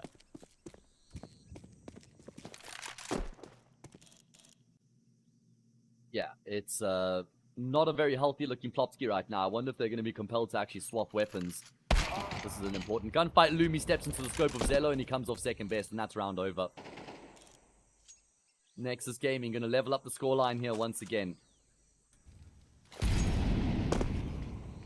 Big arm wrestling towards middle. Always felt like that was going to dictate the outcome of the round. It's the meta on Ancient, isn't it? I mean, it's almost like Inferno Banana. It's just that all the utility will always get chucked there nearly every single round if you want to fight for it, or if you just want to leave it as well.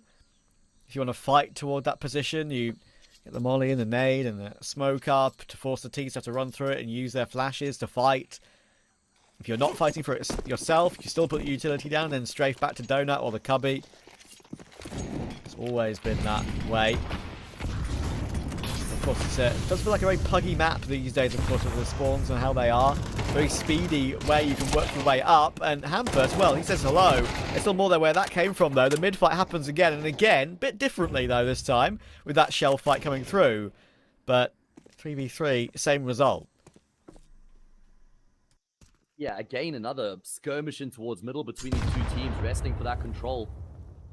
And it's going to be Metasport who come out on top, unlike the previous round.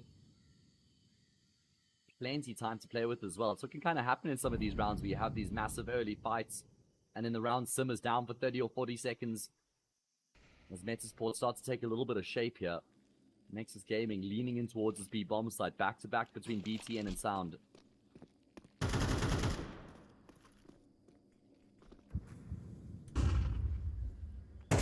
Oh, that's unfortunate. I was going to say, it doesn't look like it's going to work out. Yeah. Didn't even look like he actually reacted initially. Isaac certainly reacting perfectly, though, to everything that pops up on his screen. That's a quad kill coming through from him here in OT to get his team up to map point. Well, what a ridiculous game. Nexus, big lead. Snuffed out. Now maybe it won't be a fake comeback. They've got another opportunity at 15-14.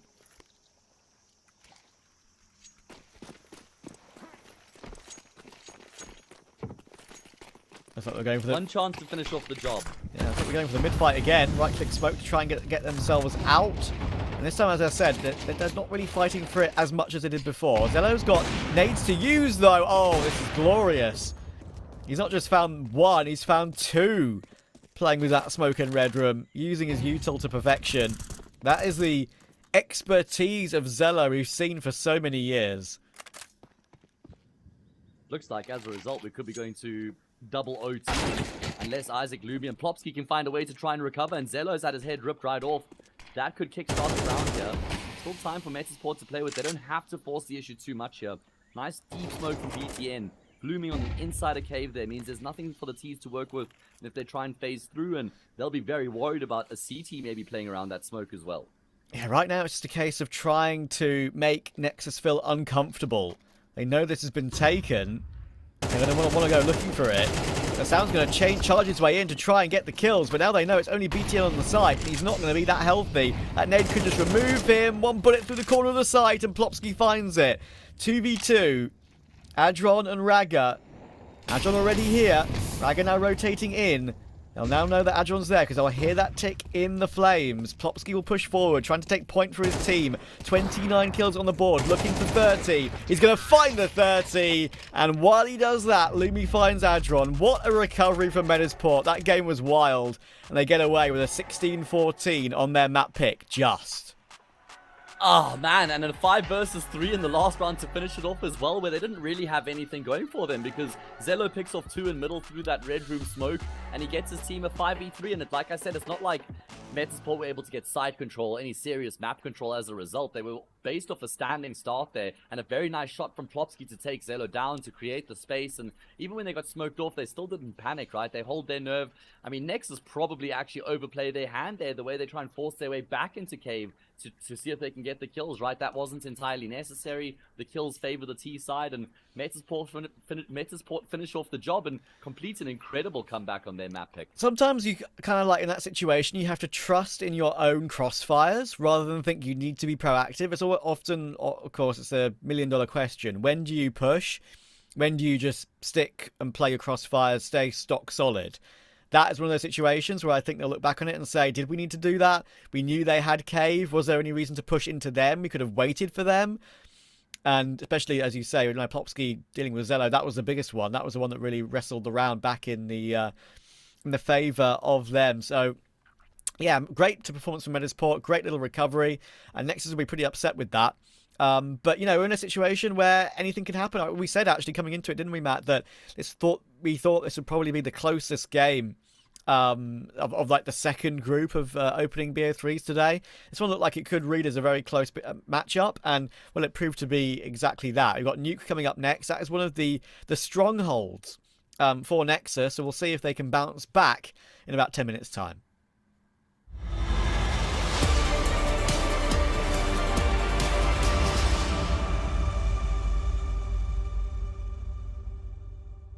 What's your name? Lee. Lee, mate. Nice to meet you. What's it like being part of the best crowd in esports? If you're not here, you're not living. Let's go, the boys! All right, for now, we're going to send it away. Let's show the world why we're the best crowd. You're champions!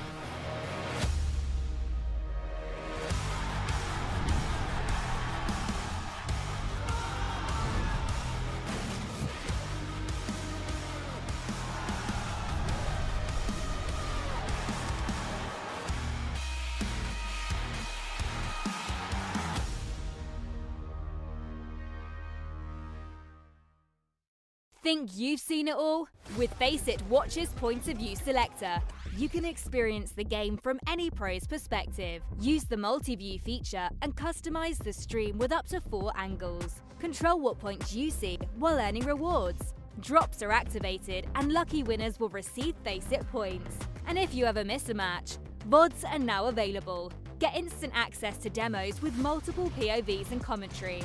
Watch it, control it, Faceit.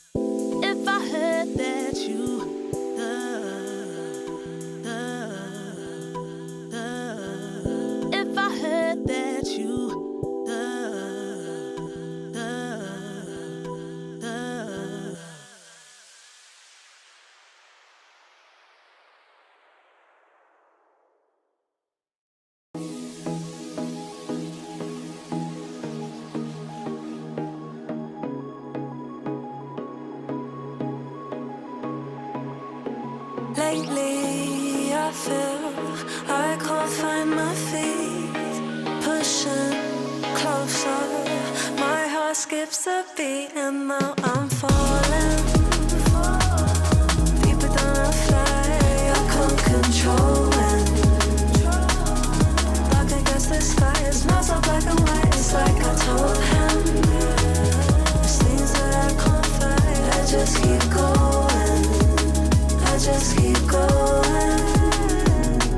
In my time, I've been dreaming of a space to really fill my place. I wish she'd seen what I had dreamed.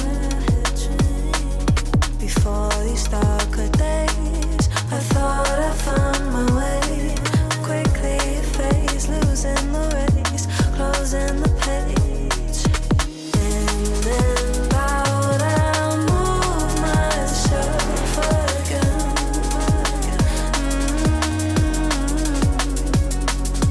Time moves fast, I feel my heart beating.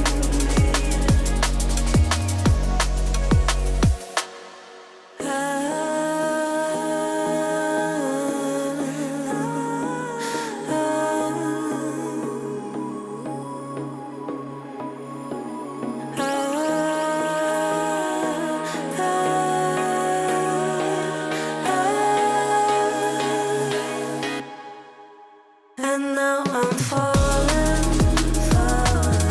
deeper than I fly. I can't control it.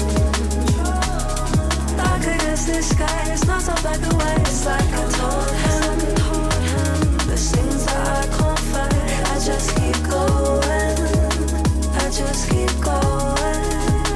I just keep going. I just keep going. Dark against the sky. There's things that I can't fight.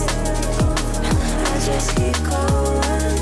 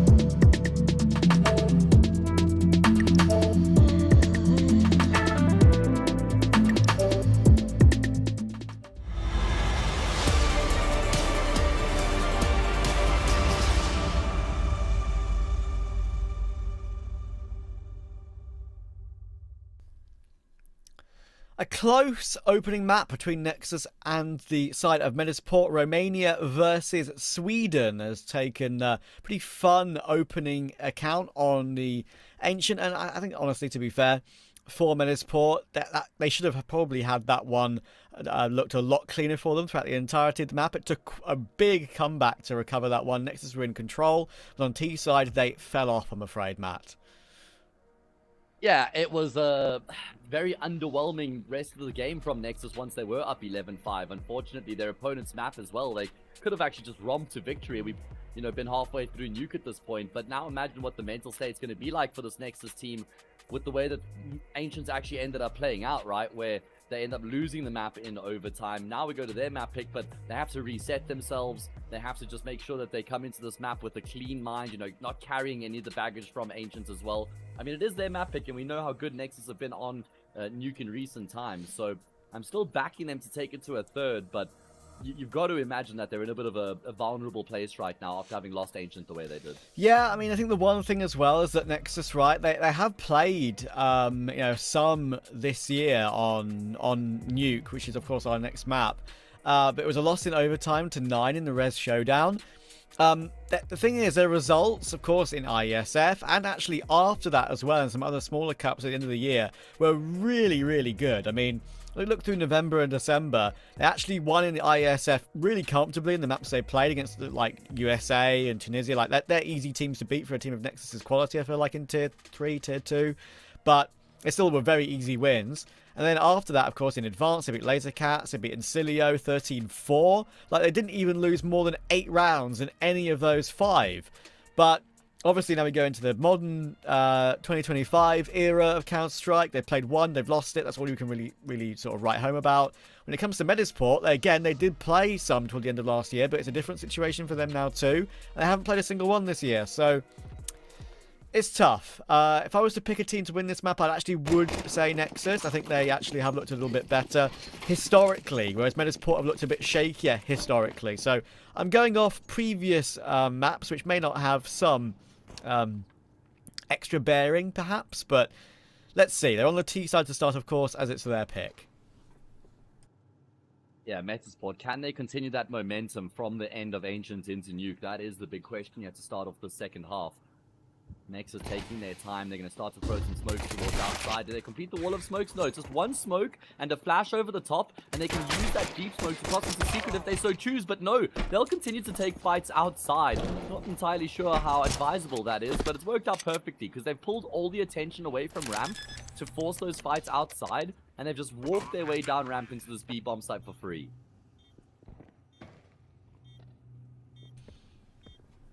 Popski. Oh, lovely shot on sound. No chance whatsoever. No reaction to even the door opening. And Adams found Ragu as well. Suddenly this round is back on. Zello 1 HP with that P250. They're going to try and play double doors together. And we get one up toward the glass as well. That control room area. Plopsy's now going to try and hold it, but they're still unsure. They want to go for the fights. They want to hold it. They want to tap it. But in the end, it actually just does draw Zello into the open, and the 10-second defuse will be in good time. Great retake from the Swedes. I mean, they actually make it look incredibly easy as well. Some very nice shots being landed there from Plopsky, Adam B, and Lumi also getting in on the action as well to make the retake happen. I mean, Nexus Gaming, they had the red carpet rolled out for them down ramp into that B site, but can't lock it down on the post plants. And Like I said, Nexus Gaming are going to be fairly frail right now just because of the way that they ended up actually losing on Ancient. And so, you know, losing 1 or 2 more rounds like that where you feel like you absolutely should have won them can probably just cause them to fall apart a little bit quicker here than normal.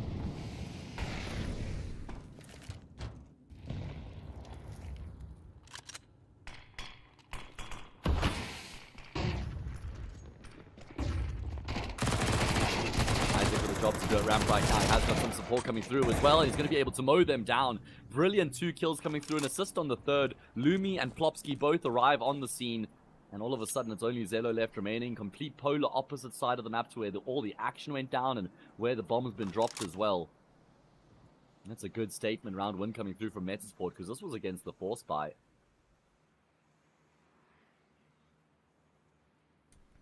Yeah, that's perfect.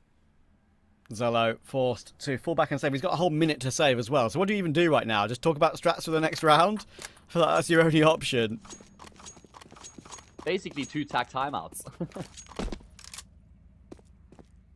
A minute to sit and wait here. And it's not like there's going to be much to discuss about that next round either, because that's going to be the full eco. Probably still trying to figure out where Ancients actually went wrong.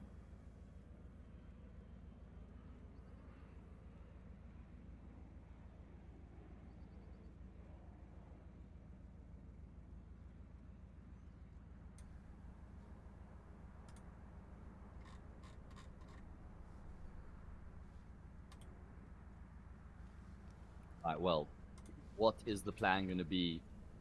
Don't expect much out of the next round, like I said.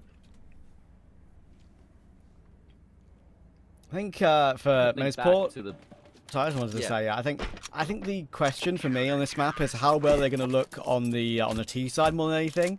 I trust in their CT setups quite a lot on this map, and I think they have really good players for the roles and that I expect to see. But yeah, I feel like right now they're in their T sides is something that I would be a little bit more concerned about, because I think Isaac has always been an excellent anchor, and Ramp has so many, and sorry, Nuke has so many positions like Ramp, like the A site, which you can really deliver on. I'm actually curious to see if he ever changes position on the CT side, or if it is just going to be mostly in that Ramp area the whole half.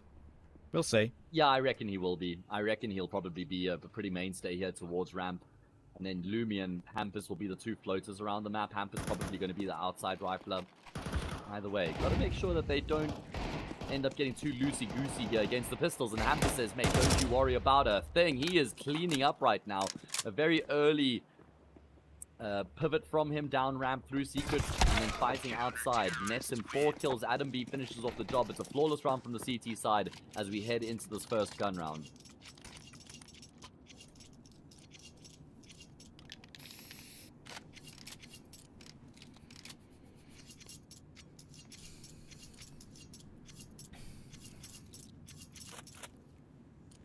This is the round we're looking towards right now here. Does Zelo only have a Desert Eagle, or is there a gun and spawn for him? Oh man, he only has a Deeg. How's that happen? Did he have a hero gun in the previous round? I didn't notice. I was going to say, like, I was thinking that maybe the economy was not in a good spot. Oh, you know what it was? That he stayed alive in the second round. Yes. When he saved his Galil. No loss bonus there. But obviously, that was probably the right decision for what buy they had in the round after, right? But was it? Because it meant all he had was a Galil to work with around a full eco. So yeah, it's not like it really improves the chances all that much. I don't think the trade-off's worth it to have a Deeg in the first gun round to have a Galil in your full eco. You know what? I've changed my mind and I agree with you. Oh, yeah, I got him. I won him over, guys. Plopsky, headshot angle, then the double doors. That's awkward when you don't have an AK. Only Dink's available, and Sam will punish him and pounce to grab that kill. And will now go down in the regular position for Raga. Of course, very low HP now. Zelo tagged down as well. That's why Isaac wants to peek a little bit more aggressively. That nade might take the kill. It's a bit deep. Oh, only needed an extra 5 HP to take him down. Maybe a left-right click nade would have maybe taken the kill instead. And even though they're sort of walking wounded across the map right now, none of them is healthier than 40 HP. They're finding a way. Yeah, and Metasport obviously don't have confirmation on the damage that's been done, so they're just going to bunker down and save their guns, Nexus. Get themselves on the board here. I think that Plopsky probably should have fallen back after taking contact towards the double doors. I think that that's normally the protocol is that... Oh, how many survive? Terrorists win. Okay, 3. Fair enough.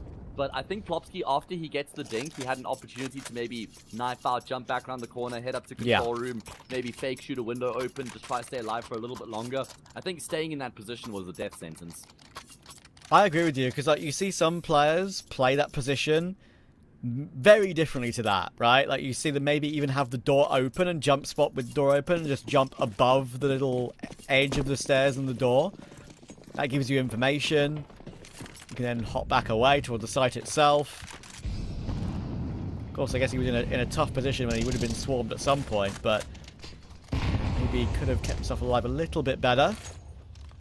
All good though. Let's look at the buy in the next round. I think it would have been hard for him to multi-frag at all at in that position.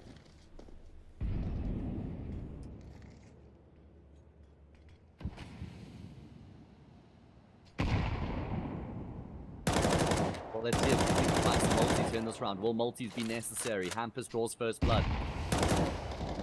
Here's the smoke open as well, and that's going to allow for Isaac to get in on the action. You were wondering if he was going to be floating around the map, and because Lumi has his AWP ramp, that's allowed for Isaac to actually pad up the defense outside, but there's a good response that's come through here from Nexus after losing those initial couple of players.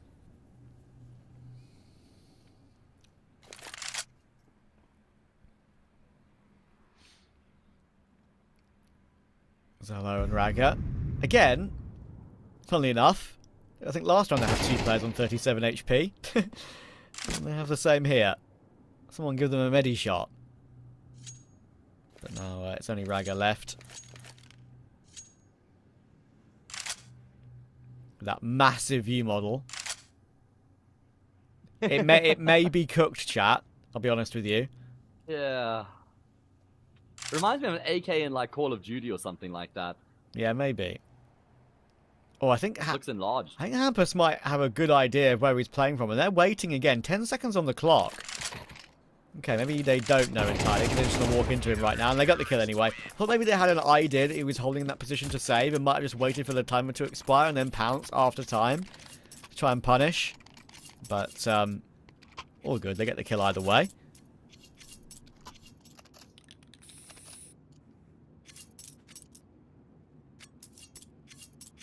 Alright, well, Metasport get themselves back to winning ways as a result. That's going to reset the economy here for Nexus. And, I mean, I kind of want to go back to the point of 11-5 in favor of Nexus. Metasport won that map 16-14. So they won 11 rounds from that point, while Nexus won 3. You add to the tally what we've had here on Nuke so far, that means that Metasports have won 15 rounds, while Nexus have won 4, Trav, since that 11-5 scoreline. That is crazy. 15-4, essentially, since that point.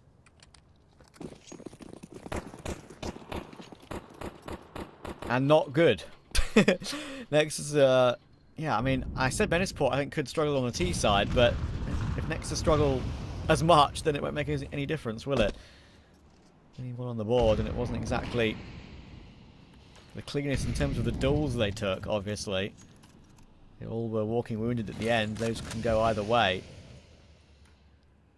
Pathing wasn't terrible, but it's always difficult. Isaac will eat 2 flashes with that big off angle. That's the last thing BTM will check. These pistols are just looking for fights across the map, and they're not getting any favourable ones, I'm afraid. Adam B does well. He gets 2, and there's Plopsky with one of his own.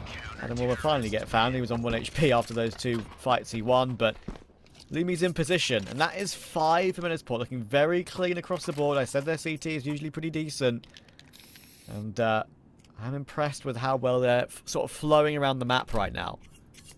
Yeah, this has been dominant from them. They've been very clean in these rounds that they're supposed to be winning, and now I think this is the first real concern for Nexus if they lose this gun round here, because then it feels like the map is getting away from them at a rate of knots, and they do not want to let that happen. Just look at the kill count across the board, Trav. What, 8, 9 kills? 9 kills for the entirety of the Nexus team in 6 rounds. That is abysmal.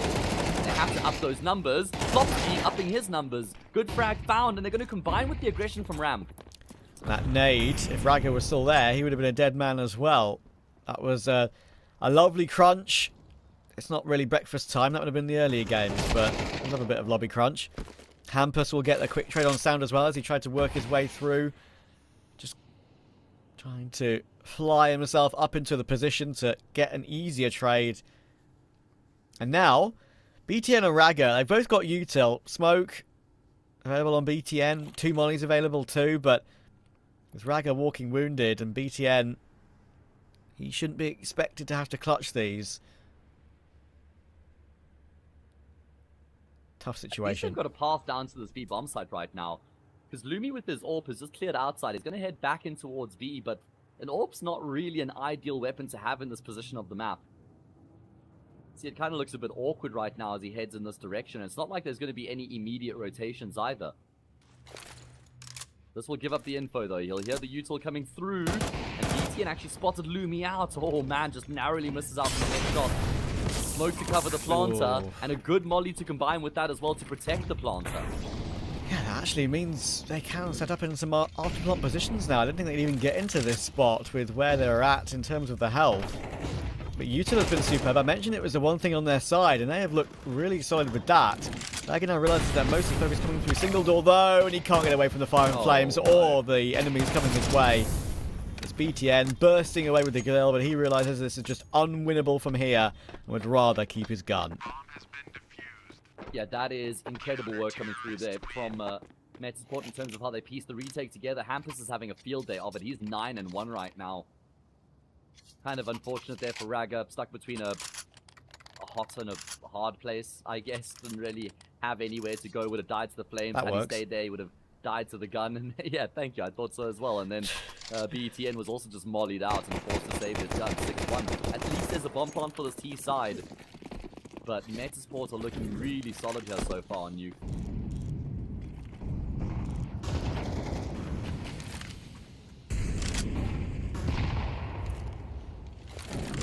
Incendiary from Hampus, realising that the nades they have available might not catch them on the cross, but timings on them are pretty good. Should see a player crossing now, and Raga shadow advantage there is huge, and Hampus! Oh my god, he's just luck-shotted Zello behind Raga. That is ridiculous. It never rains, but it pours. I mean, he wasn't having a good day already. He's 11-1 now off the back of that little multi-kill. Now they're going to try and make their way down secret in towards the B bomb site. That's better. Let's see if Klopsky's learned from his mistakes. Yeah, that's a far more conservative approach. Yeah. Oh goodness, as I said, like 11-1, they're already dead. Hampus. That's just rude. Sound and BTN are sure down in this position together, but Plopsky on the line, Isaac on that advanced angle in the corner of the railings, and Plopsky set up. It's a perfect read. It's 7-1. And Nexus on a map they do like playing, even if it's not had great success against higher tier opposition. They're getting schooled right now. Yeah, but I wonder how much of this is a result of what actually happened on Ancients and how they fell apart on that map after being up 11-5 and then losing around because they ran out of time. I feel like they've never actually properly recovered from that. Zello is 2 for 6, and half of them are forcing, half of them are saving here, Trav. I think Metasport have broken Nexus. It's not like it's one hero rifle. 2 of them are forced, 3 of them have saved. What is that? Is this an advanced BTN 8 years of experience technology that I'm not aware of, or is this just silly buggers? Maybe the latter. Right-click smoke for Adam. Right-click nade. Spots Raga on the corner. It does well to hide himself in that corner before he flexes well onto the side. And this may still have an opportunity to get some damage, but Isaac blind gets 1 kill, even a second as well. Adam will eventually go down, and BTN has done amazing work to find 2 from there, but he's getting tagged down so low. And how many rounds have we had where Nexus, they've been up in an even or maybe slightly advantageous position, and they've been just so low. 30 health between them, and Hampus needs 1 bullet. Doesn't find it. Lumi should charge him with the pistol, and he's doing exactly that. BTN trying to plant 3 kills on the round, but there's the dig, there's the round, and there's 8. Yeah, that is a very good challenge coming through from Nexus and BTN in particular, but unfortunately they can't find the final kill to get full side control there. Looked like they got shut down initially, but they found a way to try and persist with the A bomb site, but the rotations flood through.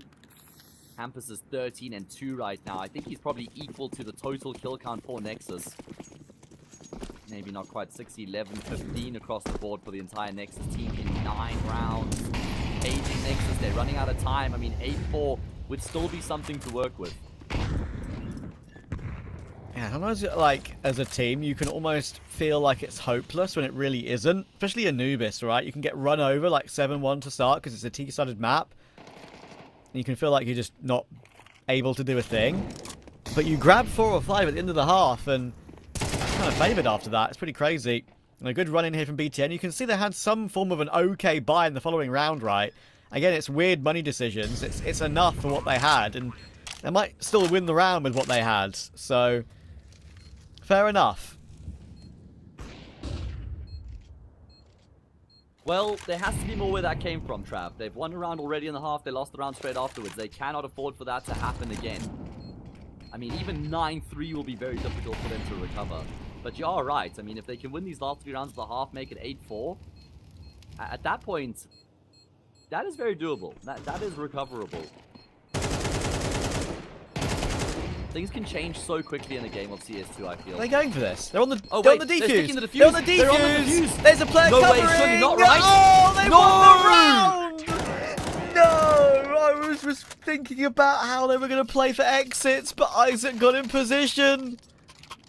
Oh, Matt, the late retakes on the A site of Nuke, we've seen it before. It can catch teams off guard. Yeah. I thought all they were doing was just trying to run back into A to pull Nexus back into the bomb side to inflict maximum damage because of how much money they have on the CT side, but no, there was way more going on than that. They were on the defuse, and the defuse came through in time, but I wish we had a replay because it looked like the Nexus player who came through from Hut had an opportunity to get the kill on the diffuser, but I think he whiffed. I think also he's distracted by the low HP player. Again, I'm not sure which Manisport player it was, but it was the one in front of Hut, right? He was 1 bullet from death, but he wasted an extra half second, and that was enough to get Isaac the defuse. Incredible. We said earlier it never rains but it pours. Well, certainly right now for Nexus, it's raining cats and dogs right now.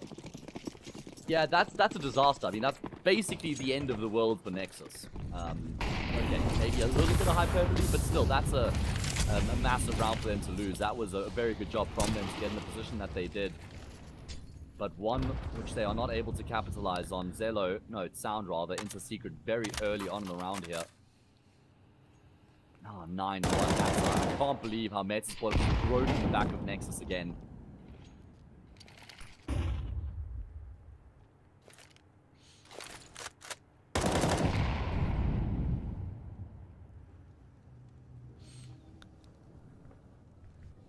Hampus 15 and 3.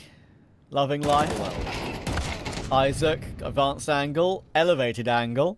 Taking Zello. Adram will get a trade, and Lumi will be spotted towards CT. Will be forced back away, so finally Nexus have something maybe to talk about, but Plopsky's just dropped down the vents and found Sound. Sound was not healthy, but Plopsky shouldn't be allowed to get away with that so cheaply, it feels like. They're going to try and get the bomb planted, but double doors could be opened at any point. Ragger's going to try and cover. Ragger's just spinning on the top right now. He's looking towards single, he's looking toward double, he's looking everywhere to try and protect that plant. And he might be forced into a duel here with 2 in towards single. Adron's in the open. Hampus will catch him on the corner as well. BTN, the Romanian captain of Nexus, stuck toward ramp. Lumi finds that one. Oh, it's so comfortable right now.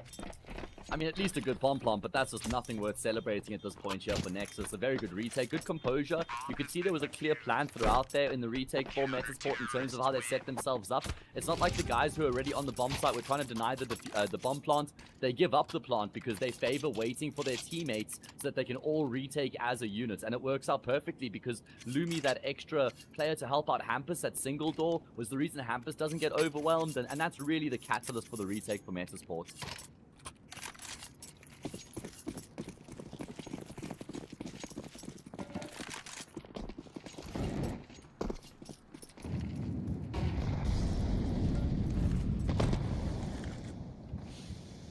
smoke will go up, but Lumika is still timing a shot. He won't, though, and actually, the angle Sound was pushed through on actually could be a decently timed one. He's going to be in toward Mini pretty quickly here. Hampus is on the scene, but Ragger's found the opening toward Adam. Is there finally something to talk about for this Nexus T side? They've completely run over the A-bomb site. It was a pretty simple execute as well, with some just good timings working out for Sound outside. Even if he doesn't get any kills, he just was being an issue. And he even gets that one to basically confirm it as well. It's Lumi 1 versus 5 to end the half. It's a ridiculously good half for Medisport. I'm pretty impressed, but at least there'll be something for Nexus to talk about to end it off. But you'd think Medisport will find their 2-0 after the break.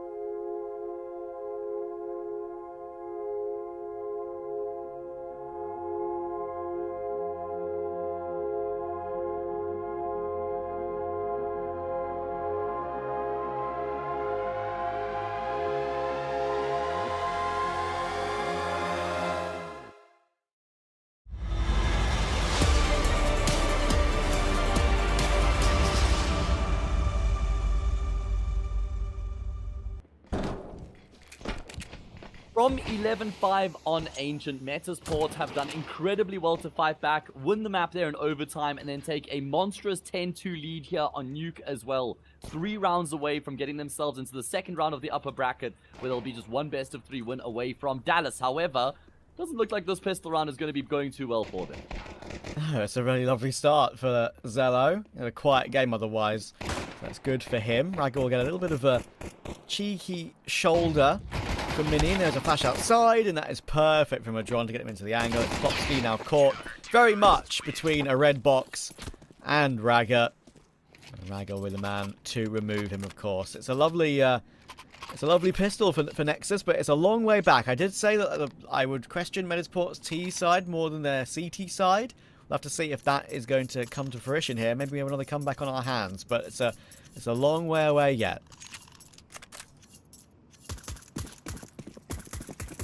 It's a long way away indeed. I mean, it's at this point you got to win the pistol, convert against the full eco. That's the easiest objective on the list that you're going to check off. Then it's the gun round after that. You win those rounds, you get 10-5. Anti-eco gun round 10-7. At that point, you're still chasing the game. So it's going to be a very difficult recovery here for Nexus. But if they want to avoid that lower bracket that currently looms, then they're going to have to find a way.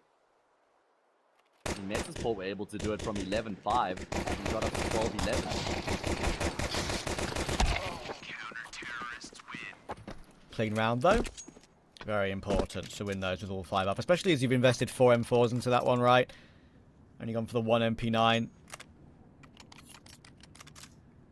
Hopefully not losing a single player. So, Sports gun round now in play. They've got 3 Molotovs. They've got 2 smokes. Make that 5 across the board. Well, let's see full investment in. Got up his sleeve. Outside smokes. Are we going for a normal A execute? Are we doing for something a little bit more special? Let's see. It's pretty standard here. I mean, at least in terms of 4 players outside, 1 inside. Because either full lobby. But it's an opening kill found on Zelo. Did he have an AWP? He had a rifle. That's a very big opening kill, because look at the amount of space that creates. I say that at the same time, there is Sound who's in towards Secret already, so it's not like Metaport can extend too far here without taking another fight. I'd like to see Sound maybe push up a little bit. Of course, you're so wary of just getting deleted in that position if you push up towards the stairs of Secret, but you kind of need information right now. BT's going to have really good timing on 1, but he's going to need 2, and they're all above him and all around him. And then we'll get the trade. Keeps the 4v and they only know of 1. 3 intact, and now on the A bomb site, Adron has got a lot on his plate coming in here. Hampus will bank the flash, it fails, and it blinds up both of his teammates. That is awkward. Don't worry, Hampus, it's not like the entire stream was watching. Finally, he'll get a flash down onto the site, and he'll try and tap down the vent player. Rag is doing well to stay alive, though. He took Plopsky in the meantime as well, so actually, this round is falling apart, but now the kills come through finally. Adam and Hampus with 1 apiece. It leaves Sound to clutch, who was, of course, originally that Secret player. Oh, he's going to throw a nade here. They didn't know where he was coming through from, did they, as far as I know?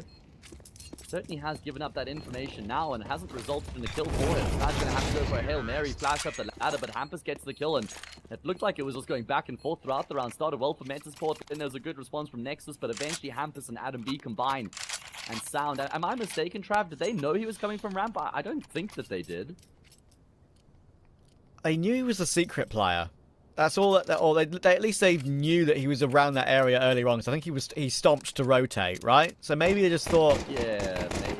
Because obviously you can hear, if you've got a good headset, obviously you can hear them run underneath you when you're on the upper side. So I don't know. Maybe that was the case. Maybe I'm wrong and they're completely off base on that one, but. Sound didn't make much noise at the beginning of the round, at least. That's all I do know.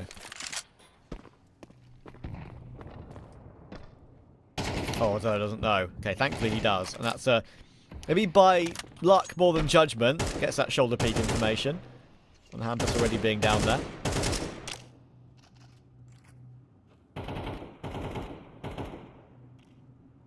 Yeah, Metasports have a lot of early control here, though. They've got 4 players just kind of waiting around Secret, keeping their options available. Oh, man. Isaac. Oh, man. Adron's on the edge there. Dancing with his demise. Zello. And Plopsky. Okay, that's a big kill for Hampus. I think now it's going to be very difficult for Zello to hold on to. Needs a multi-kill, and, you know, actually does get 1. Plopsky. Immediate trade, though. Look at the lurk around the map with Isaac and Hampus. Like, everything's just working out, right? I feel like CT side, they were really locked in terms of their plans and their protocols. And on T side, even though they lost a pistol, in the gun rounds, they've had everyone in the right position at the right time to kind of like stop rotations when they'd already got map control. It's very well drilled. Yeah, it's true. And Nexus have no info at that point as well. BTN isn't going to be able to just waltz into the B bomb side. He really had a kit right now. Plopsy's going to first to swing, and thankfully he does actually extinguish the threat there. That could have gotten very weird very quickly. But Metasport prevail. They go up 12-4 and they have 8 opportunities to finish off the job. Yeah, BTN has a kit there. He 100% holds that. But without a kit, his only option was to try and make the other players panic who weren't really in a position to see him, right? So that's why Plopsky peaked immediately.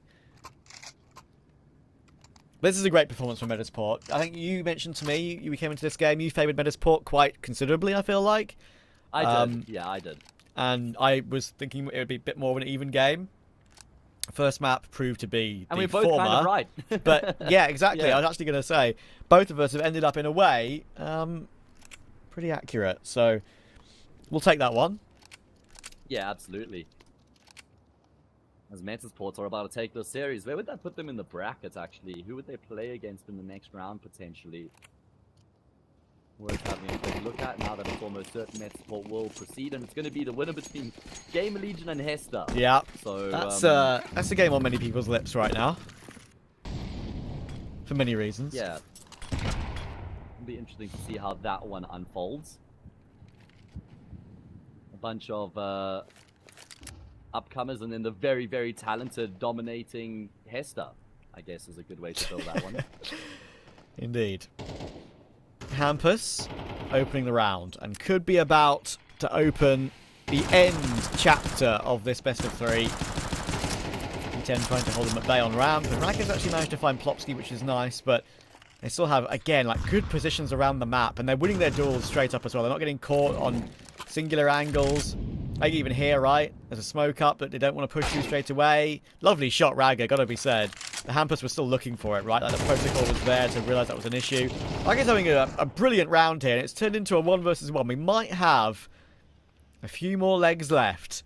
Can Adam finish it off? Oh, that's unfortunate for Adron. The bomb's on the open, but he's got 45 seconds, Adam, to sort this out, and Adron, I don't think, ever saw Adam creep out. Adam got all the information, and Metasport will take the victory.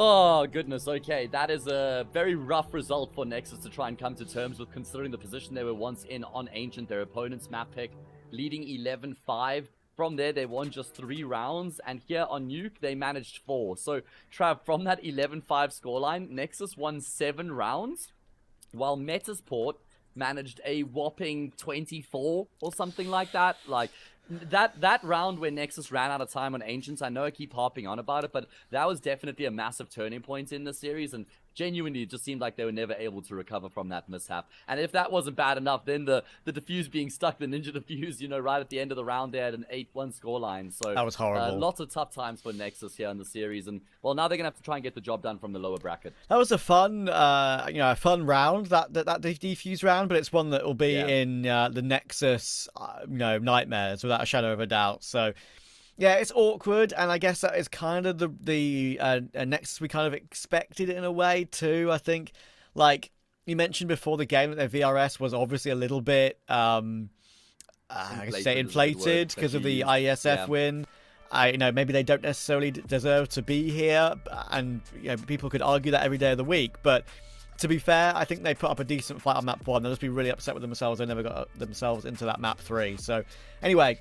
Before we end our coverage for today, we of course have to let you know that there are some more games to come this evening, later this afternoon and this evening. Some of our colleagues, of course, will be covering. We've got Falcons, Bet Boom, and BC Game versus Astralis to come today. Those 2 games will decide 2 of the slots for IEM Dallas main event. And of course, now Metasport are waiting for one of Game Legion or Hester to again find that slot in the main event, 2.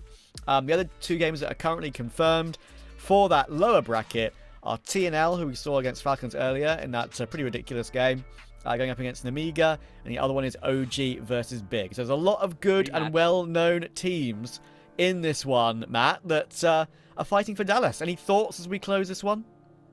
Well, I'm just thinking about that OG Big matchup. It's a rematch for the Thunderpick World Championship where OG denied Big qualifying for the event in Berlin, right? So I guess Big might be out for some blood there to try and, give them a bit of a taste of some sort of similar medicine, not necessarily the same. But yeah, just enjoyed today thoroughly. I'm glad we got a good game out of Falcons and TNL. You know, Falcons got pushed the distance, and a game that also got a lot of attention.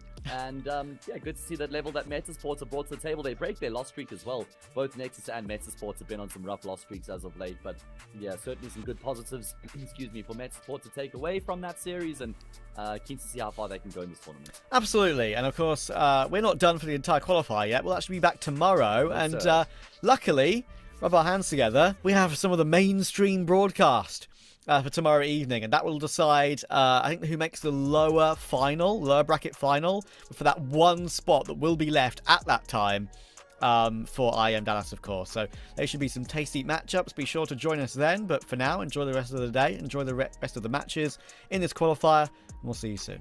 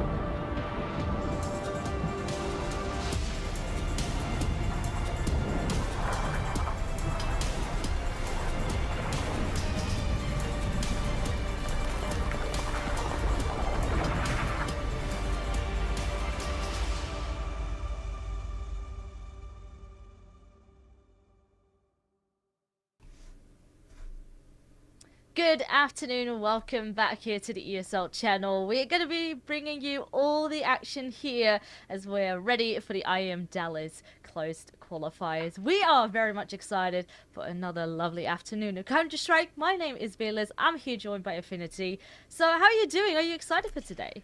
Oh, I am beyond excited. I've got my IEM Dallas t-shirt on as well. You can't see it because it's 3 sizes too big and basically a dress on me. But it's awesome. We are in the unfortunate situation, though, that we're in the lower bracket here. So one of these teams' runs ends tonight.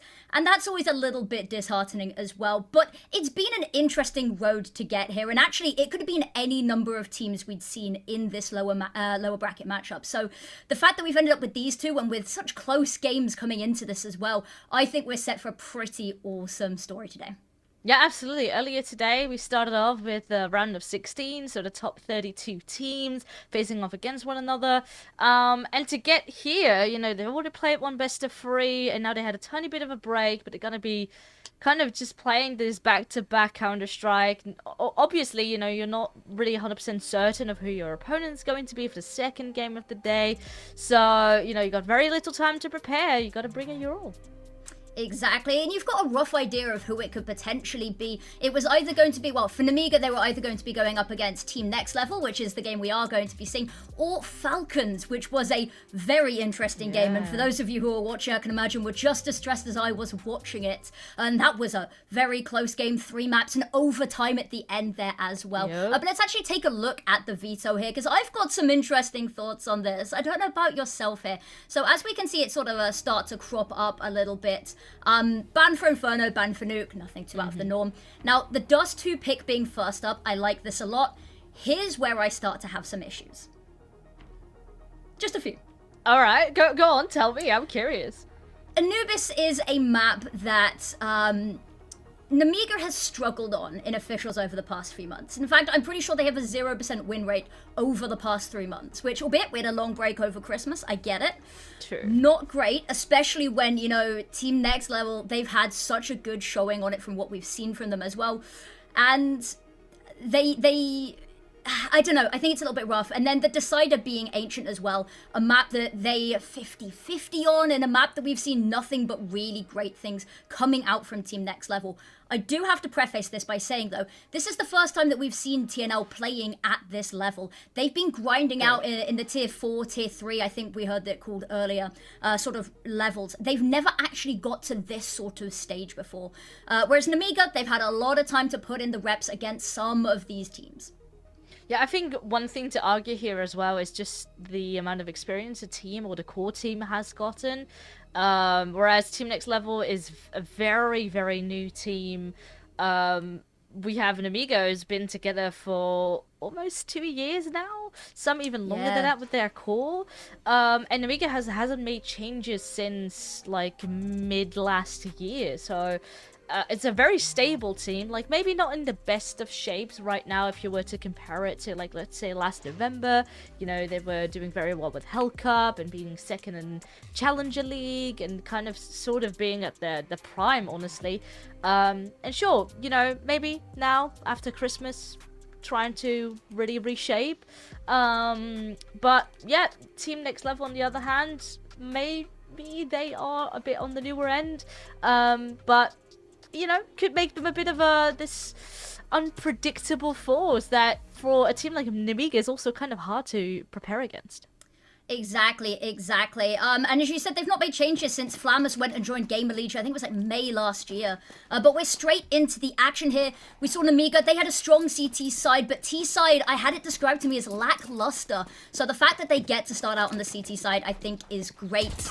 But Dust 2, it's going to be a fiery one, and immediately the kills come flooding in. 1 APs here. That nade hesitates to go out in the smoke for the crossing. Khan's going to jump on up. He spots that no one's come across, and that's a lot of information to work with. And Ken can hear, oh, can't quite find the kill yet. He's just dancing around the bullets. Now the bomb site starts to fall a little bit. Another player on site has been spotted, and Zwei, low health, but still manages to take them down. And this bomb, it's gone down on the other side. Yeah, that's what happens when you lose early players. You lose that map control and instantly it starts to slip out of your hands. And Team Next Level did a really good thing, you know, they kept the attention, they kept the focus over towards the A-bomb site. And you know, since they had more people alive, they could easily swift that bomb straight up to B, get a bomb plant, play it safe, and win the round. Exactly. In the heat of battle and all of the chaos, sometimes it's a little bit difficult to keep a finger on the pulse of everything. And this communication, we've seen it a little bit today from the Miga. Occasionally, just bits of utility, maybe not called out, and double smokes. Occasionally, looking away at smokes that have been thrown. Xanta going to be taking this fight, goes out, does get one. It is a 1-for-1 trade, but actually, this opening duel, maybe they'll take this a little bit. None of these weapons recoverable. They're mowing each other down to find the picks, but it's a clean sweep here for TNL to convert this.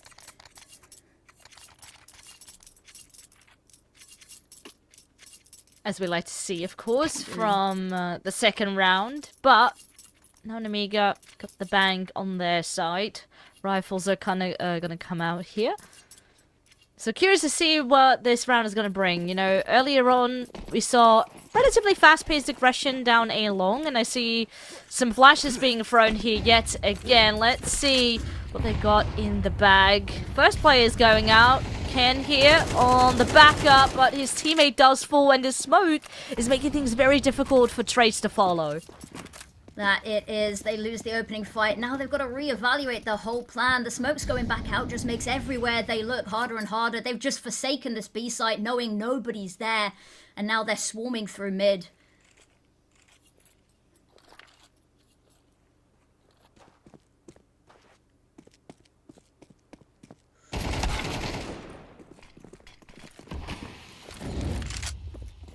First bit going their way.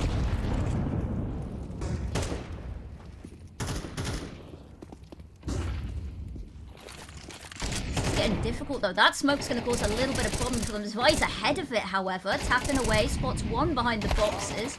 Is able to take a little bit of damage onto Dory. It is eventually traded, but it's Messy Care now taking up the mantle. He's been on an absolute tear, gets two, and has done so much for the team. That bomb still hasn't gone down, but this backup here from Fleerix from afar isn't even needed, to be fair with you. No. And Team Next Level with that continue their streak, continue to put pressure on Namiga. And, you know, it's early game here, but so far Team Next Level is relatively convincing, and, you know, it's good for their confidence as well. They've lost minimal players there, so economy is starting to build for their side as well. And over on the flip side of Namiga, it's going to be some upgraded pistols to have a little bit extra force. They're going to be stacking over towards A long here, which so far has been quite the favorable spot for Team Next Level. Ooh. Alright, he's not burning alive. He is still in the corner, and he gets two for the price of one. Buy one, get one free, and he's still going. One more for the ace, and isn't sure where they are, and maybe if you're Spy, that CZ and your dignity is what you're going to be trying to hold on to here. Maybe an exit pick. But even this is not looking particularly certain. Toying with death in the doors here. Peeks for C... Is he going to peek for CZ? Nope. Oh, it hurts to see, and already pushed up here. They're running it down. Oh, and he gets it. He does indeed. His teammates acting as a distraction there for Ken to come running on. And this is a tough one. Just the hyper aggression coming out. The fact that Ken gets two there, even backed into a corner where they know that he is. Burnt down so low by that Molotov. Somehow, I don't know how there was that tiny pocket of air there. I was convinced he was a goner and there was no smoke to save him, but 13-1 in 4 rounds. I was warned about this guy. Yeah, well, I mean, somebody's living up to the name. Yeah, take the CZ as a trophy as well. Alright, this time no A long aggression. It's going to be a rundown straight through the B tunnel. So far made it a bit difficult. Lear and Zwei here try to grab some kills each, and sure, a couple trades coming through. Ooh, and if he actually maybe about to make it very difficult. Risky Bob is low on health. And alright, is going to be going for this bomb plant here. A bit risky. But What do you got to do? You're all by yourself now. Ooh, they could be lining up. That was a good read to swing to the doors. But the HP not quite in his advantage. And with that, Namiga are going to be grabbing their very first round. They will indeed. I was told about the great things that happen when Khan gets their hands on this AWP. And there we go. We see it put into action as well. Round win. The fact that the bomb manages to go down there is huge. So you're being run down, isolating those fights. There was very much a world there that could have been a round win for TNL. But beautifully played, as you said, unfortunately, just not the HP to really see this one through to the end. But a bomb plant alone, we talked about padding the economy. It's in a really wonderful place for them right now. Fearx has finally got that AWP out because they finally, lost a round and had these weapons dropped and can rebuy. And the timeout being called, I think I like this. You've had something working for you, it's gone wrong. Figure out what that happened in that round to let that slip, patch it, and then hopefully continue your sort of running this down. I like the decoy coming out here from Fearx. Make them think that the AWP is in two different locations. It'll be cottoned onto pretty quickly, don't get me wrong, but I like the anarchy and I like the idea in mind. Absolutely. I mean, we've got to wait and see if that is what it's going to do. He does have it selected. Ooh. Oh, well. There goes the attempt. He just dies instantly over towards suicide and immediately there's nothing you can do. Lose an early player, and now how will you recover? Instantly Khan here. I think he heard the Molotov damage. Ooh. Could very well be. But is the information going to be enough here? You got to have a game plan. Looks like instantly everyone was sort of again stacked over towards those A-long doors. Now gripping up towards middle. Potential here for a split B if they can get the util down. Essentially, but Risky Bob ahead of it. All that smoke is going to cause them a lot of trouble. And so now they've got a decision to make. Do you head up catwalk and brave it? And I think they're planning to here. And Risky Bob can't really do much to contend this. Passes over the information, is just going to go and get ready for that push on Cat. Push on Cat that may actually not be coming. Or at least very slowly. A bit hesitant it seems. Debating whether to go short. How to deal with that AWP. And now you lost another member of your team. Still not being able to trade. Still kind of stuck with a bomb in towards middle. Looks like flash being thrown for distraction over towards B, while the rest now is marching on towards short. Risky Bob and Lee here ready. First contact yet to be made, but I think footsteps are being heard. Oh, they almost line up perfectly. Risky Bob sure is burning. He's got his teammate right beside him. Great second kill. And with that, a very nice team effort here in Amigo. They do bounce back. But now 2 rounds in a row for themselves. Yeah, even if they found a kill there, time was not on their side, potentially, on that. So, it's a difficult one. I don't know about you, that middle of the round felt so disjointed. They lost our opening pick, and then they sort of poked and prodded a little bit, and then they just sort of hung around in mid, waiting for something, anything. They toyed with Cat, and then they didn't. The smoke came through for doors, and they were like, well, we can't do that anymore. And now they're peeking this again. This time it's not Khan on the AWP, but they're still having a look. Smoke off is going to keep them safe, and immediate back off. But back towards long, it worked for them once, and now panicking a little bit maybe, trying to get through the doors, and they're not quite sure how many have managed to get through the smoke here. Oh, tried to doubles peek. At least they get one, but the Eagles still good for a kill. Oh, but here comes the CT force. Khan with a double one as well. And they stand their ground. So, with a single loss, Namiga can definitely live with that.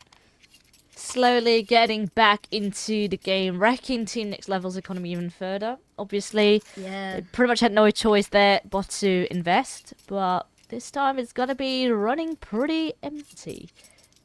Yeah, this round they've got to skimp out a little bit on the weapons and utility. All for the greater good and for the next round, hopefully, Khan. Hoping that maybe they can find another pick in mid. They've been looking for it and they're not this time going to be awarded. Back towards long they go. And it's being suspected, it's being read. A little bit of damage but no kill, but they're desperately trying to back up now. There's a team kill. Oh, devastation. Lear gets 1.5. Technically, I'd say make that 2. Did enough of the work Team Next Level there. Backing away, trying to run through the doors, and you're being surrounded. The nades go in. 1, 2, 3, hit the deck. And a lovely round there, albeit against an eco, but completely flawless. And that's exactly what Nemiga need to level the playing field and level the scoreboard. Almost felt like a game of deathmatch there. Running after them with just a pistol in hand, knowing they got the fight anyway. It's arms race. Yeah. Oh, yeah, absolutely. And then getting a kill with a nade on top of it. Exactly. Nade kills in arms race. That's, you know, that's what I'm fighting for. That's what I'm petitioning The good old for days. The good old days. Once again, they're backing up 3 towards long. And actually, really nice conditioning coming out here from TNL because they've made them very paranoid. They've overexpended resources over on A, but actually, the passiveness over towards tunnels here has caused them some issues because they've worn out that little bit of a buffer they had to try break onto a weakened site.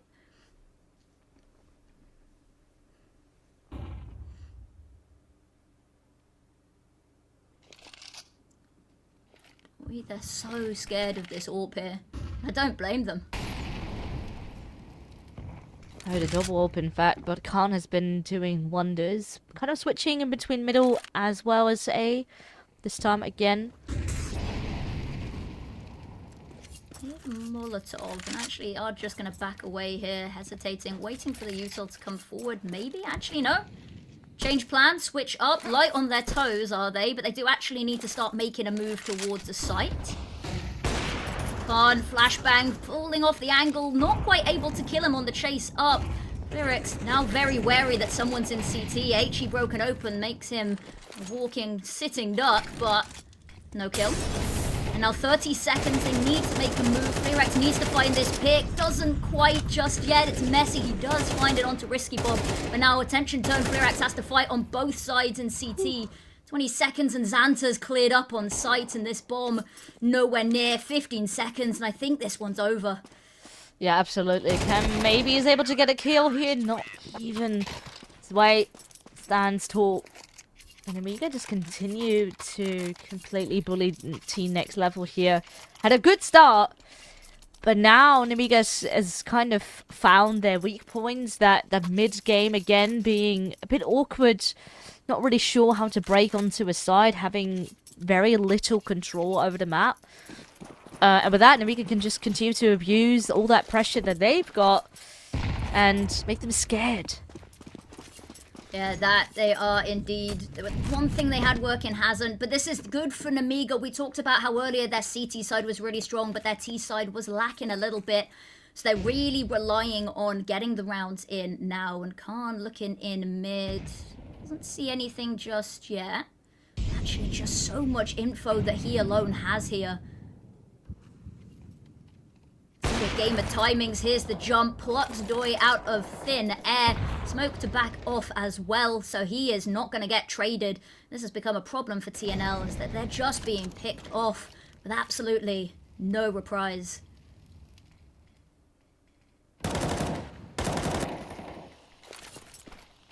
Flashbang. They're just going to go through the smoke here, I think.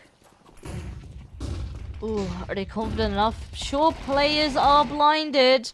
Now traded as well, but now you're kind of stuck. Those flashes are not effective anymore, and I guess with numbers, you gotta make the difference.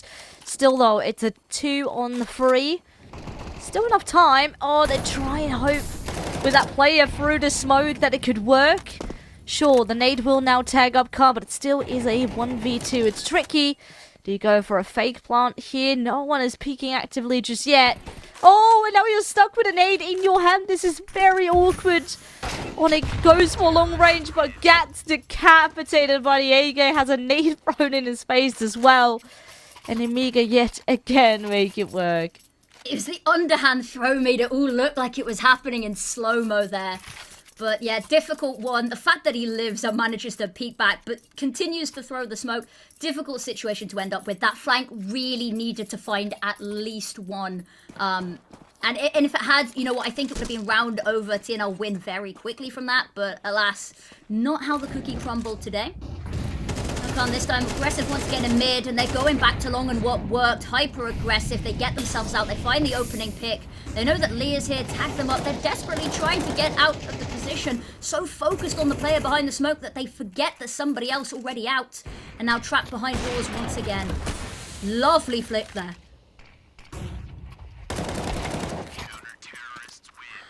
That's a little bit messy there. Yeah.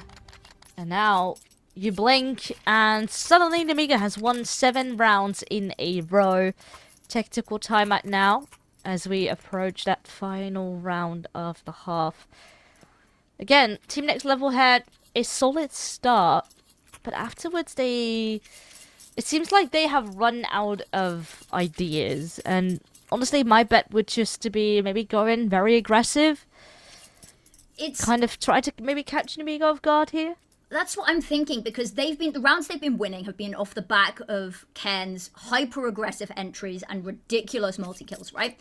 And you see, once he's slowed down, they're not finding these rounds. He's not finding the entries. You've got some of these players on the you've got 3, 3, and 5 on some of these players for kills going into the half, right? And yeah, on the flip side, Risky Bob's got 3, but they've also got 7 rounds in a row. It's all about the context. So I think going hyper aggressive and setting up Ken for these entries has to be what they do. But the flash is immaculate. Ken goes down, and now the rest of the team over on B, but they're ready for this. They've seen the bamboozle before.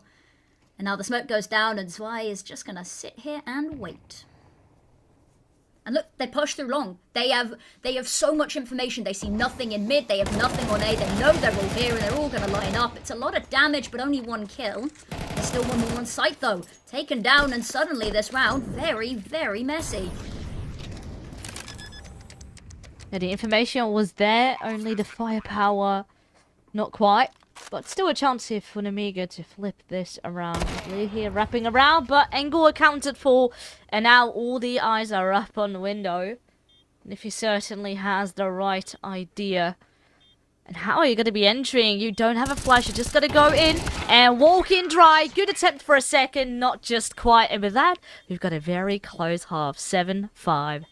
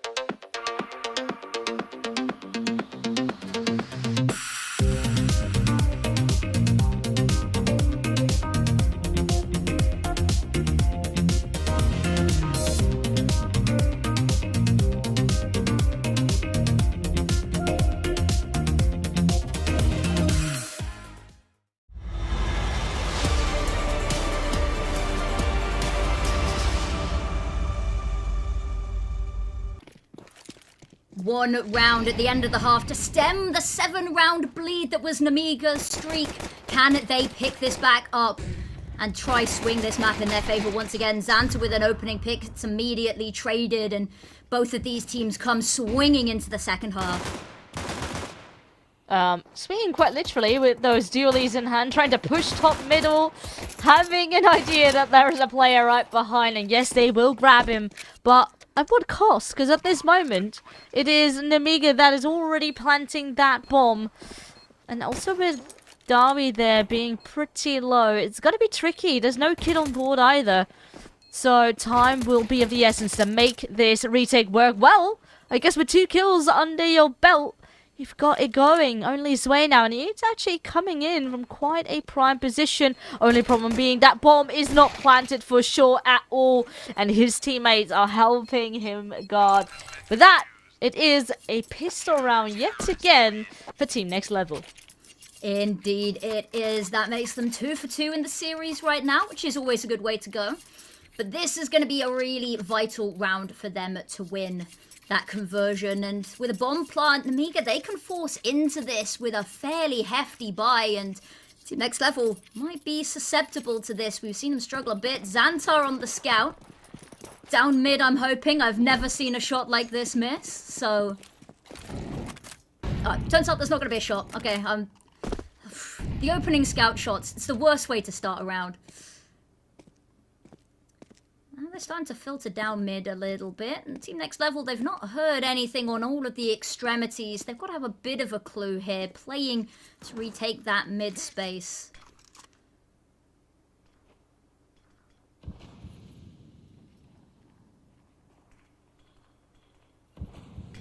Okay, smoke goes out.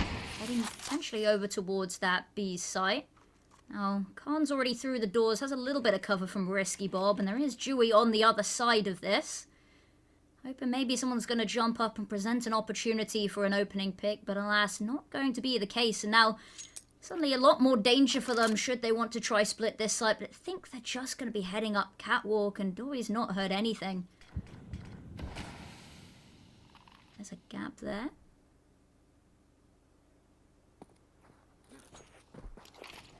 Right, now 45 seconds. Gotta have to make a move. And yet again, gonna be walking up a short.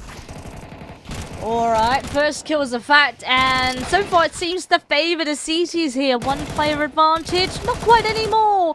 As Khan is ready to clean everyone right up. Only Onyx that is left. Creeping through that smoke. Head now spotted, and with that, a lot of information obtained. It's a good nade, honestly. Only a slither of damage onto Risky Bob before he gets rid of him. And with that, Namiga does bounce back. 8-6, still very, very close. Is indeed a little bit of a tricky one there. And it is going to put money in a very uncomfortable spot. But, you know, good initiative from both teams. Pretty solid there. Just, there's been so many little things that have been adding up for them as well. And Team Next Level, this was the side I was expecting them to run away a little bit with. Namiga, they struggled on their T side. Now, Onyx, quiet from them so far this series, but one straight away through the smoke. That's going to help. Is going to eat the nade to the face, and a second one, why don't you? Still alive, however, and has called teammates over, but they're starting to crawl away a bit. I like this pressure elsewhere they've got from Xantar, just holding the line back in their spawn, giving them the option to rotate potentially if they need to. Actually, they're gonna shimmy and slide through mid.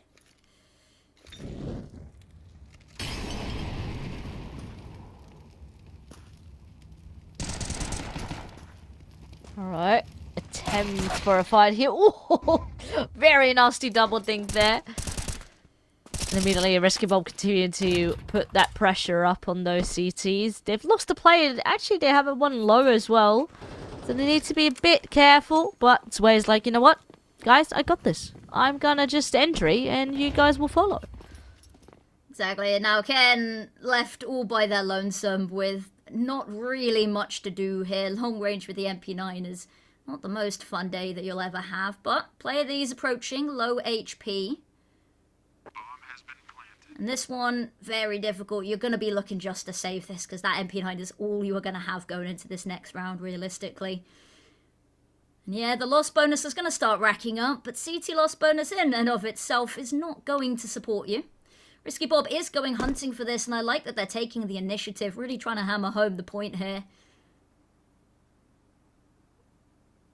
Actually, may potentially cross paths if Ken gets a bit too overeager to find a consolation prize. Ooh. Yeah, there you go. It's messy, but MP9 at that range is... You'd be better with a Negev from that range, I'll level with you. Goated weapon. But yeah, difficult round there. Namiga, they're really starting to establish this sort of lead. And as you'd want as well on your opponent's map pick, and actually a map that Team Next Level, they've had some wins against some good teams. We talked about how it's not even really a David versus Goliath situation here. This is like, David is tiny, yeah, minuscule, has never played on a stage this side. Namiga, we've seen them in so much recently. They are one of the teams that has ended so many teams' major runs in recent years as well. But this time, Namiga, they're standing strong. I was a little bit worried, but actually seeing how they're handling business right now. 10 rounds, they've established a lead, they've established a little bit of pocket money. And Team Next Level, it's going to be difficult to claw their way back into this. We've seen how they struggle against the momentum. They've not really been able to find a foothold that worked for them on this side, like they did with Long over on that T side. Yeah, you know, at the beginning of this best of 3, we were both a bit worried. Ooh, this is fascinating. Standing on top of one another. I like it. No one, though, quite visible for them just yet. But the idea is there. And again, Namiga trying to spice things up a bit. And I would say in comparison to the T side of Team Next Level, they're a bit more proactive. Whereas, you know, sort of along the line, Team Next Level was a bit... Things were just running a bit still. Running out of ideas. But who knows what's going to happen to this round. Team Next Level did grab an opening pick here. Over towards B tunnels. And immediately Namiga shifted away. Didn't quite dare to commit to the B bomb side. And so far, things have gotten a bit more default. Spread out across the map. See where you can get an opener. Where you're granted a bit of extra space. So far, Team Next Level is very quiet. Yeah, they've been finding all of these picks based off solely just people walking into them. As you said, Team Next Level's defense hasn't been proactive. They've been sitting on their hands a little bit. I don't want to say that they're scared to take these initial fights and swing these opening angles, but they definitely haven't been going for them. They line up for Dory, who's just on an absolute tear this round. 4 in the round. Unfortunately, not quite the ace for them, but beautiful nonetheless, and really a confidence boost that they need. They saw 7 rounds in a row lead Namiga after their initial run in the first half. This time, they're not quite going to let it get to that point this time. Stop the snowball before the avalanche hits. But yes, they need to find something off the back of this here, because again, the state that their money's in at the moment is so unstable. Yeah, it's quite scary. Oh, I love this. Look at the CT aggression. We talked about how they weren't doing it, and then immediately we are delivered. Absolutely. Unfortunately, it didn't quite pay off, but the idea again is there. But it's got them to back off at least. Yeah, absolutely. You know, they are not going to be risking or taking too much of a risk there with staying too long, them maybe having a bit of a smoke advantage. So I get that they went to back off, but with that, it slowed Namiga down also quite a fair bit. They have to regroup, rethink, and I guess, well, maybe with this, now they're going to be picking up the pace. Xanta with an opener here over towards A. Billy will throw in additional utility, try to cross towards the side, which he can do safely. Ooh, able to actually stay. Nice smoke out there. I like the HE to part it. Unfortunately, doesn't quite get the job done, but Xanta through the smoke finds another. And I think this is going to be something that we see is the difference in utility usage and in the timings. That's been one, is that Namiga have been able to find the most minuscule of opportunities to get into places that Team Next Level aren't expecting, and really just sort of coil the wire round from behind them. And yeah, this round is unfortunately not really anything up for contest. Saving your guns potentially, but even then they've gone hunting and actually gunfire is going to let off the location, but also gone unchecked there. Yeah, honestly, you know, for Team Next Level, it's not quite worth going for a hunt here. They wish they could, but at this moment, you gotta save every weapon you've got, every bit of money. Gotta go for the long run here in order to stop Namiga and try and take your own map pick, because at the end of the day, Dust 2 has been picked by Team Next Level. And now, final timeout now for them to use. Try to really get all the heads to face the same direction again. Yeah, difficult one here as well. As you said, final timeout. They used them quite early on, the moment the round started hemorrhaging in the first half. And now if they do manage to claw this back, they've got nothing left unless this goes overtime in the OT department. So they have to have had a pretty deep and meaningful conversation, you know, evaluate the meaning of life in that short 30 seconds there. But back we go. Really stacking up on the nades here, so something clearly in mind. We hesitant to peek this as well, but needs to back up Ken. They're going aggressive down mid. We've seen it work for them before, but unfortunately Dorby not quite able to cover, and they go 2 for 1 in the opening duels.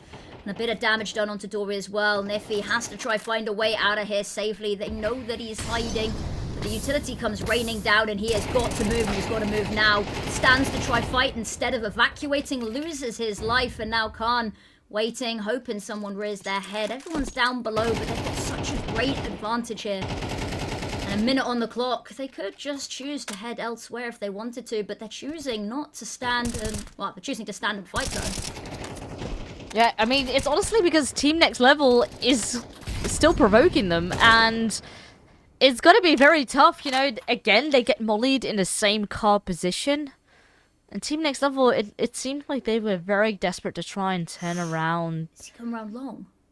Yeah, that's fascinating. But to be fair, it's going to be a long way for him to shift all the way to site. By that time, Namiga could definitely cross and set up for post-plant position. So timing is going to be everything, because, alright, there we go, Namiga's running now, throwing in util towards short.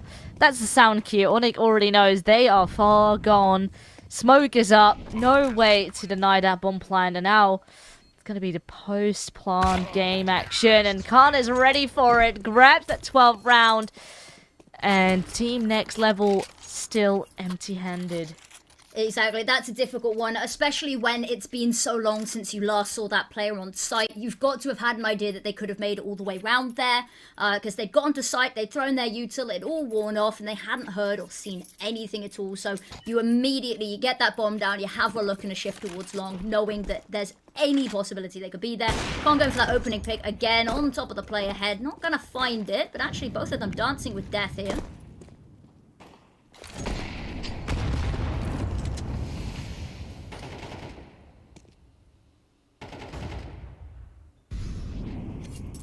Noise being made, mainly purely as a distraction, but Dewey is maybe keen to give it a bit of a look in. There wasn't much util to begin with, and what they did have has been bled dry, and losing the player advantage. This is all starting to spiral pretty quickly for them as well. Ken posted up, such a star in those opening couple of rounds, it just hasn't been able to find the same sort of flow state since, and Risky Bob having a look, trying to make the jump up. Isn't actually going to be contested there. The smoke actually going to be helping out. There's the Molotov over to his teammate, and Dory getting ready. Spots ahead, gets a dink off as well, and now moving on forward. Spots the bullet. He's trying to get ahead of this, get the jump, expecting them not to have him push this. Finds the pick, goes untraded, goes for a second and finds it, and suddenly a lifeline in this round. The rest of his team is going to have to step up as well. Namiga sort of trapped now, all together in an island on the middle, but no footsteps closer towards site, and Niffy is approaching. Timing is gonna be everything. Oh, well, that's the sound cue. And sure, a trade has come through. Ooh, it's a bit awkward with that reload. Sway able to escape.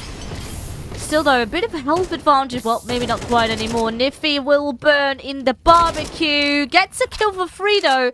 And Sway will try to get that frag. And now timing again. It's a couple of seconds. Nate looks good. And it is perfect. Niffy will deny that.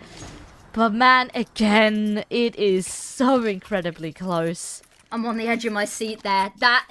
No HE there, that could have been a completely different round. But as you said, time to perfection. There wasn't really anywhere else that they could plant. Needed to plant safe with very limited time. So beautifully read there. And they keep hanging on. Still 4 needed, and their money hasn't been in an amazing place. But if we have a look here, round win here, take away the weapons. Potentially Namiga might be in trouble in the money department if this keeps up. Niffy runs on through, gets ahead of the smoke, doesn't see that Lear is already passed, but so many bullets coming his way, there's nothing to do but back off. Ken's found one, super aggressive down mid once again. And now sort of hovering around the doors, not entirely sure what to do here.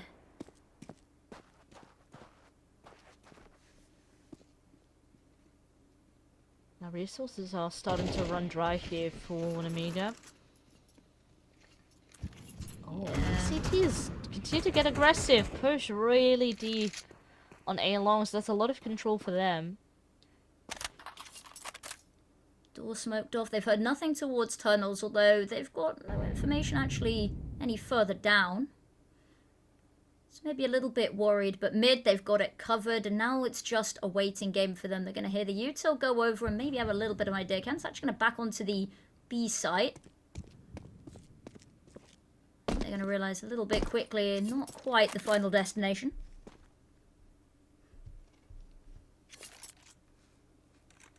Seconds, last minute pop. There's only one on site here. They do have Flerex up long. And there's no smoke to try block that line of sight. Could be huge here. Ken, actually, are they going to spawn him? All he has to do is tuck in and wait for a second. Jumps out the last minute, but the kill is stolen. Risky Bob does find one. Actually in a lovely position to go for a bit more, but time here has to try plant. Taps, baits it out. They've both found picks, and now it's just Onyx. The bomb goes down, and in a matter of seconds, a round that looked like it could be theirs, and it's all over. The map is done. And TNL, it looked like a good round, but alas, their map pick falls into enemy hands. Absolutely. I mean, Khan and Xanta there did a phenomenal job in general on that map, really trying to lock down their opponents. And honestly, I really felt that very first half was really a difference maker, the momentum shift that was happening.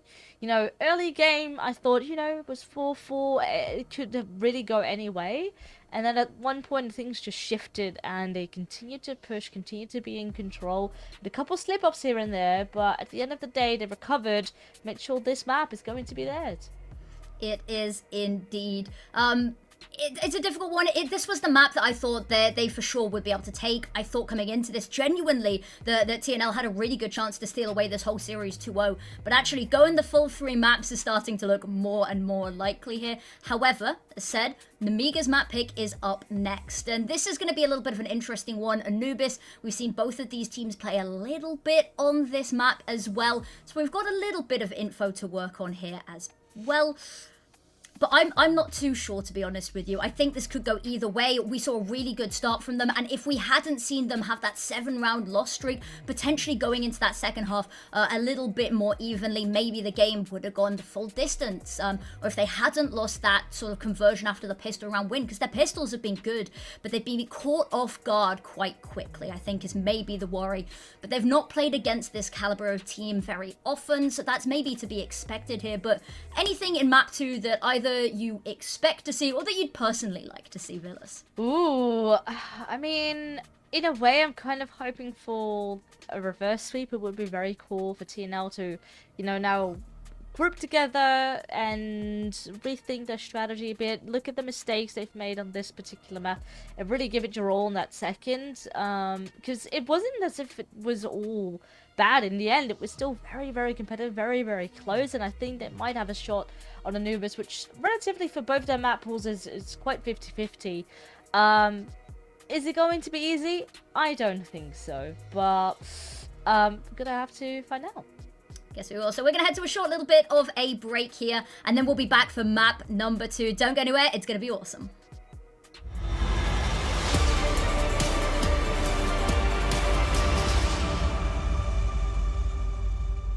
What's your name?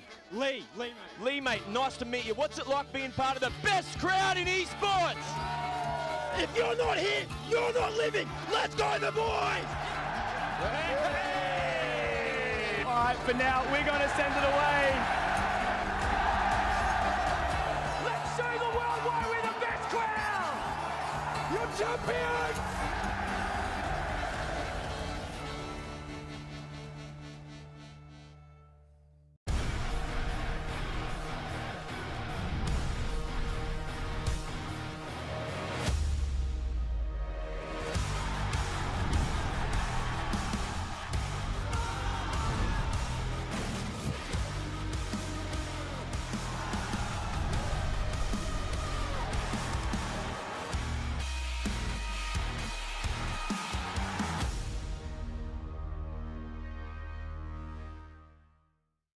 Think you've seen it all? With Faceit Watch's Point of View Selector, you can experience the game from any pro's perspective. Use the multi-view feature and customize the stream with up to 4 angles. Control what points you see while earning rewards. Drops are activated and lucky winners will receive Faceit points. And if you ever miss a match, VODs are now available. Get instant access to demos with multiple POVs and commentary. Watch it, control it, Faceit.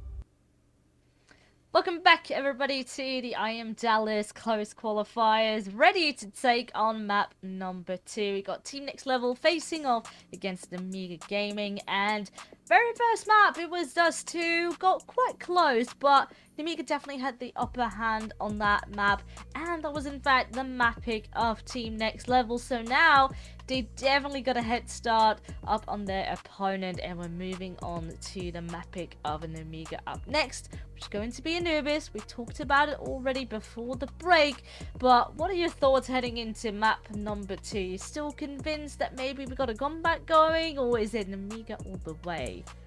It's an interesting one. I think that there is definitely still a comeback on the cards here, considering that technically in the past 3 months, Namiga have a 0% win rate on Anubis, which in all fairness is against some of the higher caliber teams that maybe TNL haven't had the opportunity to play against, at least not as consistently. But it's definitely not been a map that they've looked particularly great on. They lost this map, I think it was 13-6 to Bet Boom earlier, so a pretty heavy loss to be taking there as well. So I'm hesitant, and the fact that they're starting on the CT side, there's hit and miss with that as well, is that today they've played a little bit worse on their T side than they have the CT side, so the fact that they're playing a little bit more cohesively and they've got a little bit more structure that TNL didn't really get the chance to showcase as much on their CT side, is actually the fact that they're not coming into this on preference side pick maybe doesn't worry me as much. I think it's still very much on the cards though. We saw Team Next Level get a really good running start with the pistols. They won both of them, and to be honest with you, I have no doubt that we'll see this trend continue as well. But Namiga, I think honestly it's anyone's game. Whoever can get a really good lead going into this, I think maybe we'll edge this one out, but it's all to play for, and that's the best kind of Counter-Strike, isn't it? Exactly. I mean, at the end of the day, you know, we can guess, we can analyze, but it needs to happen in the server. I think Namiga definitely got a bit of an upper hand when it comes down to confidence. They had that massive win streak over towards half one over on the last map, which I feel like definitely sort of like pulled the switch on Namiga. We could see them playing very aggressive and confidently, and yet again this push from Risky Bob. I guess risk it for a biscuit at the moment though. Oh, he could be getting so much info. That's one kill. Needs to be careful. Has to back up here if Khan actually able to get a kill, but now trades in return. Both of them fall. Sway may be able to at least get one more back, make things even yet again. But what is Namiga going to do with all that pressure? Yeah, they're going to be swarmed very soon here over towards this A-bomb side. Xanta will fall, and bomb will be planted. Indeed, it will. Bomb goes down. They've lost the advantages. Vi's going to come out. The White Swing actually going to do nothing but hard. Low on bullets is the only reason that this fight lasts as long as it does. But Lear there, and I jinxed it. I said I expect them to keep winning pistols, but actually, Namiga, they've decided it's their map pick. They humoured TNL enough on the first map, and at this time, they're going to get the head start that they need. Now, the conversion round is going to be an interesting one. Both of these teams today have had a habit of stealing away that second round, especially after a T-side bomb plant. So this is anyone's game still, but Namiga, they're going straight up into those A1Ss. But Team Next Level is going to bring the heat for themselves as well. Of course, that bomb plan definitely weighing into this decision, I assume. So we even got an AK in the mix. Bit of util. So definitely don't count them out just yet, because they got a lot chunk of firepower. Now, that's not a nice start. Immediately losing half HP. Yeah, difficult start indeed.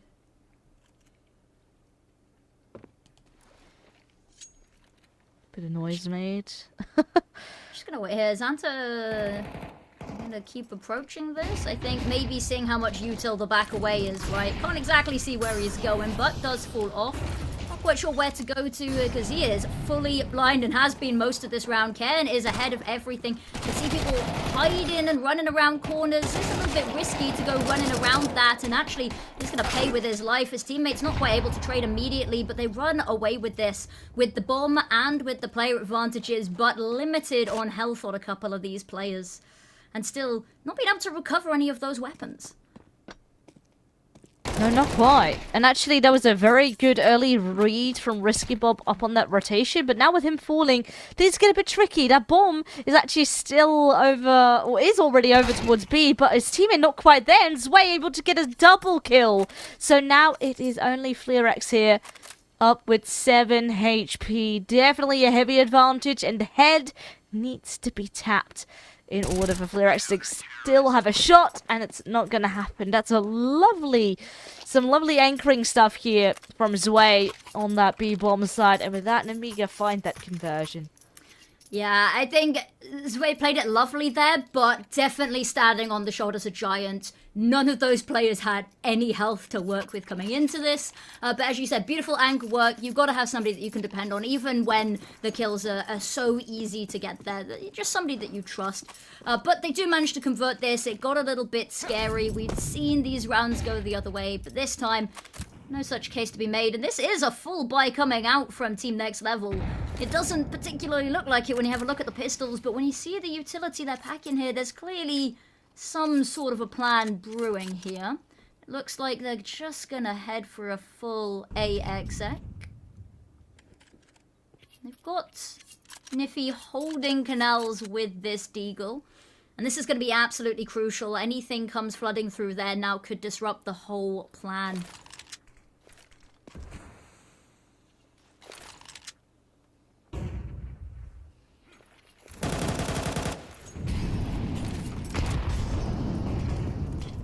To call the smoke, they're going to use this opportunity to go forward. Leah hiding backside with the SMG. Molotov been forced into the fight, and actually it all lights up blue, and in the blink of an eye, only Onyx is left.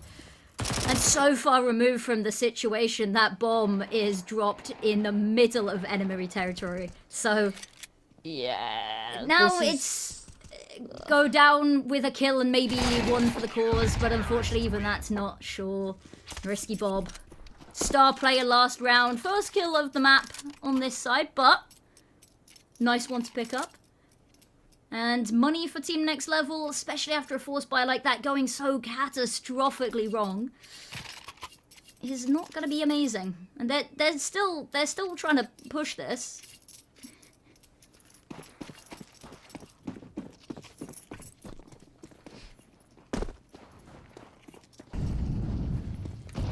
A couple deals here invested into. Yeah. Gotta find something though, and I have a feeling that Namiga, they're just gonna tuck themselves in. They're not gonna let these fights be taken. No, absolutely not. Well, Card essentially is in for a treat, maybe. 2 players heading his way. First head spotted, dinked, and deleted. One more. Also found. Gonna be forced away with that incendiary. Connor's just on a mission to hunt down a bit of extra cash. Will be decapitated himself now though. But immediately look at the reinforcements that are gonna come. They are not backing down. They want all the kills for themselves. I was a little surprised that opening pick that they were both there and holding the angle, but you just watch your teammate get taken down and don't even bother peeking, forced away by the Molotov as well. So he does have a kill and there is an MP9 on FleerX, but it needs to be this fight here. Zwei is waiting for it. Maybe if you can get the drop on him, but as he tucks away round the corner here as well, just spots out the corner of his eye, takes him down. That bomb gets dropped and now Doi.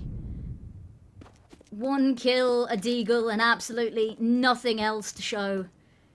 Has to either pull off a miracle, maybe you can try get towards the site and pick somebody else off, but this is all just risky and not even being subtle about it. Lear, all he has to do is sit and wait for the footsteps, isn't cleared. And yeah, 4 in a row for Namiga.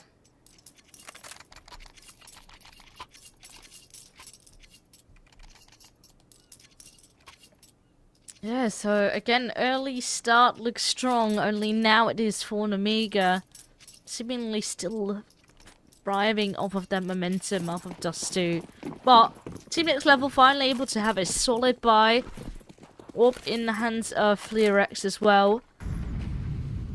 What is their approach going to be? So far, seems pretty straightforward, very much default action. Bit of util dumb towards B.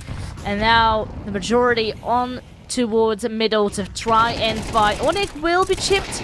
A bit of damage away, still standing, able to trade his teammate, but Santa is able to keep the numbers in Amiga's favor, hoping for maybe a slither more. Shoulder spotted, and the spray down with the final bullet of the mag is going to be ending Fleerex's life.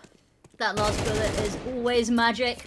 Ken's found one, and he was such a front runner for the openings that gave them that initial boost over on Dust 2, but this time it's a very difficult game. That bomb is dropped in the middle of nowhere. He's got no supportive teammates, and if anyone could do it on his team, it would be him, but they know where he's coming from. They've got eyes trained on this. They've got the AWP barrel pointing that way, and it's a tough one.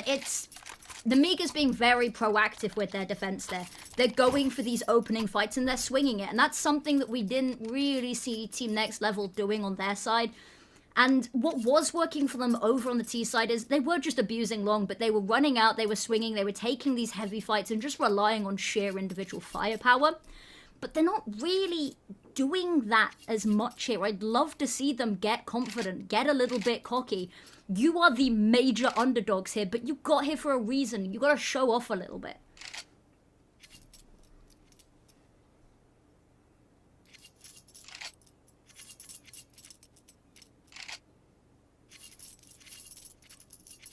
So what do Team Next Level need to do differently? Got money again at the bank.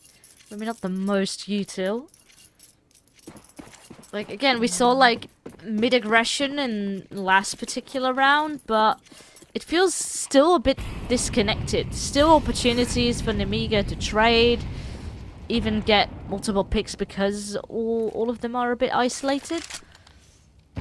Indeed, lovely nade there. Actually, it doesn't go deep enough to do a whole world of damage, but the second one will. Forces the fight, takes him down, gets ready for the second, but Dory's going to find it. Zwei really needed here to find these kills to alleviate the pressure, but actually goes down, and suddenly this side, they can crunch upon it. Leah does manage to hold at bay these players, and Khan in the meantime's found the equalizer, and actually now they just have to back off a little bit here, but trapped in connector, goes down. And suddenly disjointed once again, trying to recover this round. And the bomb is on Onyx back, but where do you go from here? That was honestly a very cocky play. I have to admit, Leah just standing in the middle of the site, not a single piece of utility covering for either angle, but just being so confident that Onyx here with the bomb is not going to peek and he can safely stand there, go for that fight over towards water, get it, and there we go. They can finish off the round. Easy and almost without a scratch. Things look solid. And like again, in the middle of the round, you think it can still go either way, but Amiga in their minds, they know exactly where they're at. They know exactly how Team Next Level is going to be playing the remainder of the round. They get scared. They get maybe too passive, and Amiga just continues to put that pressure on. They crumble. And here we go. 6-0. Yeah, they're forcing into this one again. Upgraded pistols and a lot of utility, and they've already lost any advantage at the half. Now running down Zwei, lines them both up, and actually there's a little bit of team damage in the mix, but we talked about individual stepping up, and this is what we need, but it needs to be a bit more. Still 2 Tech 9s, Liz running on over, but is held off by the smoke, but has the cover from his teammates. Say that actually, there's a smoke block in the way, so this time is just going to tick down. Xanta chipped away, but they're all cowering on site. There's no real way for them to escape here. They have to stand and deliver. Molotov goes in, forces the fight, but Niffy wins it. Lear trying to capitalize off the back whilst attention is distracted and drawn elsewhere. They know where the last 2 are, but time is getting short. Dancing with bullets. They do take down Ken, and they have to just hop on this now. They get the first, pull off the attention, but they have to come off the defuse, and it's going to be close, but I think they've got it. Oh, Lord, that is almost too close for comfort. But again, it feels calculated. The way he just flicked over towards a main to grab that final kill as soon as his teammate fell. Almost magical. Really, really well done. And again, you have to be super quick, make very split-second decisions. And he did it. With that, 10 kills, 2 deaths. Sway as well, 11 and 3. Things are looking solid for Nemiga. And again, Team Next Level get close, but they couldn't quite finish the job. You know the game's going good when you've got the org out. Now Risky Bob goes for the fight. Actually, Flurex finds the second kill of the round, takes a bit of damage on the exit, hoping for the punish on the reaggress, but isn't able to get it. It is found eventually by Dory up top. Nade bounces back. The clipping is unfortunate, and now just has to sort of head down in shame and run back away and regroup with his team. But finally, an advantage bought for Team Next Level. As Ken approaches connector, is going to clear it out slowly, but there's still two on this site that they have to deal with, and it's moments like this that they've started to choke a little bit. And all eyes are trained on Ken. Uh-oh. Mistakes were made, walking in, not anticipating a player to be there. And with that, surely this should be the first round for Team Next Level planned going through. And there we go. Final kill found. Connie is on a bit of a roll for himself as well. On to 7 kills. Sure, not quite at the level maybe as Nemiga's yet, but finally finding a bit of form back again. And the first round is a fact. Only question is, can Team Next Level recover and maybe get to 5 rounds, similar in the way Nemiga bounced back and had that streak of their own over on Dust 2. Would be nice, especially, I mean, but technically Anuba's being T-sided, but, you know, I've seen some teams who are definitely stronger over on CT instead. But you want to have as much wiggle room as you can. Indeed. Talking of wiggle room, Fleerax and Onyx don't have much room left on the health bars. They have got to be very careful now. And that is going to cause them potentially to be even more passive than we've seen them thus far. And now, lovely Flashbang's going to force them off of this. And they're still going to go for the fight in the peak. And it is going to go Amiga's way. Going for some more. They spot the orb. It's a missed shot. Now desperately trying to chip them away with the nade. It's not going to work as he rotates back through spawn. Trying desperately to avoid any peeking eyes. And over towards A, where they bought a little bit of space towards main, but immediately taken down as Xanta gets both and suddenly stuck in mid. We've seen these mid rounds disjointed and unsure what to do at the best of times, but at least you have the bomb. You've got no health and limited util. And Onyx, not sure how to cross this, does find a little bit of timing in mid, but Risky Bob is ready for it. And now, Fleerax, even saving here is looking difficult. Sansa just pre-firing every corner. And you've got to be scared. You can hear the footsteps of your Fleerax. Missed shot and it's all over. I say missed shot actually. Sorry, got the kill onto Risky Bob behind.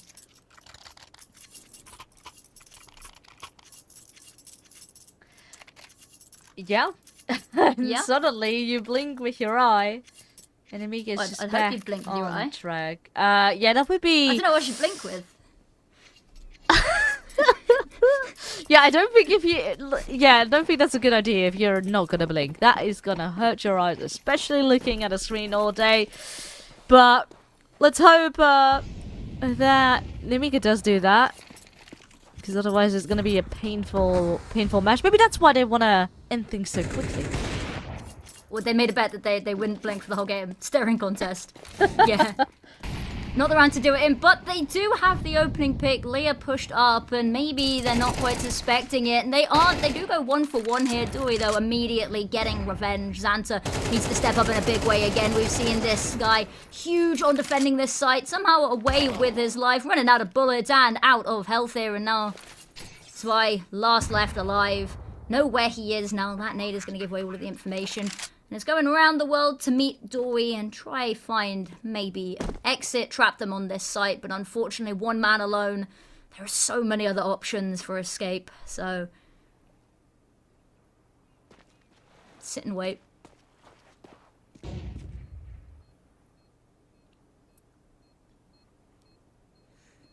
This is nice from Team Next Level to find themselves another. Even going 8-4 here, if they can secure the next 2 rounds after this, I'm still going to be hesitant. I am certainly scared. Things right now, you know, this is kind of just a slither of hope trying to cling on to, but Nemiga certainly seems to be continuously, you know, putting a lot of pressure, especially when it comes to all the little mind games. A upon Team Next Level. So a little bounce back is certainly not going to be enough, yeah. So 4 is honestly, I think, a must if they want to bounce back and have to. Don't get me wrong, it's not over till it's over, but also this is certainly not favourable. I'm a firm believer, you know, the underdog story, the comeback's always on until that defeat sign hits the top of your screen. And actually, they've already managed to burst all the way onto site. The gamble stack on the other side, and I think they've probably figured this out pretty quickly, and now they've just got to get ready for wherever the onslaught may come from. And it's going to be Canals. And now Leah, unsuspecting, runs directly face first into Onyx bullets. If he gonna take down Xanta, and now it's just gonna be a matter of picking them off one by one. Actually, do take down Dory, but Onyx ready and waiting to recover any weapons they might try and recover, steal away. But none of them have dropped anywhere near.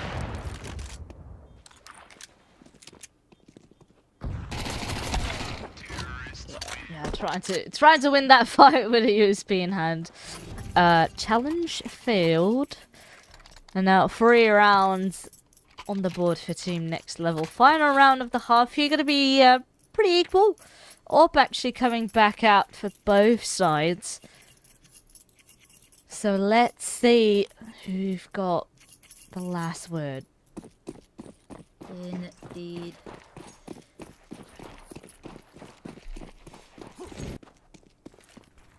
Right. Seems like they're going heavy mid. I like this. It's only really Leah lying in wait there. Sorry, they dropped down into Canals. That's my bad.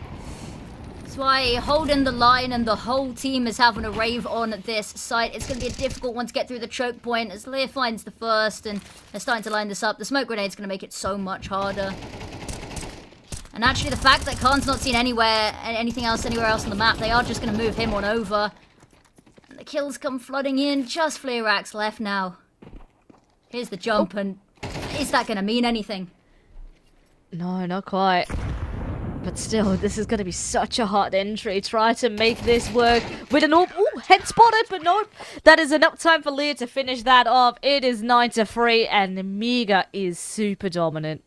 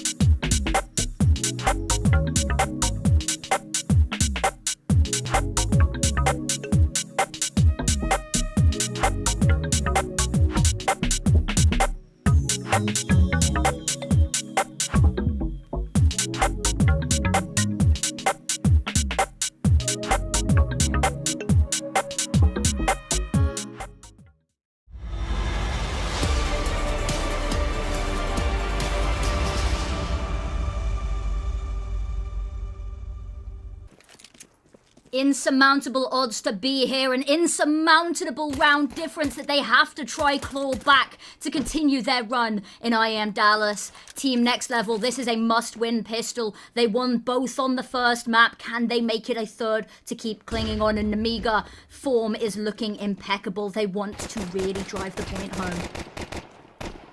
Spotting a player that is information so far. Maybe playing it safe. Just smoke him off. And immediately try and make a run for it. At the same time, though, is exactly where you want to go. There is 3 players all there awaiting you. Instead, yeah, they will back off. Is the timing going to be enough, though? Because, Niffy hoped to maybe catch them off guard, and instead, alright, opening found. Amiga may be on the way to continue to punish, but still being a player down, it's not going to be an easy fight. The drop down from Canals there, Niffy was in such an amazing position, but unfortunately the hunting pack, 3 versus 1 is not exactly a favourable or fair fight. Dory, hiding behind the pillar, might be in for a little bit of a fright when he peeks his head out and somebody's there. Fleerax has to continue to keep his teammates safe, but attention has been drawn away now by the main players, and Risky Bob runs on in, turns back around, and Fleerax, everywhere he looks is another head, and unfortunately body hits the floor, bomb goes down. And now, Onik and Ken, they have to pull off something amazing. Spotted, noise made, and I think now both of them have been spotted. Ooh, but that's a very nice tap from Onik. Hopes for more. Xanta instead will say no. Hopes to finish the job himself, and he will. With that, it is double digits secured. Pressure continues for Team Next Level as that gap just gets bigger and bigger. Xanta has been the undertaker that has put in so many important rounds in the grave for Team Next Level. Also, Ken has just solidified himself amongst some of my top players. Oh, and he sold it. Oh, I was really hoping for that. I was like, it's a bit of an interesting map, and I wouldn't actually, suggest anyone play the Mag 7 probably on Anubis, but I really liked the initiative for a second, but now this round I think it's all over. The lucky charm is gone. Oh, through the smoke. That is tough. The amount of damage already dealt, the need to follow it up. Oh, everyone's clinging on for dear life. Swy carefully and silently dropping on down, and the player that's there to greet him is low health. Niffy is gonna fall. And a back away once again. I like this. A little bit of a tease here and there, but they're not overly committing to it as well. It keeps Team Next Level guessing. They have that player rotating over, and actually, if Xanta wanted to have a little bit of a look, he'd find that site may be quite empty right now.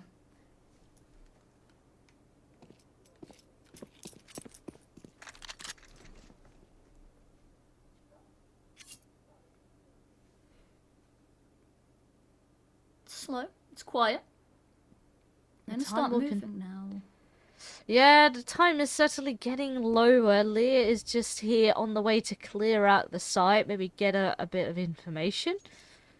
And with that, they know it will be clear. And look at that bomb retreating. Sure, there's low time, but they know A is completely empty. So with this, they go the safe route, go all the way around.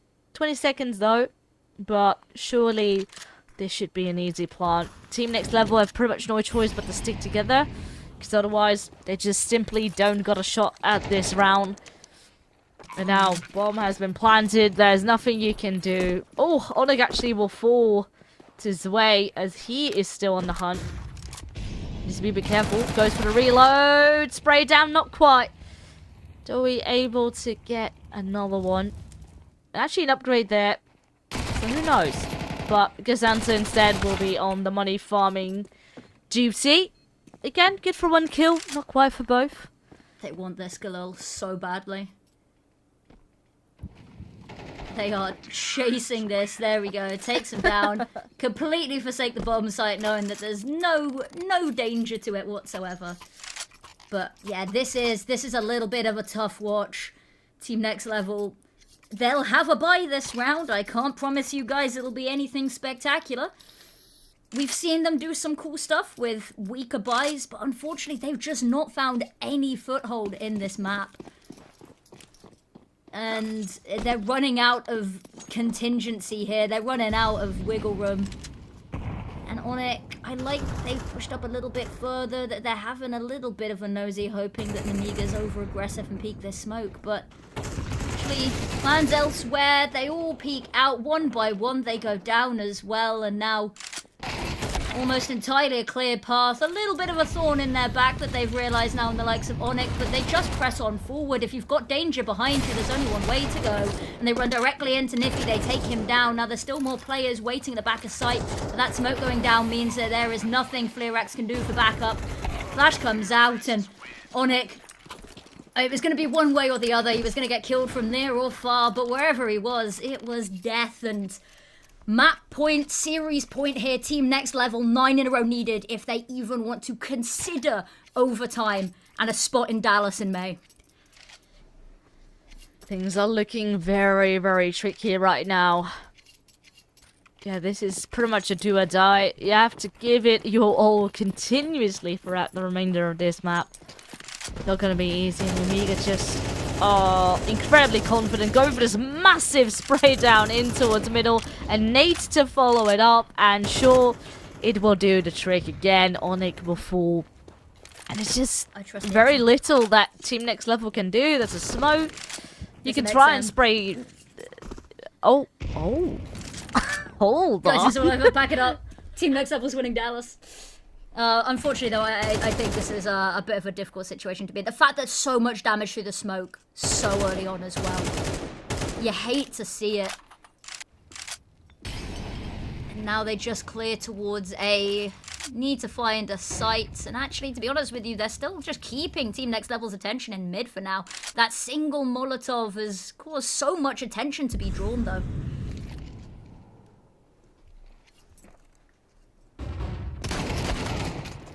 Oh no. Ooh. Yeah, one by one, the pieces start to fall. Khan, it's going to spot the elbow, I think, and it's going to be Leah that follows up with the kill. And now just Orwe left. He's on the right site, but he's about to be run over. Dogpile, and it's Khan that puts the final nail in the body. And that is going to be it. Unfortunately, Team Next Level, their run ends here. But Namiga, they live to fight another day in the lower bracket. Yeah, I mean, maybe it is the experience here where Namiga definitely has a bit of an upper hand over Team Next Level. You know, Team Next Level, though, I think they can still be very proud of where they've come. You know, they've been sort of on this tier 3, borderline maybe tier 2 grind, trying to get better. They're still a very new team as well, keep that in mind. And this is sort of their very first taste of what it is like amongst these tier 2, tier 1 teams. So honestly, you know, they did a very solid job at the start of the day. Here again, good fight, but Namiga still has that upper hand. They just know what it's like to play in these qualifiers, and the experience is showing. Exactly. But I think, you know, commiserations, but you've got to give massive credit for Team Next Level to getting where they are right now. Through the hellish open qualifier, they had to fight some intense teams. You know, they beat the likes of Cyber Shogun 1 win to be here. So the fact that they got here, I think this is a team that we can expect to see maybe potentially a couple of times more in future events as well. And I think the more times they play in events, the more times they play against these better teams, the stronger that they're going to get. But you're right, there's just a little bit difference in experience, and you've got to look at it in terms of stamina as well. Is that we thought that they haven't necessarily had the chance to build up the reps like the Mega and the tier 2 scene. You hear everyone talking about how many matches they're playing day in, day out.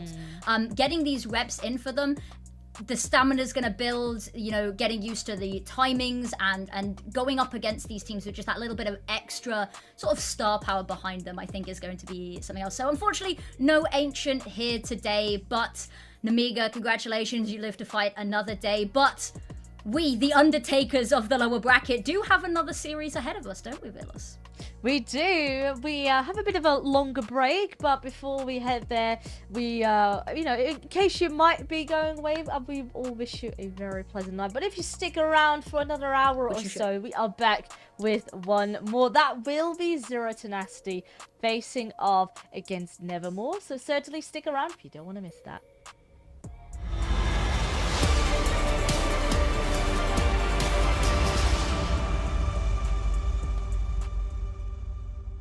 What's your name?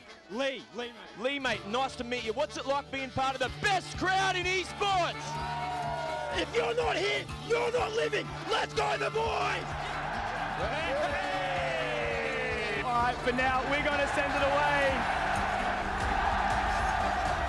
Let's show the world why we're the best crowd! You're champions!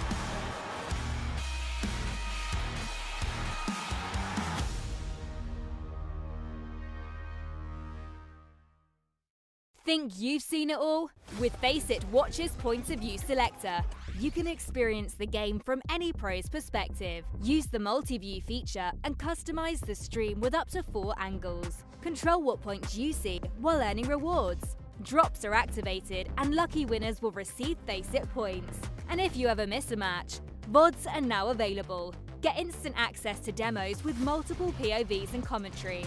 Watch it, control it, FACEIT.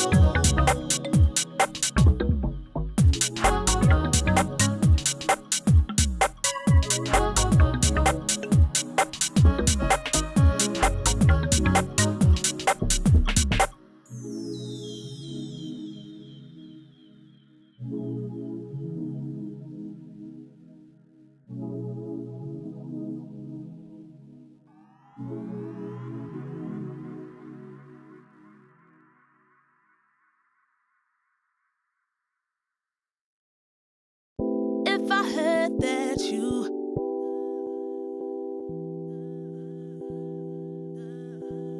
If I heard that you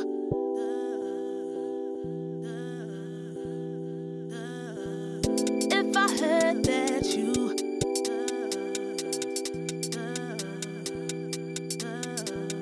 If I heard that you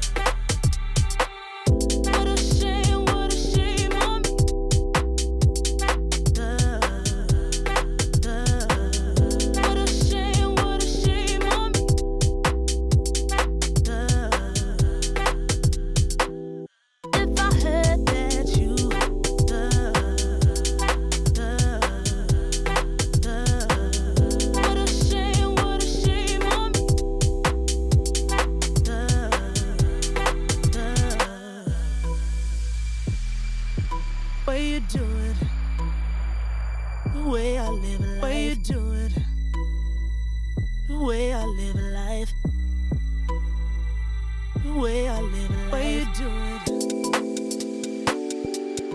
way you do it, the way I live life, way you do it, the way I live life, the way I live life, way you do it, way you do it, the way I live life, way you do it, the way I live life, the way I live life, way you do it,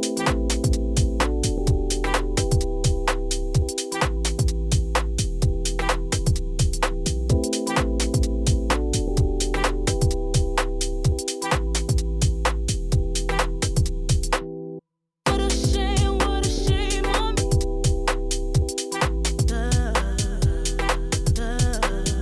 What a shame on me.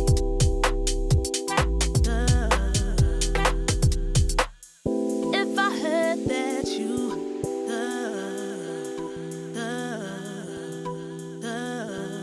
if I heard that you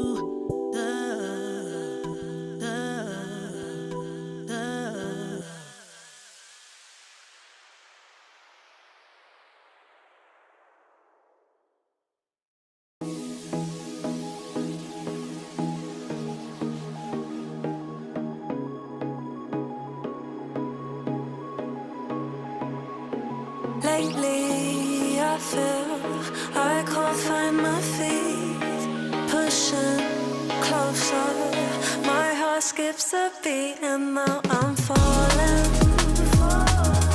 Deeper than a fly, I can't control it.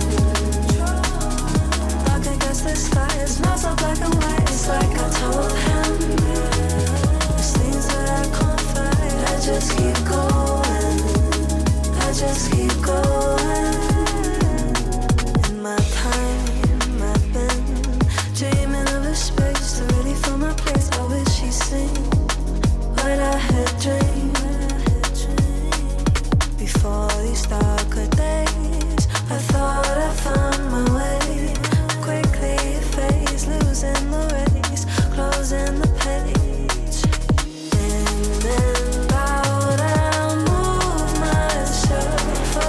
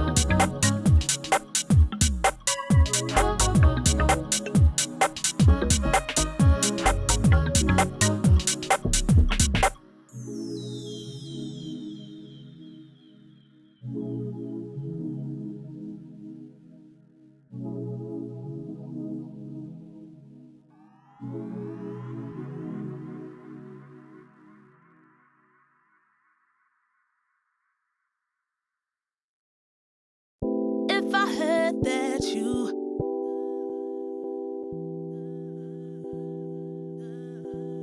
If I heard that you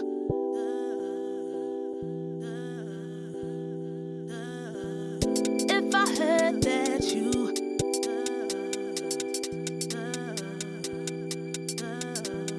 If I heard that you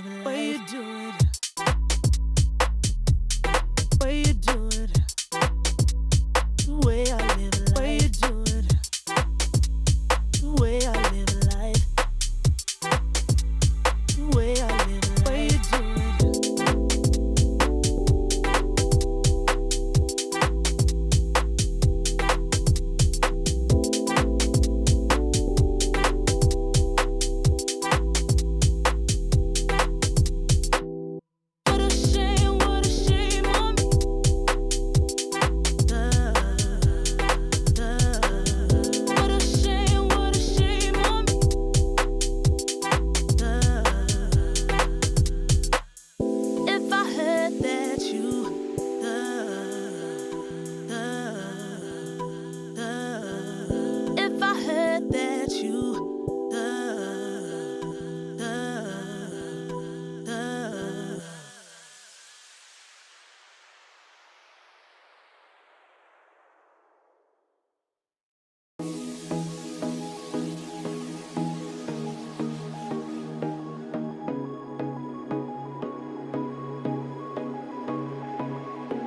Lately, I feel I can't find my feet. Pushing closer, my heart skips a beat, and now I'm falling deeper than I fly. I can't control it. Dark against the sky, it's not so black and white. It's like I told him. There's things that I can't fight. I just keep going. I just keep going. In my time, I've been dreaming of a space to really fill my place. I wish he'd seen what I had dreamed. Before these darker days, I thought I found my way. Quickly it fades, losing the race, closing the page. In and out, I'll move myself again.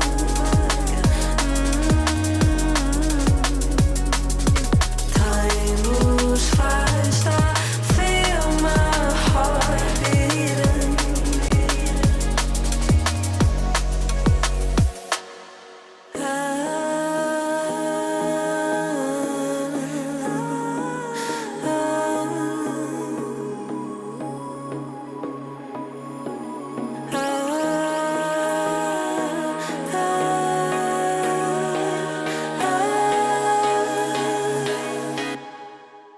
And now I'm falling deeper than I fly. I can't control it. Dark against the sky, it's not so black and white. It's like I told him. There's things that I can't fight. I just keep going. I just keep going. I just keep going. I just keep going. Dark against the sky. There's things that I can't fight. I just keep going.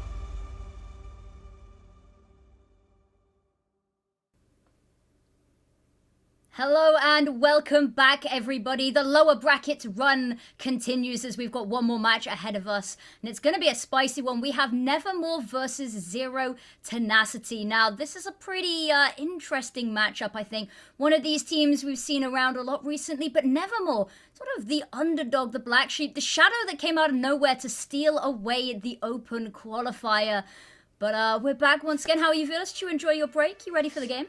Absolutely. I mean, re-energized, ready to spice things up once more. Already earlier today, you know, we have seen a lot of action going on, and now we are here in that lower bracket, ready to see who saves themselves from elimination here, because ultimately, you know, double elim, meaning they've already lost once, can't afford to lose another time. Exactly, and both of these teams had pretty difficult matchups earlier, so it was 3D Max versus Nevermore that sent Nevermore down here to the lower bracket, and it was Heroic that sent Zero Tenacity packing as well. But let's take a look at our veto, shall we? The maps that we'll be seeing coming up today. Now, I'll let you talk through them if you want, but let's see anything that, you know, maybe jumps out to you potentially. Yeah, I mean, the insta-bans of Nuke and Ancient, these are maps they've banned earlier here today as well, so I'm not really seeing many surprises here. Then we have Nevermore picking into Anubis. Wasn't quite that pick earlier on today, but it's a map that they like to keep afloat often, so maybe staying away from Asian, that was too close for comfort, trying a new map. And for Zero Tenacity is going to be Train. It's sort of, you know, in the middle of the pack. We haven't seen too much action of Zero Tenacity on Train just net, but they have definitely picked into it relatively recently. So, you know, honestly, and I think this is kind of nice because this is a map from what we know of Nevermore. They haven't really actively played yet, so it's gonna be fun to see what's gonna go down over there. Exactly. It's a really exciting one as well with these open qualifiers to see teams coming through that we don't really know much about. In fact, we don't know much about any of these players as well. So they've not quite got the experience. Again, like the games that we've got earlier, they've given us the tough ones. They've given us all of the games that we're sending people home. They've given us all of the games of new teams that you may not have seen kicking around as much, which is really exciting because we get to see something new brought to the table as well. And maybe it'll keep Zero Tenacity on their feet. I'm excited as well. This will be my first proper game of Train casted. So yeah, me too. It's evaded me until now and I've missed it, but exciting. Inferno, if we go the full way, it's a difficult one. This first map, Nevermore really need to put Anubis on the table. They need to take this map away because trainers, they've played it 4 times in official so far, Zero Tenacity, and they have not lost. So you go into that second map, a map down. Yeah, we don't know what they play behind the scenes, but it's going to be difficult footing. But Anubis up first, I think, is an interesting one. Both of these teams played it in their earlier matches. Both of them lost it in their earlier matches as well. So redemption potentially for both of these teams. Yeah, absolutely. Anubis is a fun one to start on. You know, earlier today, both teams a bit shaky. Still, I do think Zero Tenacity definitely has the upper hand with all the experience they've got under the belt. This is a roster, mind you, that has been together for the majority since 2021, nearing 4 years. and Yeah. really sort of the stable factor that we see popping up in the tier 2 scene. Yet again here, very close, with sort of like one leg into tier 1, hoping to make an effort to get better and better. But I really like this team. You know, the loyalty that this core got to one another, to this project, is really admirable. So every time I cast them, I get really excited. It is nice to see teams just sticking with their gut, and instead of, you know, something's not quite working, just switch a player out. Sticking with it and trusting that you can grow as a team. I like it. But we've got to see whether that does them any favors here, and it is super fast over towards this A side. I like this, a classic rush to try and overwhelm. So far though, this hold is pretty solid. Alright, we got a double kill even here with another one to make numbers even more dire for Nevermore. The bomb is also dropped in the midst of the site, and you can't quite get it going. I like the discipline there as well. And Teamwork makes the dream, right? That was really nicely done by Zero Tenacity. Really relying on one another there in that horde. It is indeed, and to not get overwhelmed by the rush, which honestly, you know, pistols, sometimes you expect a team to come in hot and spicy. You don't often expect them in main in the first 5 seconds though, so very well done here. Straight into a match pause though. I'll be honest with you, we got away pretty scot-free over in our first series, so it was bound to happen. We were long overdue a tech pause, so we'll sit here and wait. Good to get it out of the way in the second round though, before the second round. Sort any problems out, means we can get the game and hopefully the series going pretty smoothly. But yeah, there's not necessarily too much to talk about from that pistol, unfortunately. So we'll see. We're not even going to see the buy up particularly here, are we? We're kind of just stuck in limbo for now. But I like that there are Galils being purchased. They didn't get the bomb down, so this is a confident and bold move. It is. And it a is. decoy. Yeah, and don't underestimate decoy. We were talking about it earlier. Decoy with the Galil, maybe you trick them into thinking that you've bought more than you have? That definitely could be It's the what case. I'm thinking. You get them on edge that actually it's going to be Mac 10s and, you know, Deagles that you're up against because you hear like 2 Galils potentially. Yeah. Maybe. Who knows? We'll find out soon. Oh, Anubis. It's grown on me. You know what? I'll say it. It's grown on me. Were you not a fan at the start? I liked it at the start because people didn't like it at the start. And then... I kind of got, I'll live with you, I kind of got bored of seeing it so much because it became like a staple map. Like, it was almost every single series.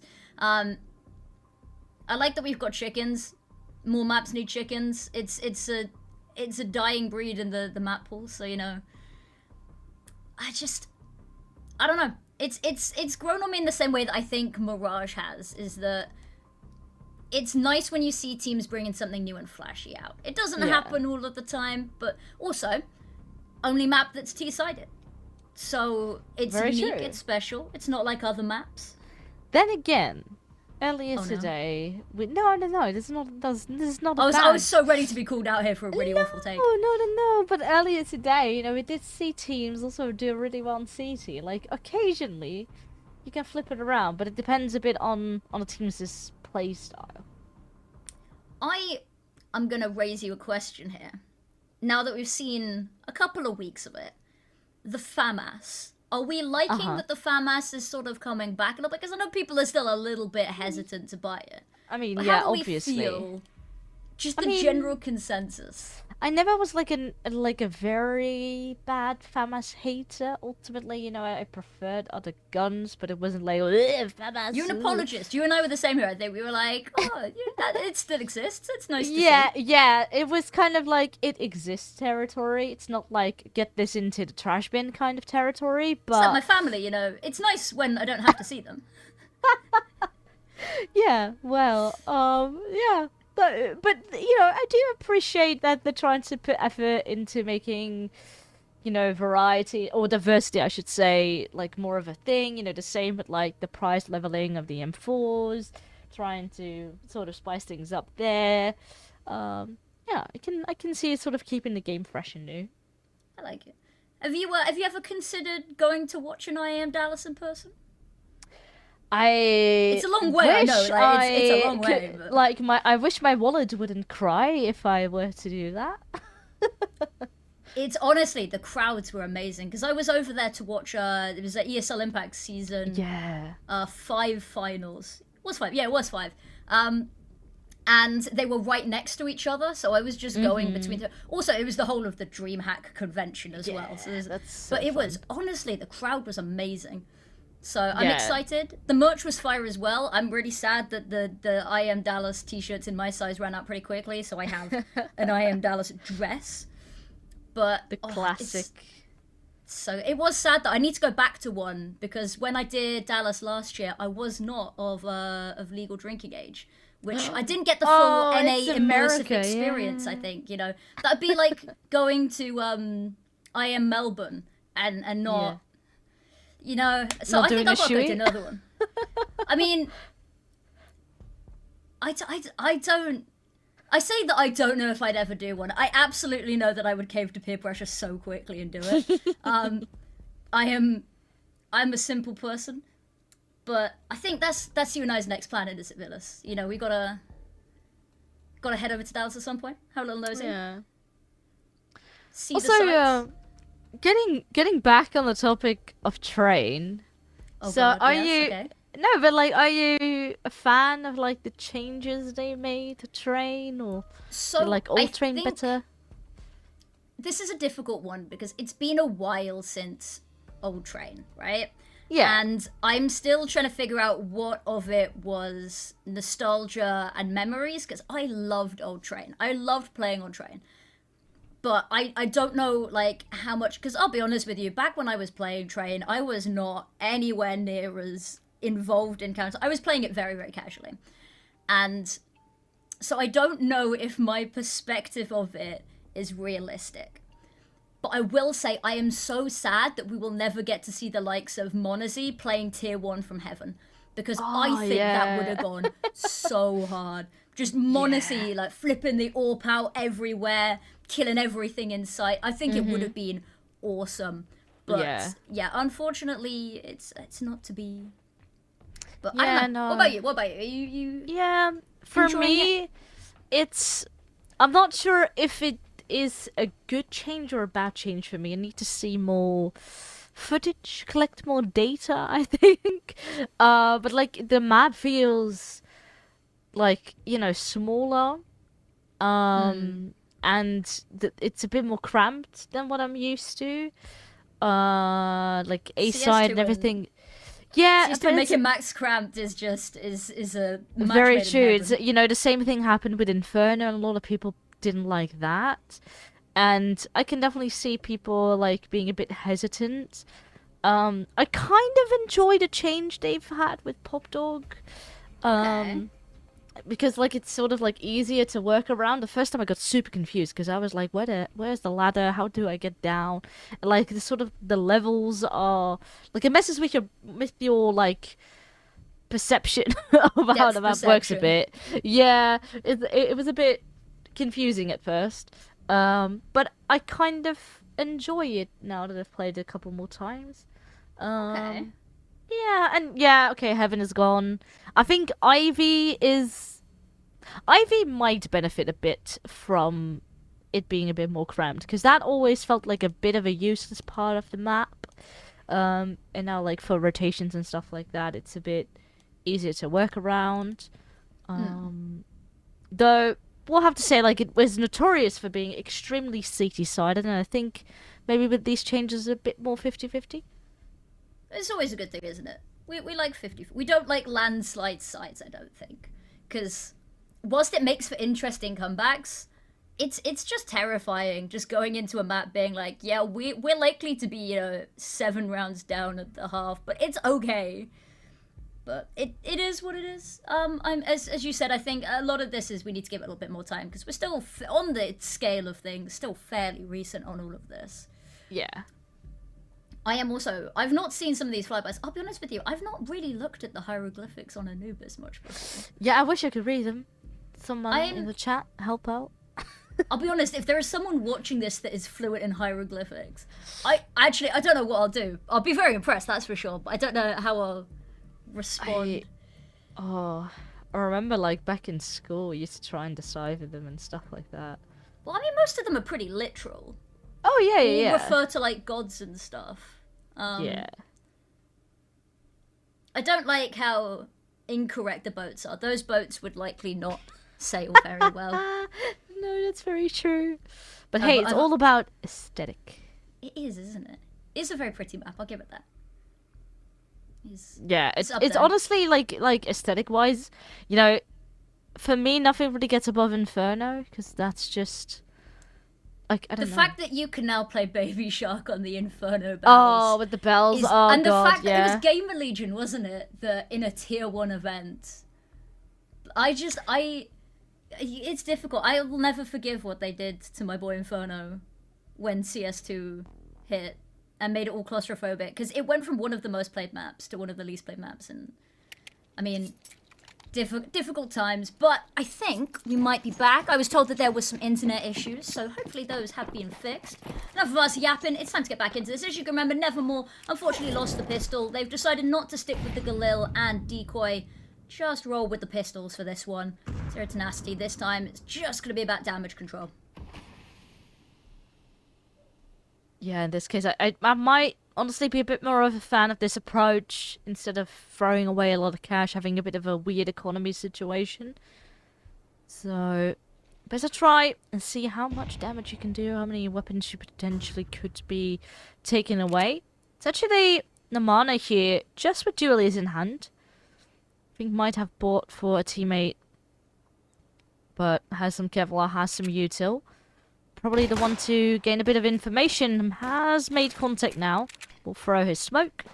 Just a bit of further delay. Maybe use the edge of the smoke here. Do a bit of damage so far. I mean, a couple chips left to right. Ooh, the reload timing has back up. And so far, so good. Oh, there's an awkward team kill in the mix as well. Not that I think Nevermore really had a shot there over towards mid, but those things certainly don't help. No, it does not. It has been a bit of a day for team kills for us, but yeah, unfortunate, just sort of a line up there, especially when it's all getting very hectic and all the pistols are firing. It just happens in the heat at the moment. But this time, got the AKs out, fair bit of utility, missing a couple of bits on people, but I really don't think that's going to have too major of an impact. And for Zero Tenacity, throwing the smoke out early this time, not playing for as much info, not playing for the delay, doesn't see anything in mid. It's a little bit of a spray just to ward them off. Simkir is trying to find something, just getting a bit of damage on anyone that's in the corner. We know that there's nobody there, but it's good to see the due diligence being done. And Donnie pushing through the smoke. It's going to be a bit messy.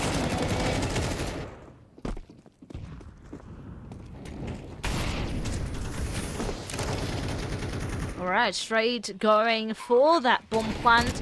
And with the smokes that are up, they are actually able to escape. And while I say that, move is actually found. And immediately, eyes are going to be up towards water, trying to get the kills going. Not quite here for Zero Tenacity. It's just Namana, front man of the squad. Good for one kill. Neither is very low. We'll switch here to a weapon to try and get rid of him, but it's not going to happen. Beautiful headshot coming through. And that's the first round on the board for Nevermore. It is indeed. I was a little bit worried. They were so hasty to plant the bomb, even when sight wasn't really fully clear there. Actually works out in their favour as they managed to clear off everybody and all reinforcements too far away to really contest that. Money is going to be in a little bit of a weird spot. Not enough rounds consecutively to really build anything here. So seeing a couple of weapons juggled between people. Picked up, dropped again. And this time Nevermore really looking to try clear up this gap and establish an early lead.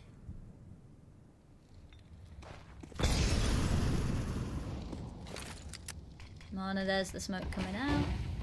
Single-handedly just doing so much to shut down this entire portion of the map, and it's all been done with a 5-7. Ooh. Way out in the open, but loads of support here. I like the aggressive push. Not giving them an inch to work with over towards this B site. It's the A players that maybe need to be a little bit nervous. And as those smokes fade in mid, potentially more danger to come.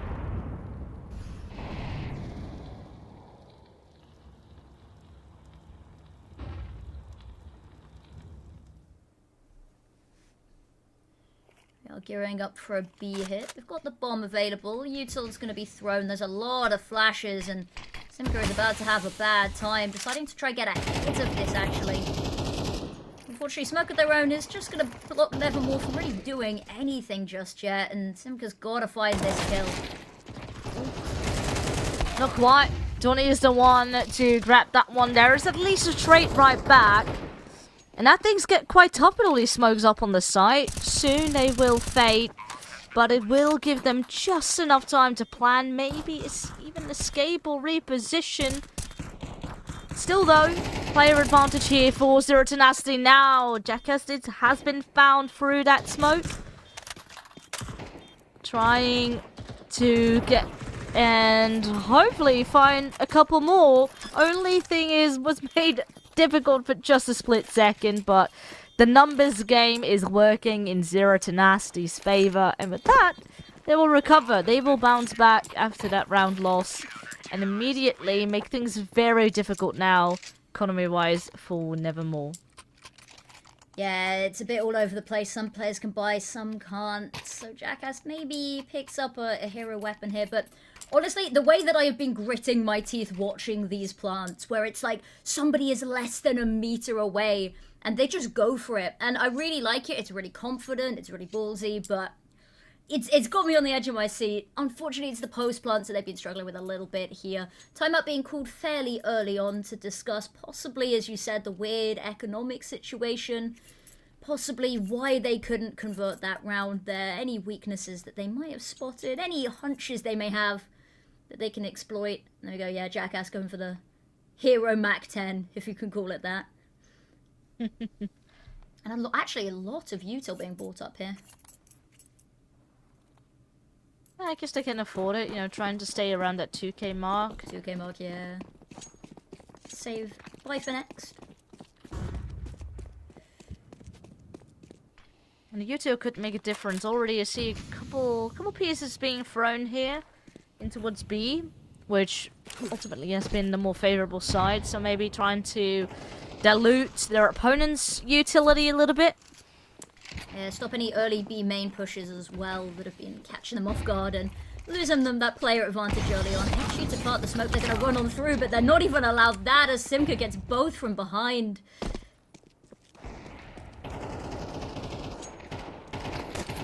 Oh, it's just Hodix now left with a Glock in hand, and it's a very awkward fight. And with that, Zero Tenacity add another one to the list. Now, money is back on board for Nevermore. And so far, we've seen a lot of really fast-paced pushes, supportive smokes to try and isolate a couple fights. And often, I feel like Nevermore has the objective to just go for a bomb plant and pray they can hold it post-plant. Which, to be fair, you know, it's a starting point. Earlier today, we saw how difficult it is sometimes on this map to get the bomb plants going. It does feel sometimes like a little bit of a frantic scramble. They're playing as a pack here. They've got no eyes anywhere else on the map, so it is all or nothing over towards A right now. That smoke's gonna slow them down. HE grenade, not gonna go deep enough to do any real damage. Move gonna get tickled by it. 7 HP is not gonna be the world of difference.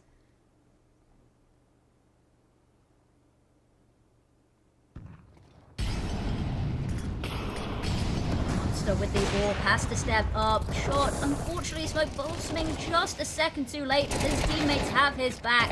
Fortunately, Jackass getting two, but Monster does eventually find a gap to work with here. The HP is low for him. Player advantage. They know that they like to go for these plants even when the odds are not favourable, and they try to get a peek on it, not going to work, and actually they've managed to whittle down the numbers, but alas, all for naught. The peaks pop out, and Zero Tenacity with another.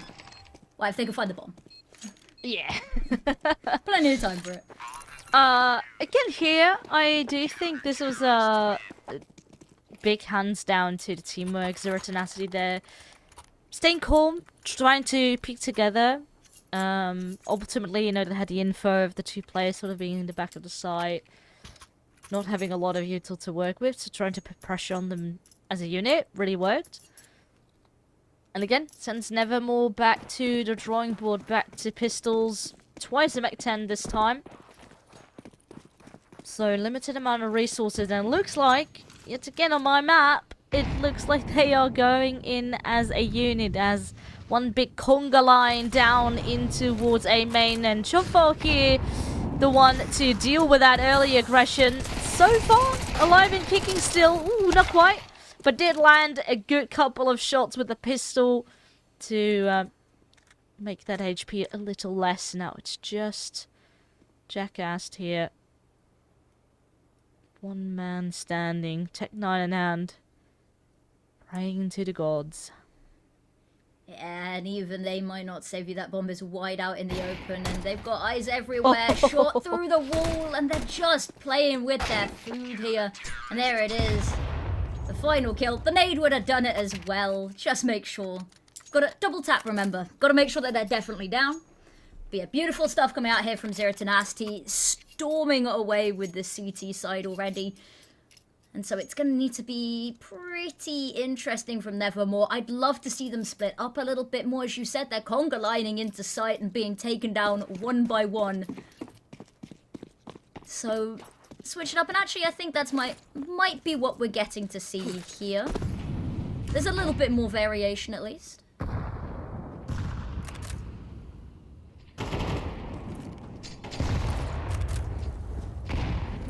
First kill going Zero Tenacity's way, and now they can just afford to pull their resources over towards that B site. Not heard anything this fight. Over towards main. Right, if he can get a pick here, it opens up a couple of possibilities for his team. That is a big if. Both of these players actually just happy to sit on their side. This is going to be a cheeky peek, and the flashbang unfortunately backfires, blinds his own teammate, and that's going to be a problem. AVN. Going for one, go for a little bit more. They line up a little bit, so much damage. Switch the weapon so we can just keep firing. Make it 3. And now just Nita left. We talked about it. He's found an empty site, but unfortunately all of his teammates in the bomb have gone down on the flip side. Wow. That was a lovely free kick from Athan in towards middle. The first two were already very nice, but the thought to immediately switch to that weapon on the ground.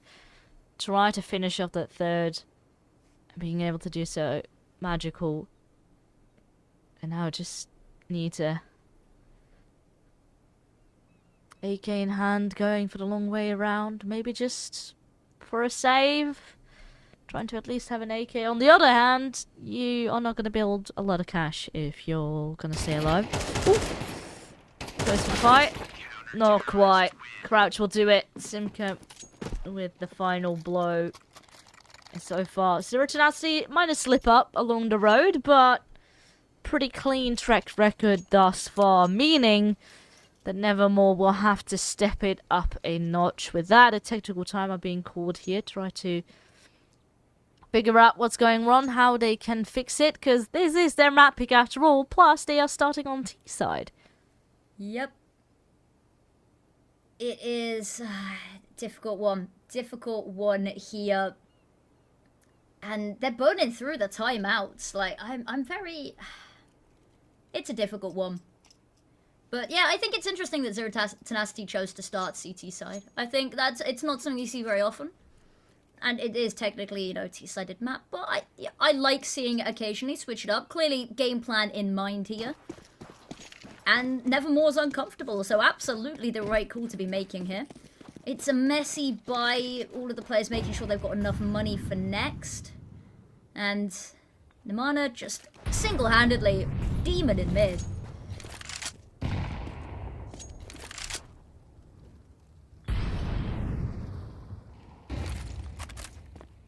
What a need. Oof, bit of chip damage. Thought maybe it could be timed more perfectly, but doesn't matter. Orb is here to support as well. And again, it is up against pistols. I think it's quite interesting. Zero Tenacity has just been leaving sort of A main alone. They've been throwing the smoke out, but just trusting that there's not really been much effort there since that first pistol round and that rush. And now you can see that moving the pieces over. They always had 3 here. Molotov, I think, just at the edge of the wall, but it doesn't really matter. Charging on through, they get 2, but unfortunately not quite able to pull the gun back out in time to find another. And now Hodix has the chance to plant a whole site worth of smokes to hide behind, and Smoke and mirrors could play some tricks on the mind here. Gonna need to win this fight outright, though. Does indeed find the AWP, but location now known. Checking for another, so they know they have to be coming from back site here.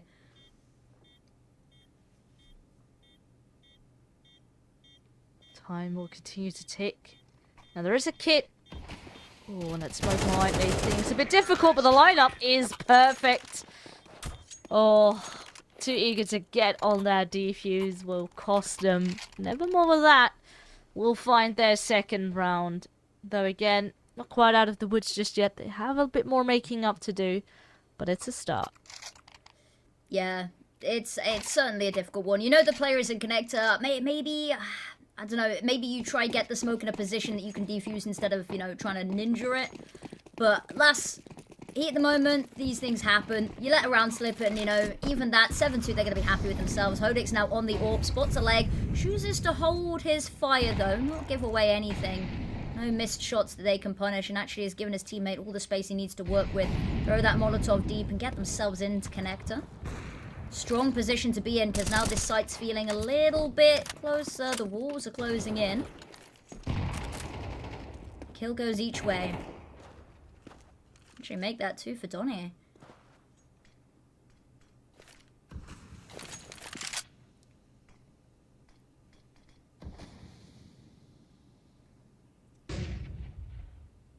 Nice flash. Actually, they're not really going to move on it. They are choosing to head over towards A. And there's this lovely sort of flank that's been going on here, and they're not going to be expecting this, I don't think. Just missed the timing, though, look in the wrong direction, and Donny being so delayed on over has actually saved them, and the choice to switch up the map, the site location has been made. Brute Monster, they are just going to try run him on down here, use numbers. We've got more bodies than you do bullets. It almost goes awry, but Jackass does manage to follow up on the kill there. And now empty bomb site, loads of time to work with. Jovo did get the kill there on the flank, but ultimately it will reveal his position with that and nade on top of him. Not making this a very favourable situation. Jackass behind the pillar here. Again, knowing he is to come around the corner. Little pre-fire. Gonna sneak him out. Oh, but get spotted. And this is looking a lot more like it. Nevermore with a third now. And instead, Siratanasti wanting to keep the damage at a minimum and will call for a tactical timeout themselves. Definitely a good place to have this. You've got 2 more rounds left. You really don't want to be giving them 7-5 after, you know, you had a 6-round lead. So, discussion to be had about how they go forward. Money in an uncomfortable place for this one. So, probably a 4th round conceded, but it's all about that final round afterwards. And just setting yourself up for the best position possible going on to that T side. Little conversation to be had. Get the coach on call. Actually, the 2 nades. I'm curious to see who is likely to be on the receiving end of these.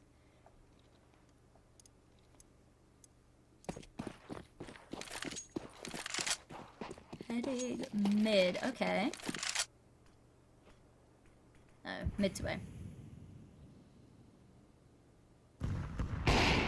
1 gone. Lovely damage done, and AVN's managed to find a deagle shot as well.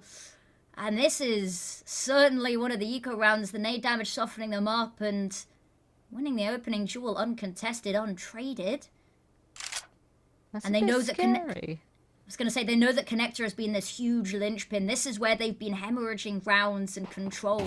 So going aggressive. They're not able to find the trade, actually. And Nita gets 3. It all falls apart. Eventually, a trade is found, but it's way too little too late. And it's not even a picked-up weapon just yet. And Muv, that little bit of a delay as well is going to catch them off guard. Oh no, the timing of that. Very awkward, hoping to find that AK. Gets spotted by Muv there. Like, initially, I really liked that water push. You know, they're sending a player with just a bare USP to try and go and bait. So that hopefully the Deagle can do the damage. But unfortunately, the spam didn't quite work out. So, ideas being there. That's nice. Actually, they haven't all picked up. So far, so good. Simka's still alive and kicking. Ultimately, his position now revealed, so he needs to reposition in order to stay safe, which looks like I think he might be able to do. Yeah. It's a difficult one because they don't really have the finances to go hunting for this, but you know that AWP was dropped in some weather. You have had no eyes for ages and has been free game for the whole round. So you know that AWP, it's likely in enemy hands. You just don't really have anything you can do about it. You send one player to go hunting in spawn, but once you lose that, that's about all you can commit. So, nice damage control here from Zero Tenacity, but nevermore, they're making it competitive, they're bringing it back. We talked about that timeout, and it was all things considered not the worst eco round in the world. But now, one final chance to try give themselves an edge in that second half. And straight to Connector. Actually, nope. Smoke in their face, straight away from Connector.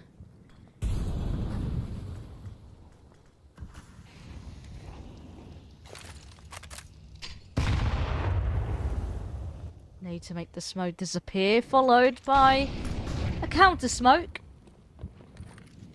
There's a lot of information, a lot of noise being made, so with that information gained, looked like a bit of team damage there for Nevermore, and with that the numbers getting more and more dire. Hoping to try and set foot upon their side with the bomb being dropped there, but it gets more difficult by the second. A re-smoke there as well. And it's just Hodix now with an AWP in his hand. That re-smoke was timed to perfection because there was a little bit of a gap over the top that it was like, ooh, someone might walk into the crosshair, but no. And now it's just a reposition. You can't even save this round, so you've just got to back away. In 45 seconds, that bomb is lost, so what do you even do here? You go pick up your 2 spare flashes, okay. That's a good sort of ace up the sleeve to have in a clutch situation. But yeah, everyone just holding their positions. They know it's an AWP. They're not going to want to peek anything here. They have the bomb down. This round is in the bag.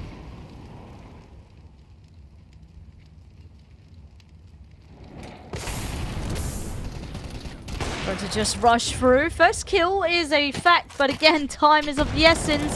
You have to get the kills, and you could see the panic in their eyes. It is Zero Tenacity winning at this half, 8-4.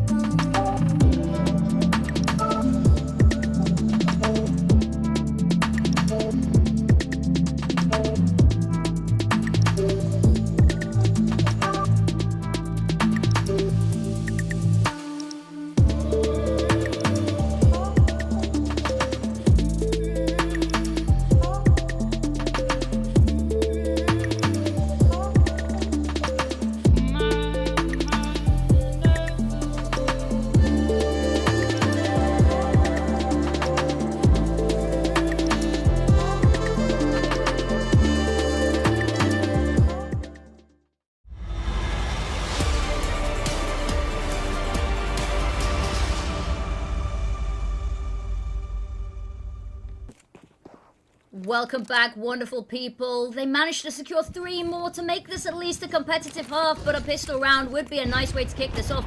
Zero Tenacity with an equally as aggressive pistol round to kick this off, and Muv has no line of sight. Hodek's trying to find something, but is also greeted by nothing but smokes, and that bomb goes down quickly. Yeah, again, fast-paced stuff going down on this map, and this being a 5-on-5 is actually a bit awkward, though there is a kit in hand for Nevermore. So don't count them out just yet. They're going to be boosted up on the side, having very uncomfortable positions, and immediately going to be going for that defuse, which I think is going to be coming through. Not enough firepower, even though it rains yellow now on the kill feed. It's not going to be enough to stop that round from going to Nevermore. That is a rough one. For both teams, really, you know, they brilliant from Nevermore to lock them out of the site so quickly after the plant there. Within seconds, the smokes came through. They'd forced them into main. They had eyes on connector as well. You get that opening pick, and suddenly it all starts to spiral a little bit. You just hop straight on the defuse, knowing that there is absolutely no line of sight to clearly find that bomb. And yeah, on the downside, though, they lost all of the players.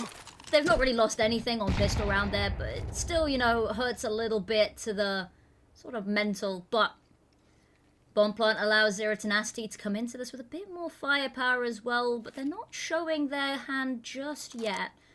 Choosing to play a little bit more passively and maybe get the spring on them. A little bit of a poke and a prod from Kyofo over towards A. Not spotted anything yet. Knights are gonna exchange smokes there.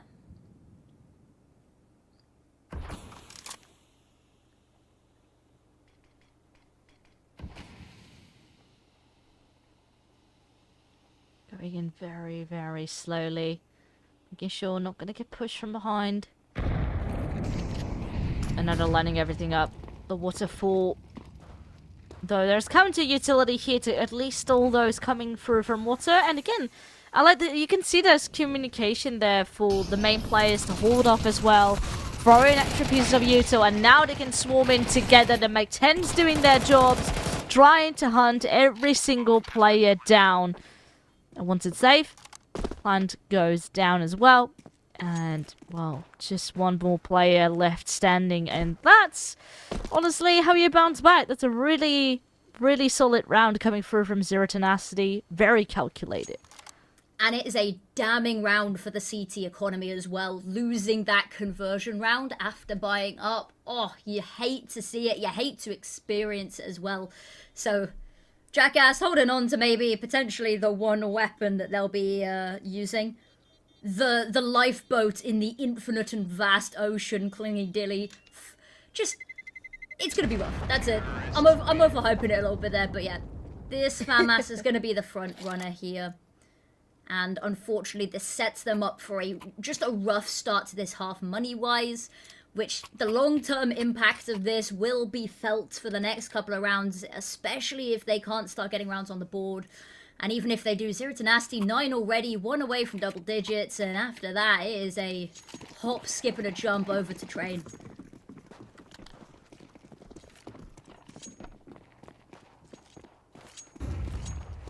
Not too early util. I like that they're going, hopefully trying to punish anybody that wanted to go for that B main peak. Unfortunately, Lambermore playing a little bit more passively on this one.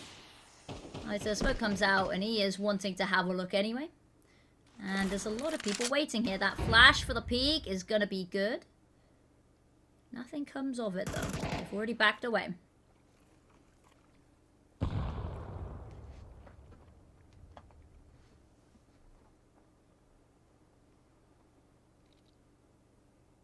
Again, they slow things down in the middle of the round.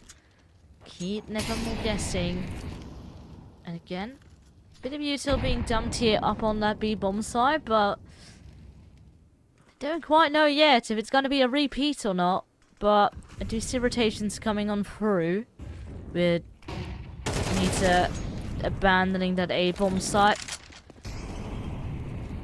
Ooh. Holding's lucky there, I think, to be alive. Was forced to go back, still standing behind Pillar, and at the same time, the rest of the team wants to maybe get ahead of the situation, goes for a peek, but it might become deadly. Ooh, bit of a pre-fire, not quite hitting just yet, but the flash is perfect. It works for both players up on the site. And immediately they're stuck behind smokes. They have zero chance of entering. Well, a lucky kill for the smoke might help, but it's still a 4 against 2, no kit. And honestly, with such an investment, this is just not really worth going for. No, there might be a little clash between Donnie, sorry, and yeah, difficult one there. Matter of timing, unfortunately, back turn, but they're gonna go try to take this FAMAS as well. The nade isn't quite gonna do the damage they want. The FAMAS will, however, and there will be no survivors, no guns saved into the next round, and this is just Zero Tenacity making the money situation hurt. This is death by 1,000 paper cuts in the finance department. So, Nevermore, this round, again, they're just going to have to stomach it. They've got a flash, but realistically, there's not much more they're going to want to put into this. And this one flash has got to carry the weight of the world.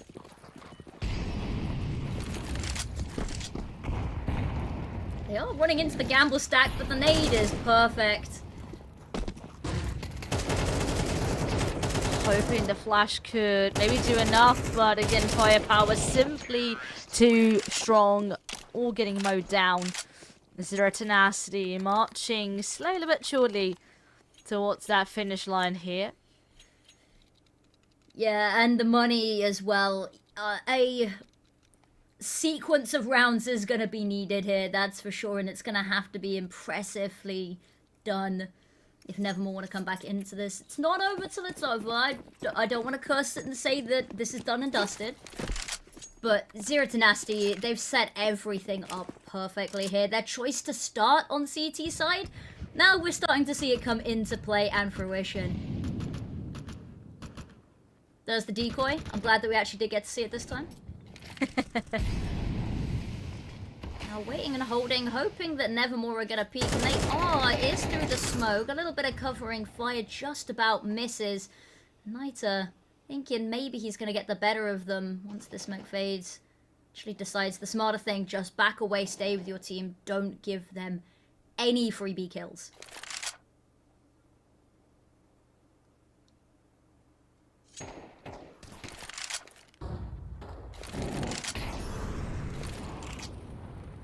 Very important kill here, you know. Surely you can get the first, but the player advantage is actually very, very massive, and they're not letting it all go to waste. Locking it in now, really making things difficult for Zero Tenacity to march onto 12. Bomb dropped as well, though I'm not too sure if they spotted that just quite yet. But 1v5. Greater things have been done, but unfortunately I don't think so, especially with this drop down. They're gonna know the frag's good, but not low enough for it to kill. Although 1 HP left at the end, it would have been a kill from the grave either way, but good stuff. Nevermore still got a little bit of fight in them, and they are going to need to keep that spark alive.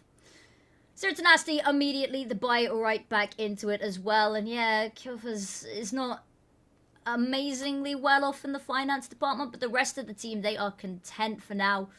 But Monster is not going to have to forgo that warp anytime soon. And I think it's been an interesting one. Connector was such a linchpin for Nevermore on their T side, and they're trying to put the attention here as well, and it's not quite working in the same way.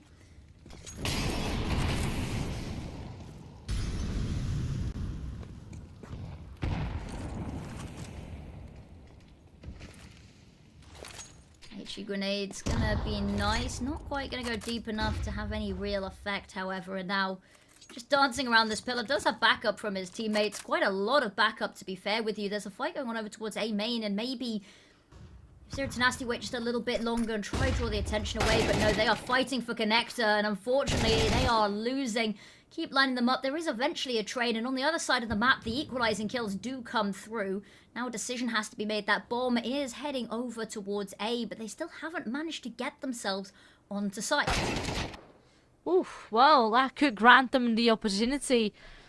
Got rid of that B anchor and immediately gonna be making a run for it. Though the bomb's still not quite there just yet. So maybe, just maybe enough time for that rotation, but Muv also falls. And now things are getting from bad to worse.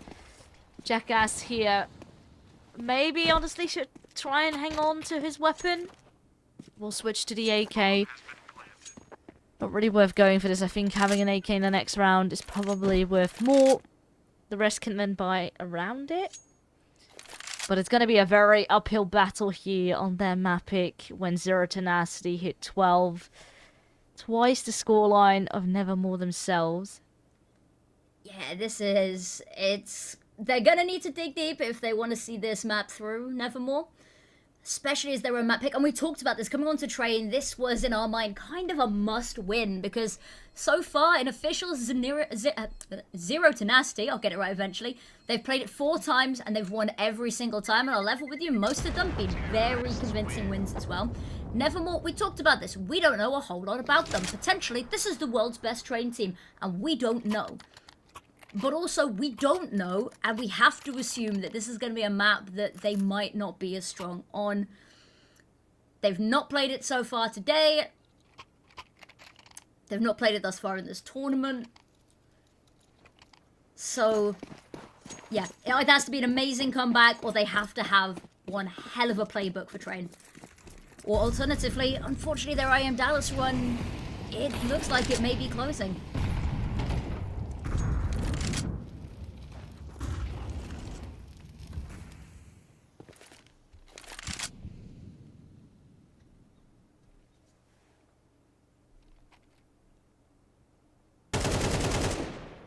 That's pretty much a free opportunity right there. Flashbangs immediately to try and stop them from coming through. Muff will find a kill at least. But is it going to be enough to keep them from getting onto that site? Looks like the bomb is retreating. Maybe... They've already sent Muff over to have a look as well. Try get ahead of this potential rotate. I do like that they're holding someone back, though, trying to punish in case they do choose to rotate behind them. Love here, smoke for connector, and unfortunately, last piece of wide area space denial utility is going to be expended on the one place that they are not. 2 flashes can buy the time potentially to get Jackass onto site, but the smoke's coming through. It's starting to make it harder and harder, and it has to be now. Molotov directly onto his face, forces the fight, and there's the AWP shot. 2 left, and Jackass is putting up one hell of a final stand, but now it's just Niter.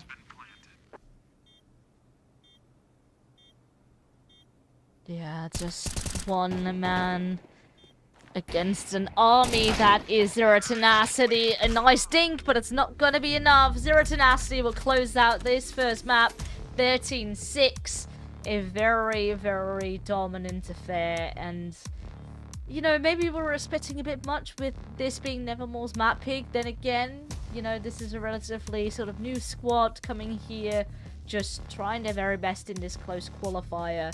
And right now, the experience is definitely showing on Zero Tenacity's side. Feeling, well, they just, whenever they go for a take, or even in the defenses up on that very first half, they seemed confident. They seem to always have a game plan ready.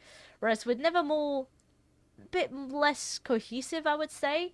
But who knows? Maybe they can redeem themselves over on Train. Potentially, indeed. It's certainly going to be the uphill battle. But as you said, you know, underdog story, the lack of experience is showing a little bit from Nevermore here. They did, however, finish top of the open qualifier that both of these teams came through. So I'm hoping there's still a little bit of that glimmer that they've clearly showcased to get themselves here. We never want it to be a quick series, but it's certainly looking a little bit difficult. I'm excited for Train. I'm really hoping that we can see this at least be a more competitive map here as well, especially considering they get to choose the side that they're starting on.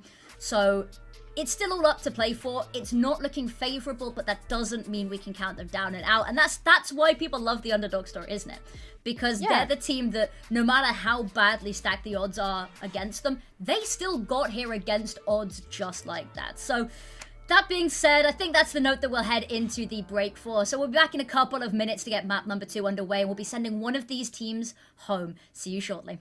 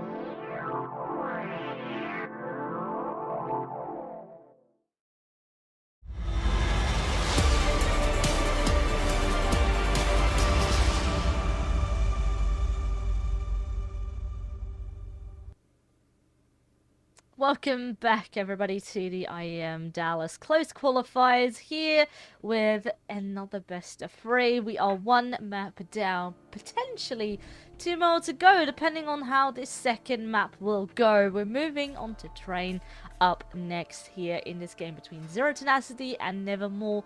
Now, this first map, Nevermore's map pick, but it didn't quite go their way. Zero Tenacity with the experience, they seem like the stronger team, took it home, and now their map pick of Terrain is awaiting us. And earlier already, we were talking about this map. They have a pretty solid streak on it, though it's maybe, it's still a little small, but Terrain is new. They've played it 4 times recently, and they have a 100% win rate on it, so not surprised they pulled this one out of the bag for their map pick.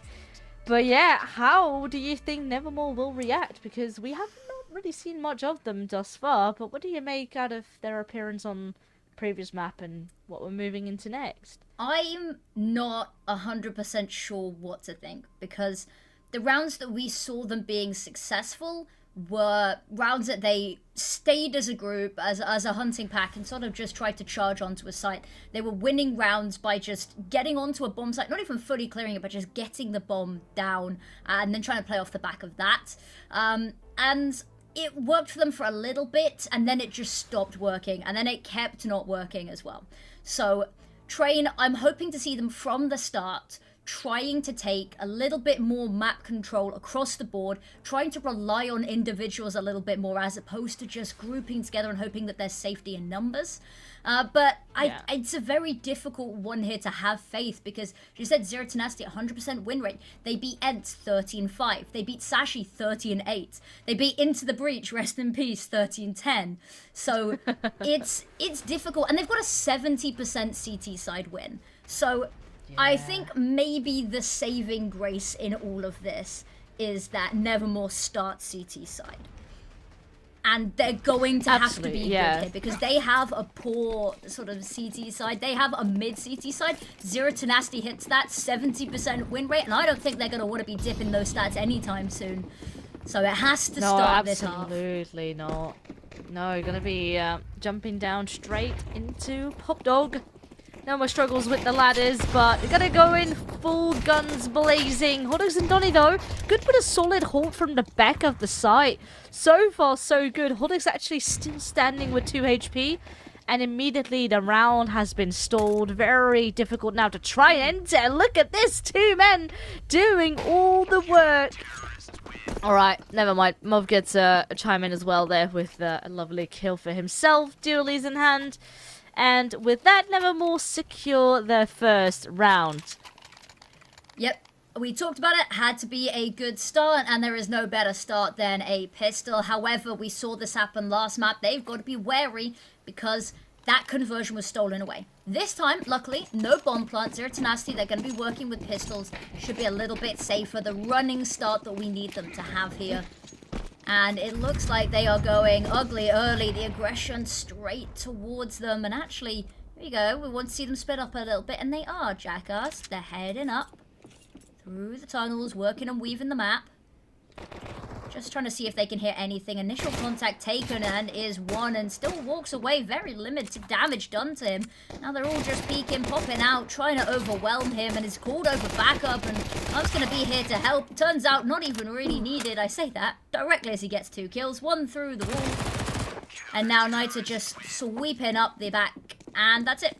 Boom, done, easy. Very nice conversion for them, keeping it clean. No bodies dropped. Zero Tenacity, I think they'll be fine with this. Kind of expected. They come into this with the firepower, and they'll be looking to put a stop to this early.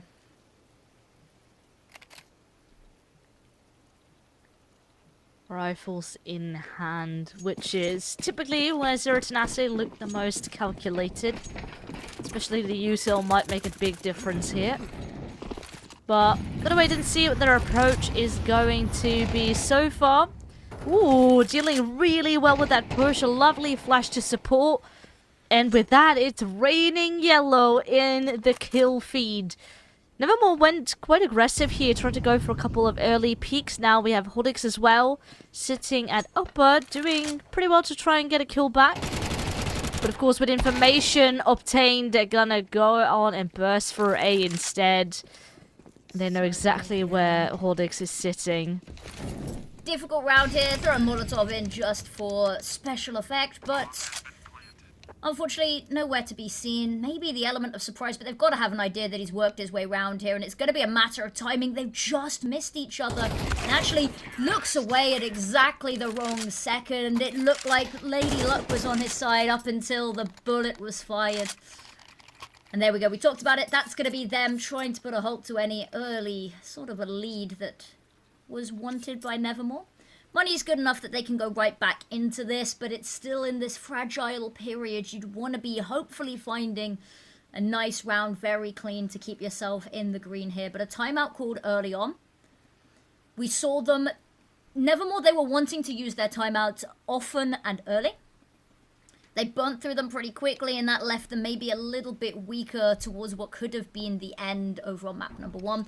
This time, round 4, timeout, discussing how they move forward. Yeah, pretty early timeout. But if the comms are not quite working, if you think that was a very big slip up, you could have had that round easily. Maybe it is good to talk straight away. Make sure it's not going to happen again. And to fix things as soon as you can, because for Nevermore there is not a whole lot of wiggle room. And of course, with this being double elimination, this is their final shot of staying in the run for IEM Dallas. Yeah, fought your way through the open qualifiers, and I'd say victory is just within taste, but there's still a little bit to go after this, so... And then smoke comes through. Blossoms nicely from above. A little bit of a spam through just to warn anyone on the other side, but actually not going to do too much to deter them. Nice clear through. Ivy coming on. Nice the support of his teammate from afar. They're shooting through the floor at each other as well, trying to find any bit of potential damage that they can. So we're just trying to get in the heads of Nevermore here as well. Scaring them. It's doing a good job, I think. You can see that moving around a little bit. They've all flooded over towards A, which actually, you know, with our hindsight and X-ray, is definitely the right move. And Zero Tenacity switching up the pace a little bit here has got them uncomfortable. But now they have to act upon it. Jackass hiding behind the pillar, jumping out at any second. And this Ivy player needs to find something, and it has to be quick. Finds the first, gets the kill, and his teammates have already done so much on the other side. Doubles down as well. Here's that both are on site. Doesn't even get a chance to run through the smoke to help on out any further. But lovely setup there.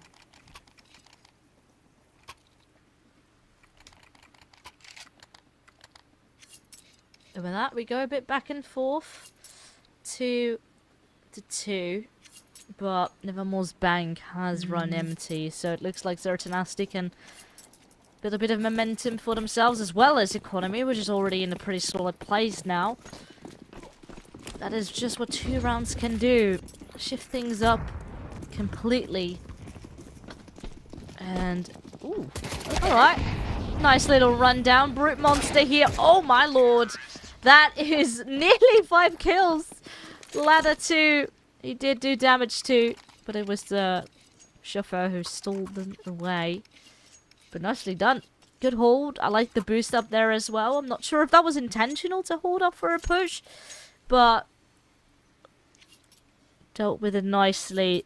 And, you know, quick eco is always a good eco. Potentially working off the back of the fact that they know that Nevermore likes to be really, really hyper-aggressive when they don't have the money for weapons, and knowing that losing those 2 rounds probably has put them in a bit of a sore spot, so potentially had seen the writing on the walls there. Alternatively, just luck of the draw with getting that, but beautifully done nonetheless. Jackass moving forward, knows that someone might be here. Unfortunately, Gun Barrel gives away his location. Flashbang as well. It's a player nearby, gonna double on the flashes. Still going out. They round the corner, spraying, and even though there's warning, can't find the kill. But on the other side of the map, doesn't really matter. His team's starting to fall. 3 versus 2, and Knights is looking very wounded here as well, and now has to try to find something. Gonna work his way into the back lines, but What can they really do from here other than just pick up this AK and maybe hope somebody's gonna show face? Ooh, might have a little bit of something to work with here. Actually, lovely Molotov. Just so desperate not to go down. Anyone here hiding in the smoke? They've got to know that he's still in there, surely. Surely. They're all hunting him down. Oh, the nade makes the smoke kind of disappear, but he's stuck around the corner. Gets a bit awkward. Oh, alright, there we go. Cheeky attempt at the no-scope. Safe. Yeah. I mean, what do you gotta do? If you're gonna use the AWP as a shotgun, buy a shotgun, you know? That's a lie, don't do that. That's really, really poor advice. I'm saying that now. Retcon what I said. But the scout coming out from Hodix. Actually, the double scout coming out here. Double scout, yeah. I'm not sure so... that this is the change that was needed, but I think a change was needed, so I'll hear them out. Donnie, first one to fall, so there's one scout gone.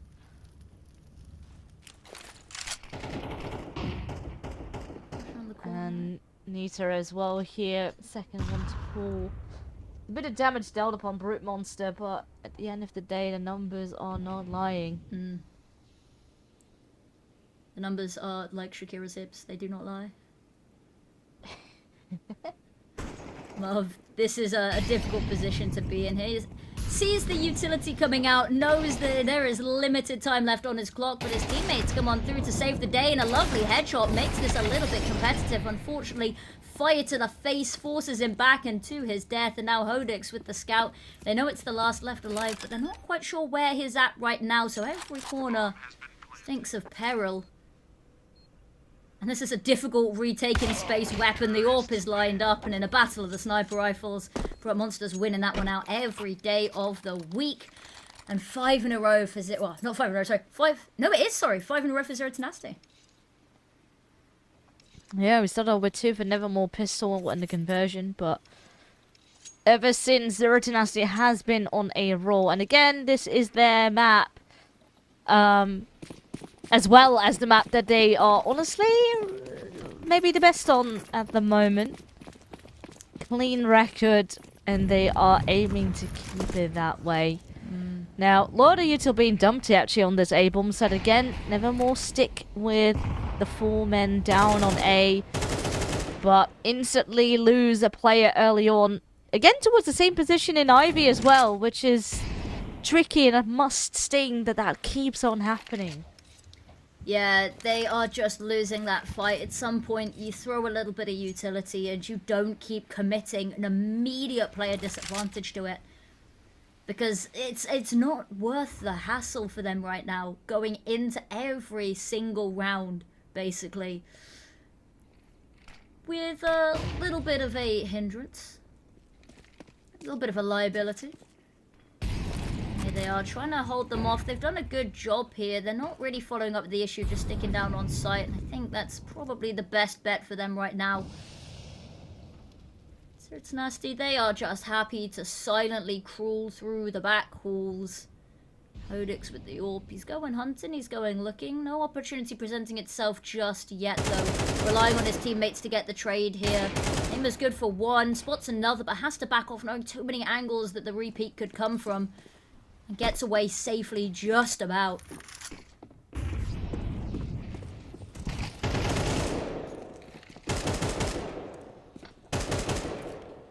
Just clearing the smoke. Just spamming this. Yeah. Yeah, I mean, you never know. You never know where there's a player hiding. Better be safe than sorry. Especially when you're on stream. You never want to make the silly mistakes when everyone's watching. And now just... Yeah, no one... Ooh. Oh, uh-oh. This is knife potential here. Okay. Alright, there we go. Little cheeky knife action. Wait, we had to get it at some point, you know, Nevermore feeding into the chaos there a little bit. I really don't know how that wasn't spotted. It was honestly just perfect lack of the peripheral vision there. Yeah, and we literally were just talking about the one time you don't want it to happen is when it's on stream.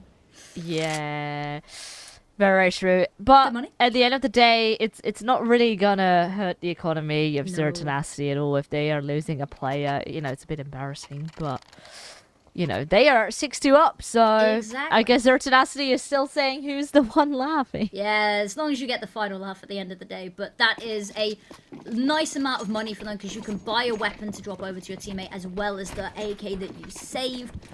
Honestly, really nicely played there. That's the best consolation prize you'd be given. Now, they're actually taking the fight a little bit to them here. Zero Tenacity, the aggression this time. They've decided to get up in their personal space. Nevermore was happy to greet them at the door. I say actually as everything just slows down right now. Shots fired off, but nothing connecting. Don't think they expected Neymar to be as close as they were. The orb zones in at just the right time to take Donnie out. Just coming out. It's a dance around. Nightafans 3 as well. Finally, a trade kill comes in from the other side. It's Messi. Finally goes down, but 3 in the round, and that's all that they've got. I don't fully know what to suggest here, because honestly, the reads sometimes haven't even been bad from Nevermore. They've been having the players stacked on the right sites at the right times. They're just losing out on these duels. Zero Tenacity's finding these timings just to get a little bit closer than Nevermore expects them to be as well, but the survivability on some of the Nevermore players is to be commended. Very true, very true.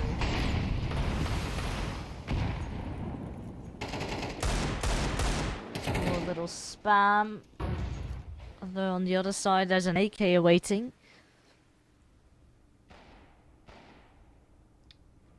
Going through Pop Dog. Oh, people near enough by to cause an issue. Getting really close here though. Bit cheeky. Trying to put pressure, and the MP9 does the trick. Nice and personal. Ooh, a lovely second one as well. Switching to absolutely nothing. But difficult. It's fine. It's fine. I guess that's the panic bursting through. 2 on 3. I mean, it's not impossible, especially if they can still manage to pick up a weapon somewhere. But no one died close enough to them just yet. And now, oh, Donnie dies to the fire. Ooh, that's a lovely kill for a mob with an eagle, but it's not going to be enough for the round. Good effort. Good firepower, but it still is Zero Tenacity's half, it seems. 8 already secured, and who would have thought that Train is all of a sudden T-sided? Yep. Or maybe it's just Zero Tenacity. I mean, there's a lot of teams. Yeah. It's been one of the least picked maps, and I think it does need to be taken into account that it is still fairly new and that people are still adjusting and learning to play it. But it's a rough one. AVN straight into the bullets of Jackass, who's going to double down, but unfortunately caught on the reload. Nana's going to find 2. Donnie, however, that's the difference maker found. Abrupt Monster has to be really quick here. Does find 1. Snappy ready for another that's not quite coming. It's on the other side that they've got some issues. Muv gets 1, and now Orb in the clutch situation. Molotov to either force the fight or keep the space. Monster, he's got a little pocket to work with here. Up close and personal. Has to be wary, but crawling through the smoke. We talked about them finding these pockets to work with. He has an idea that it might be there. Just in time. And a 3rd round on the board for them. Trying to claw back something this half.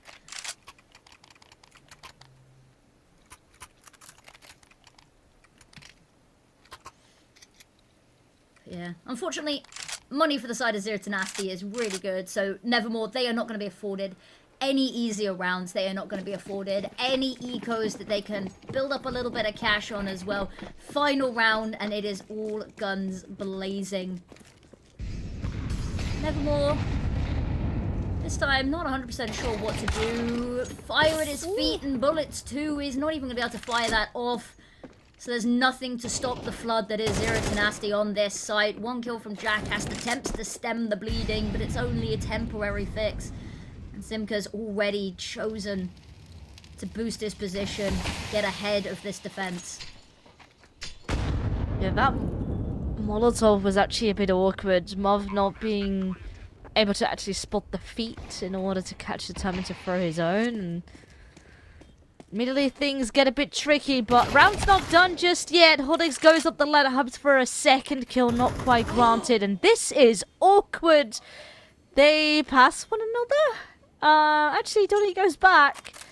And it looks like, I mean, mate, this is your last round of the half. You kind of gotta go for it. That's one more kill. But, yeah. I mean, just, go for the KD, I guess. Maybe? Not even that. Not even awarded that. 3-9 at the half is where we're gonna leave it as we head into the break.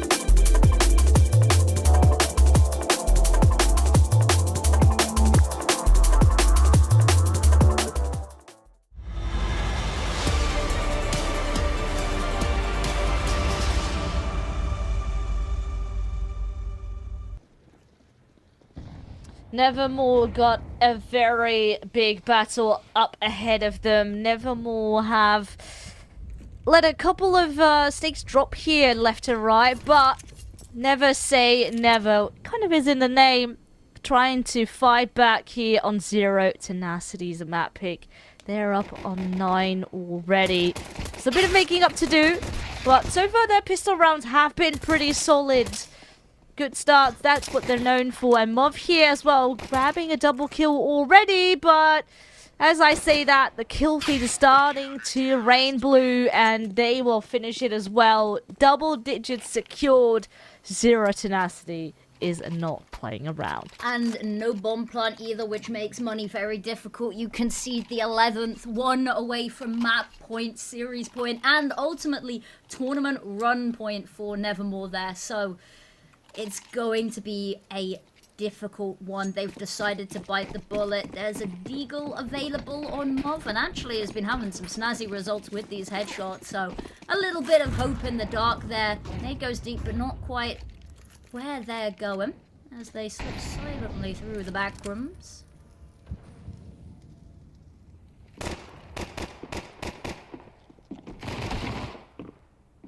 And there's an MP9 awaiting them.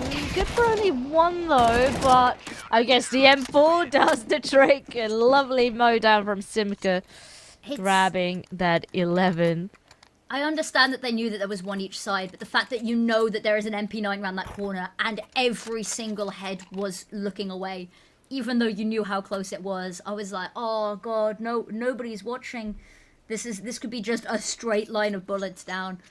But actually, it's the A4 that ends up getting the job done. But yes, eco round, you don't want to put necessarily too much stock in it. You would have liked to see a couple of kills maybe, just to rack up a bit more money for utility in this round. A tactical timeout being called. And we talked about how Nevermore liked to use them early on. Actually, chose only to use one.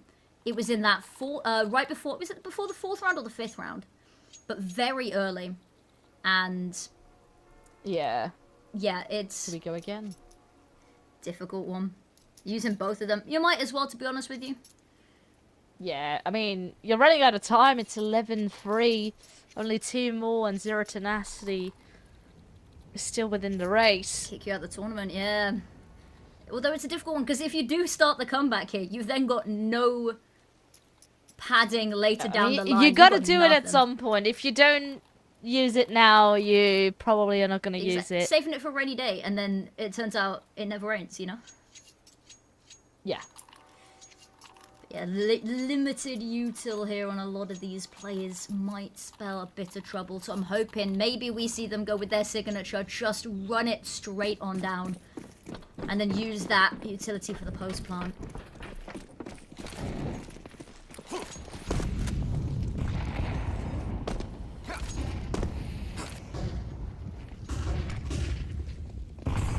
Raining flashes here on this A-bomb site. Monster on the hunt for a kill. Heard some footsteps and there is the kill granted. But still though, it's a 3-on-3 affair. Actually now a player advantage for Nevermore. And they still know, Brute Monster's whereabouts, and they have found him. Now rotation on the way. Good for a second. But this is now a bit awkward. Long range MP9, not quite. Maybe the most viable, hoping to get back to safety with the use of that smoke. Maybe just awaiting the timer.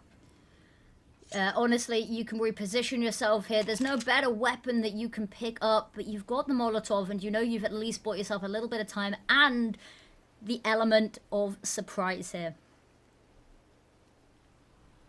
Because that bomb starts to go down. This is currently Nevermore are playing on your clock. Ooh, we're talking about that. There's a fan mask, but do you want to risk the sound cue to pick it up? No, you don't. You hear the footsteps. Yeah, the timing is going to be everything. He is not going to be spotted, and that is one hell of a clutch coming through from Avon. The mind games coming through in Zero Tenacity. It looks like they are unstoppable. On the brink now of locking themselves in for another round. Absolutely. It's 9 in a row needed for a comeback to continue their tournament run. And they've not got a whole lot of gas left in the tank to try get this round started. So what happens, who knows? Early nades aren't going to find the damage, and Simka is pushing up close. Dodging the flashes, trying to find something, but everyone's already managed to escape. Brutmaster in the background, though, has managed to find the opening kill. Is the writing on the wall? Is this the omen of the tournament ending here and now?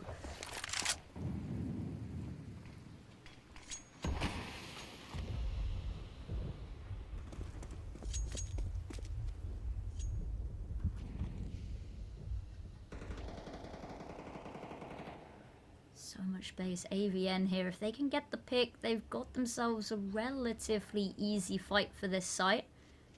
Got 2 smokes available for it as well. They have to be careful because anybody trying to push on, they might cotton on pretty quickly that site, A site, is looking not quite like where the bomb is headed.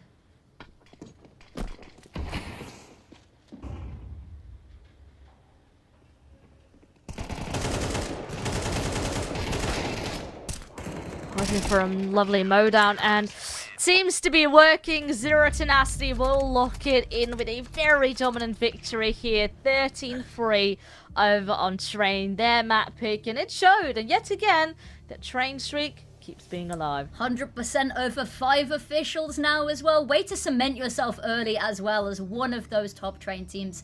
But yeah, that is an unfortunate way for the tournament run to come to an end for Nevermore, finishing top of the qualifier, same qualifier as Zero Tenacity, but unfortunately not able to continue the steam forward into the closed qualifiers. So commiserations to them. Unfortunately, no Dallas awaits for them. However, Zero Tenacity, their chances are still alive and well. And honestly, by how that map went, it's looking pretty good for them.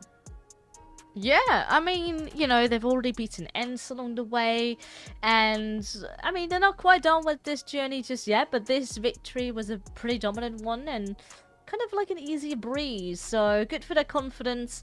And you know, the fight is not quite done yet, but who knows what else they still got within them. Exactly, and you finish your games early, that's a couple of extra hours that you get to prag in the evening. You can sit down, review all of the VODs as well, and just make sure that you can patch up any of the mistakes that you saw, which, albeit on Train, were few and far between, but maybe for some of the other maps over the day as well, gives them a chance to maybe evaluate going into the final couple of rounds. Only a couple of series stand between them and Dallas, but I think it was great to see them. Zero Tenacity, they're looking on really good form, as you said. They're one of the teams that's been so consistent and hasn't really made too many changes, so I'm glad to see that it's paying off for them.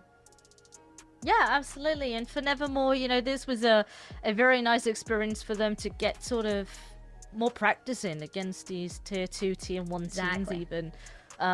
So I think this is only a win that they were able to play here in the close qualifiers, and who knows what's up next for them in the future. Indeed, only up and up from here, as you said. The more experience you can get under your belt against these better teams, the better you become yourself. But yeah, I think that's I don't know if there's much else from us, to be honest with you. We've done pretty quickly, so I don't know how the other games are going on, but I'm pretty sure we've schmooved through this series. I'm sorry, guys. I was hoping to spend a little bit more time with you all and with this series, but alas, I think this is where our journey ends for the evening. But it's been a pleasure. Any parting words from you, Velas? I mean, I enjoyed myself, but, you know, the close qualifiers are not quite done yet. To check out the other channels as well as the remaining games tomorrow and the day after, because, you know, we've got to find out who's going to make it to Dallas. Exactly. Have a wonderful evening, everybody, and see you around.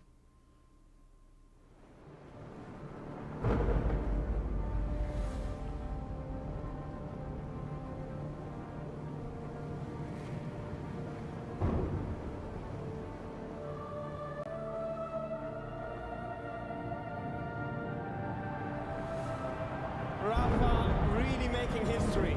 Absolutely phenomenal. And Ace is the champion of the Intel Extreme Masters World Finals. Storm's still not quite done. MC is going to take this fight, though. 3 seconds left.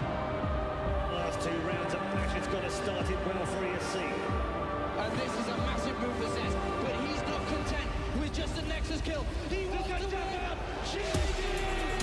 And it's all done. A flawless win. Unbelievable Rogue with a 4-0 victory over Classic. And they did it again.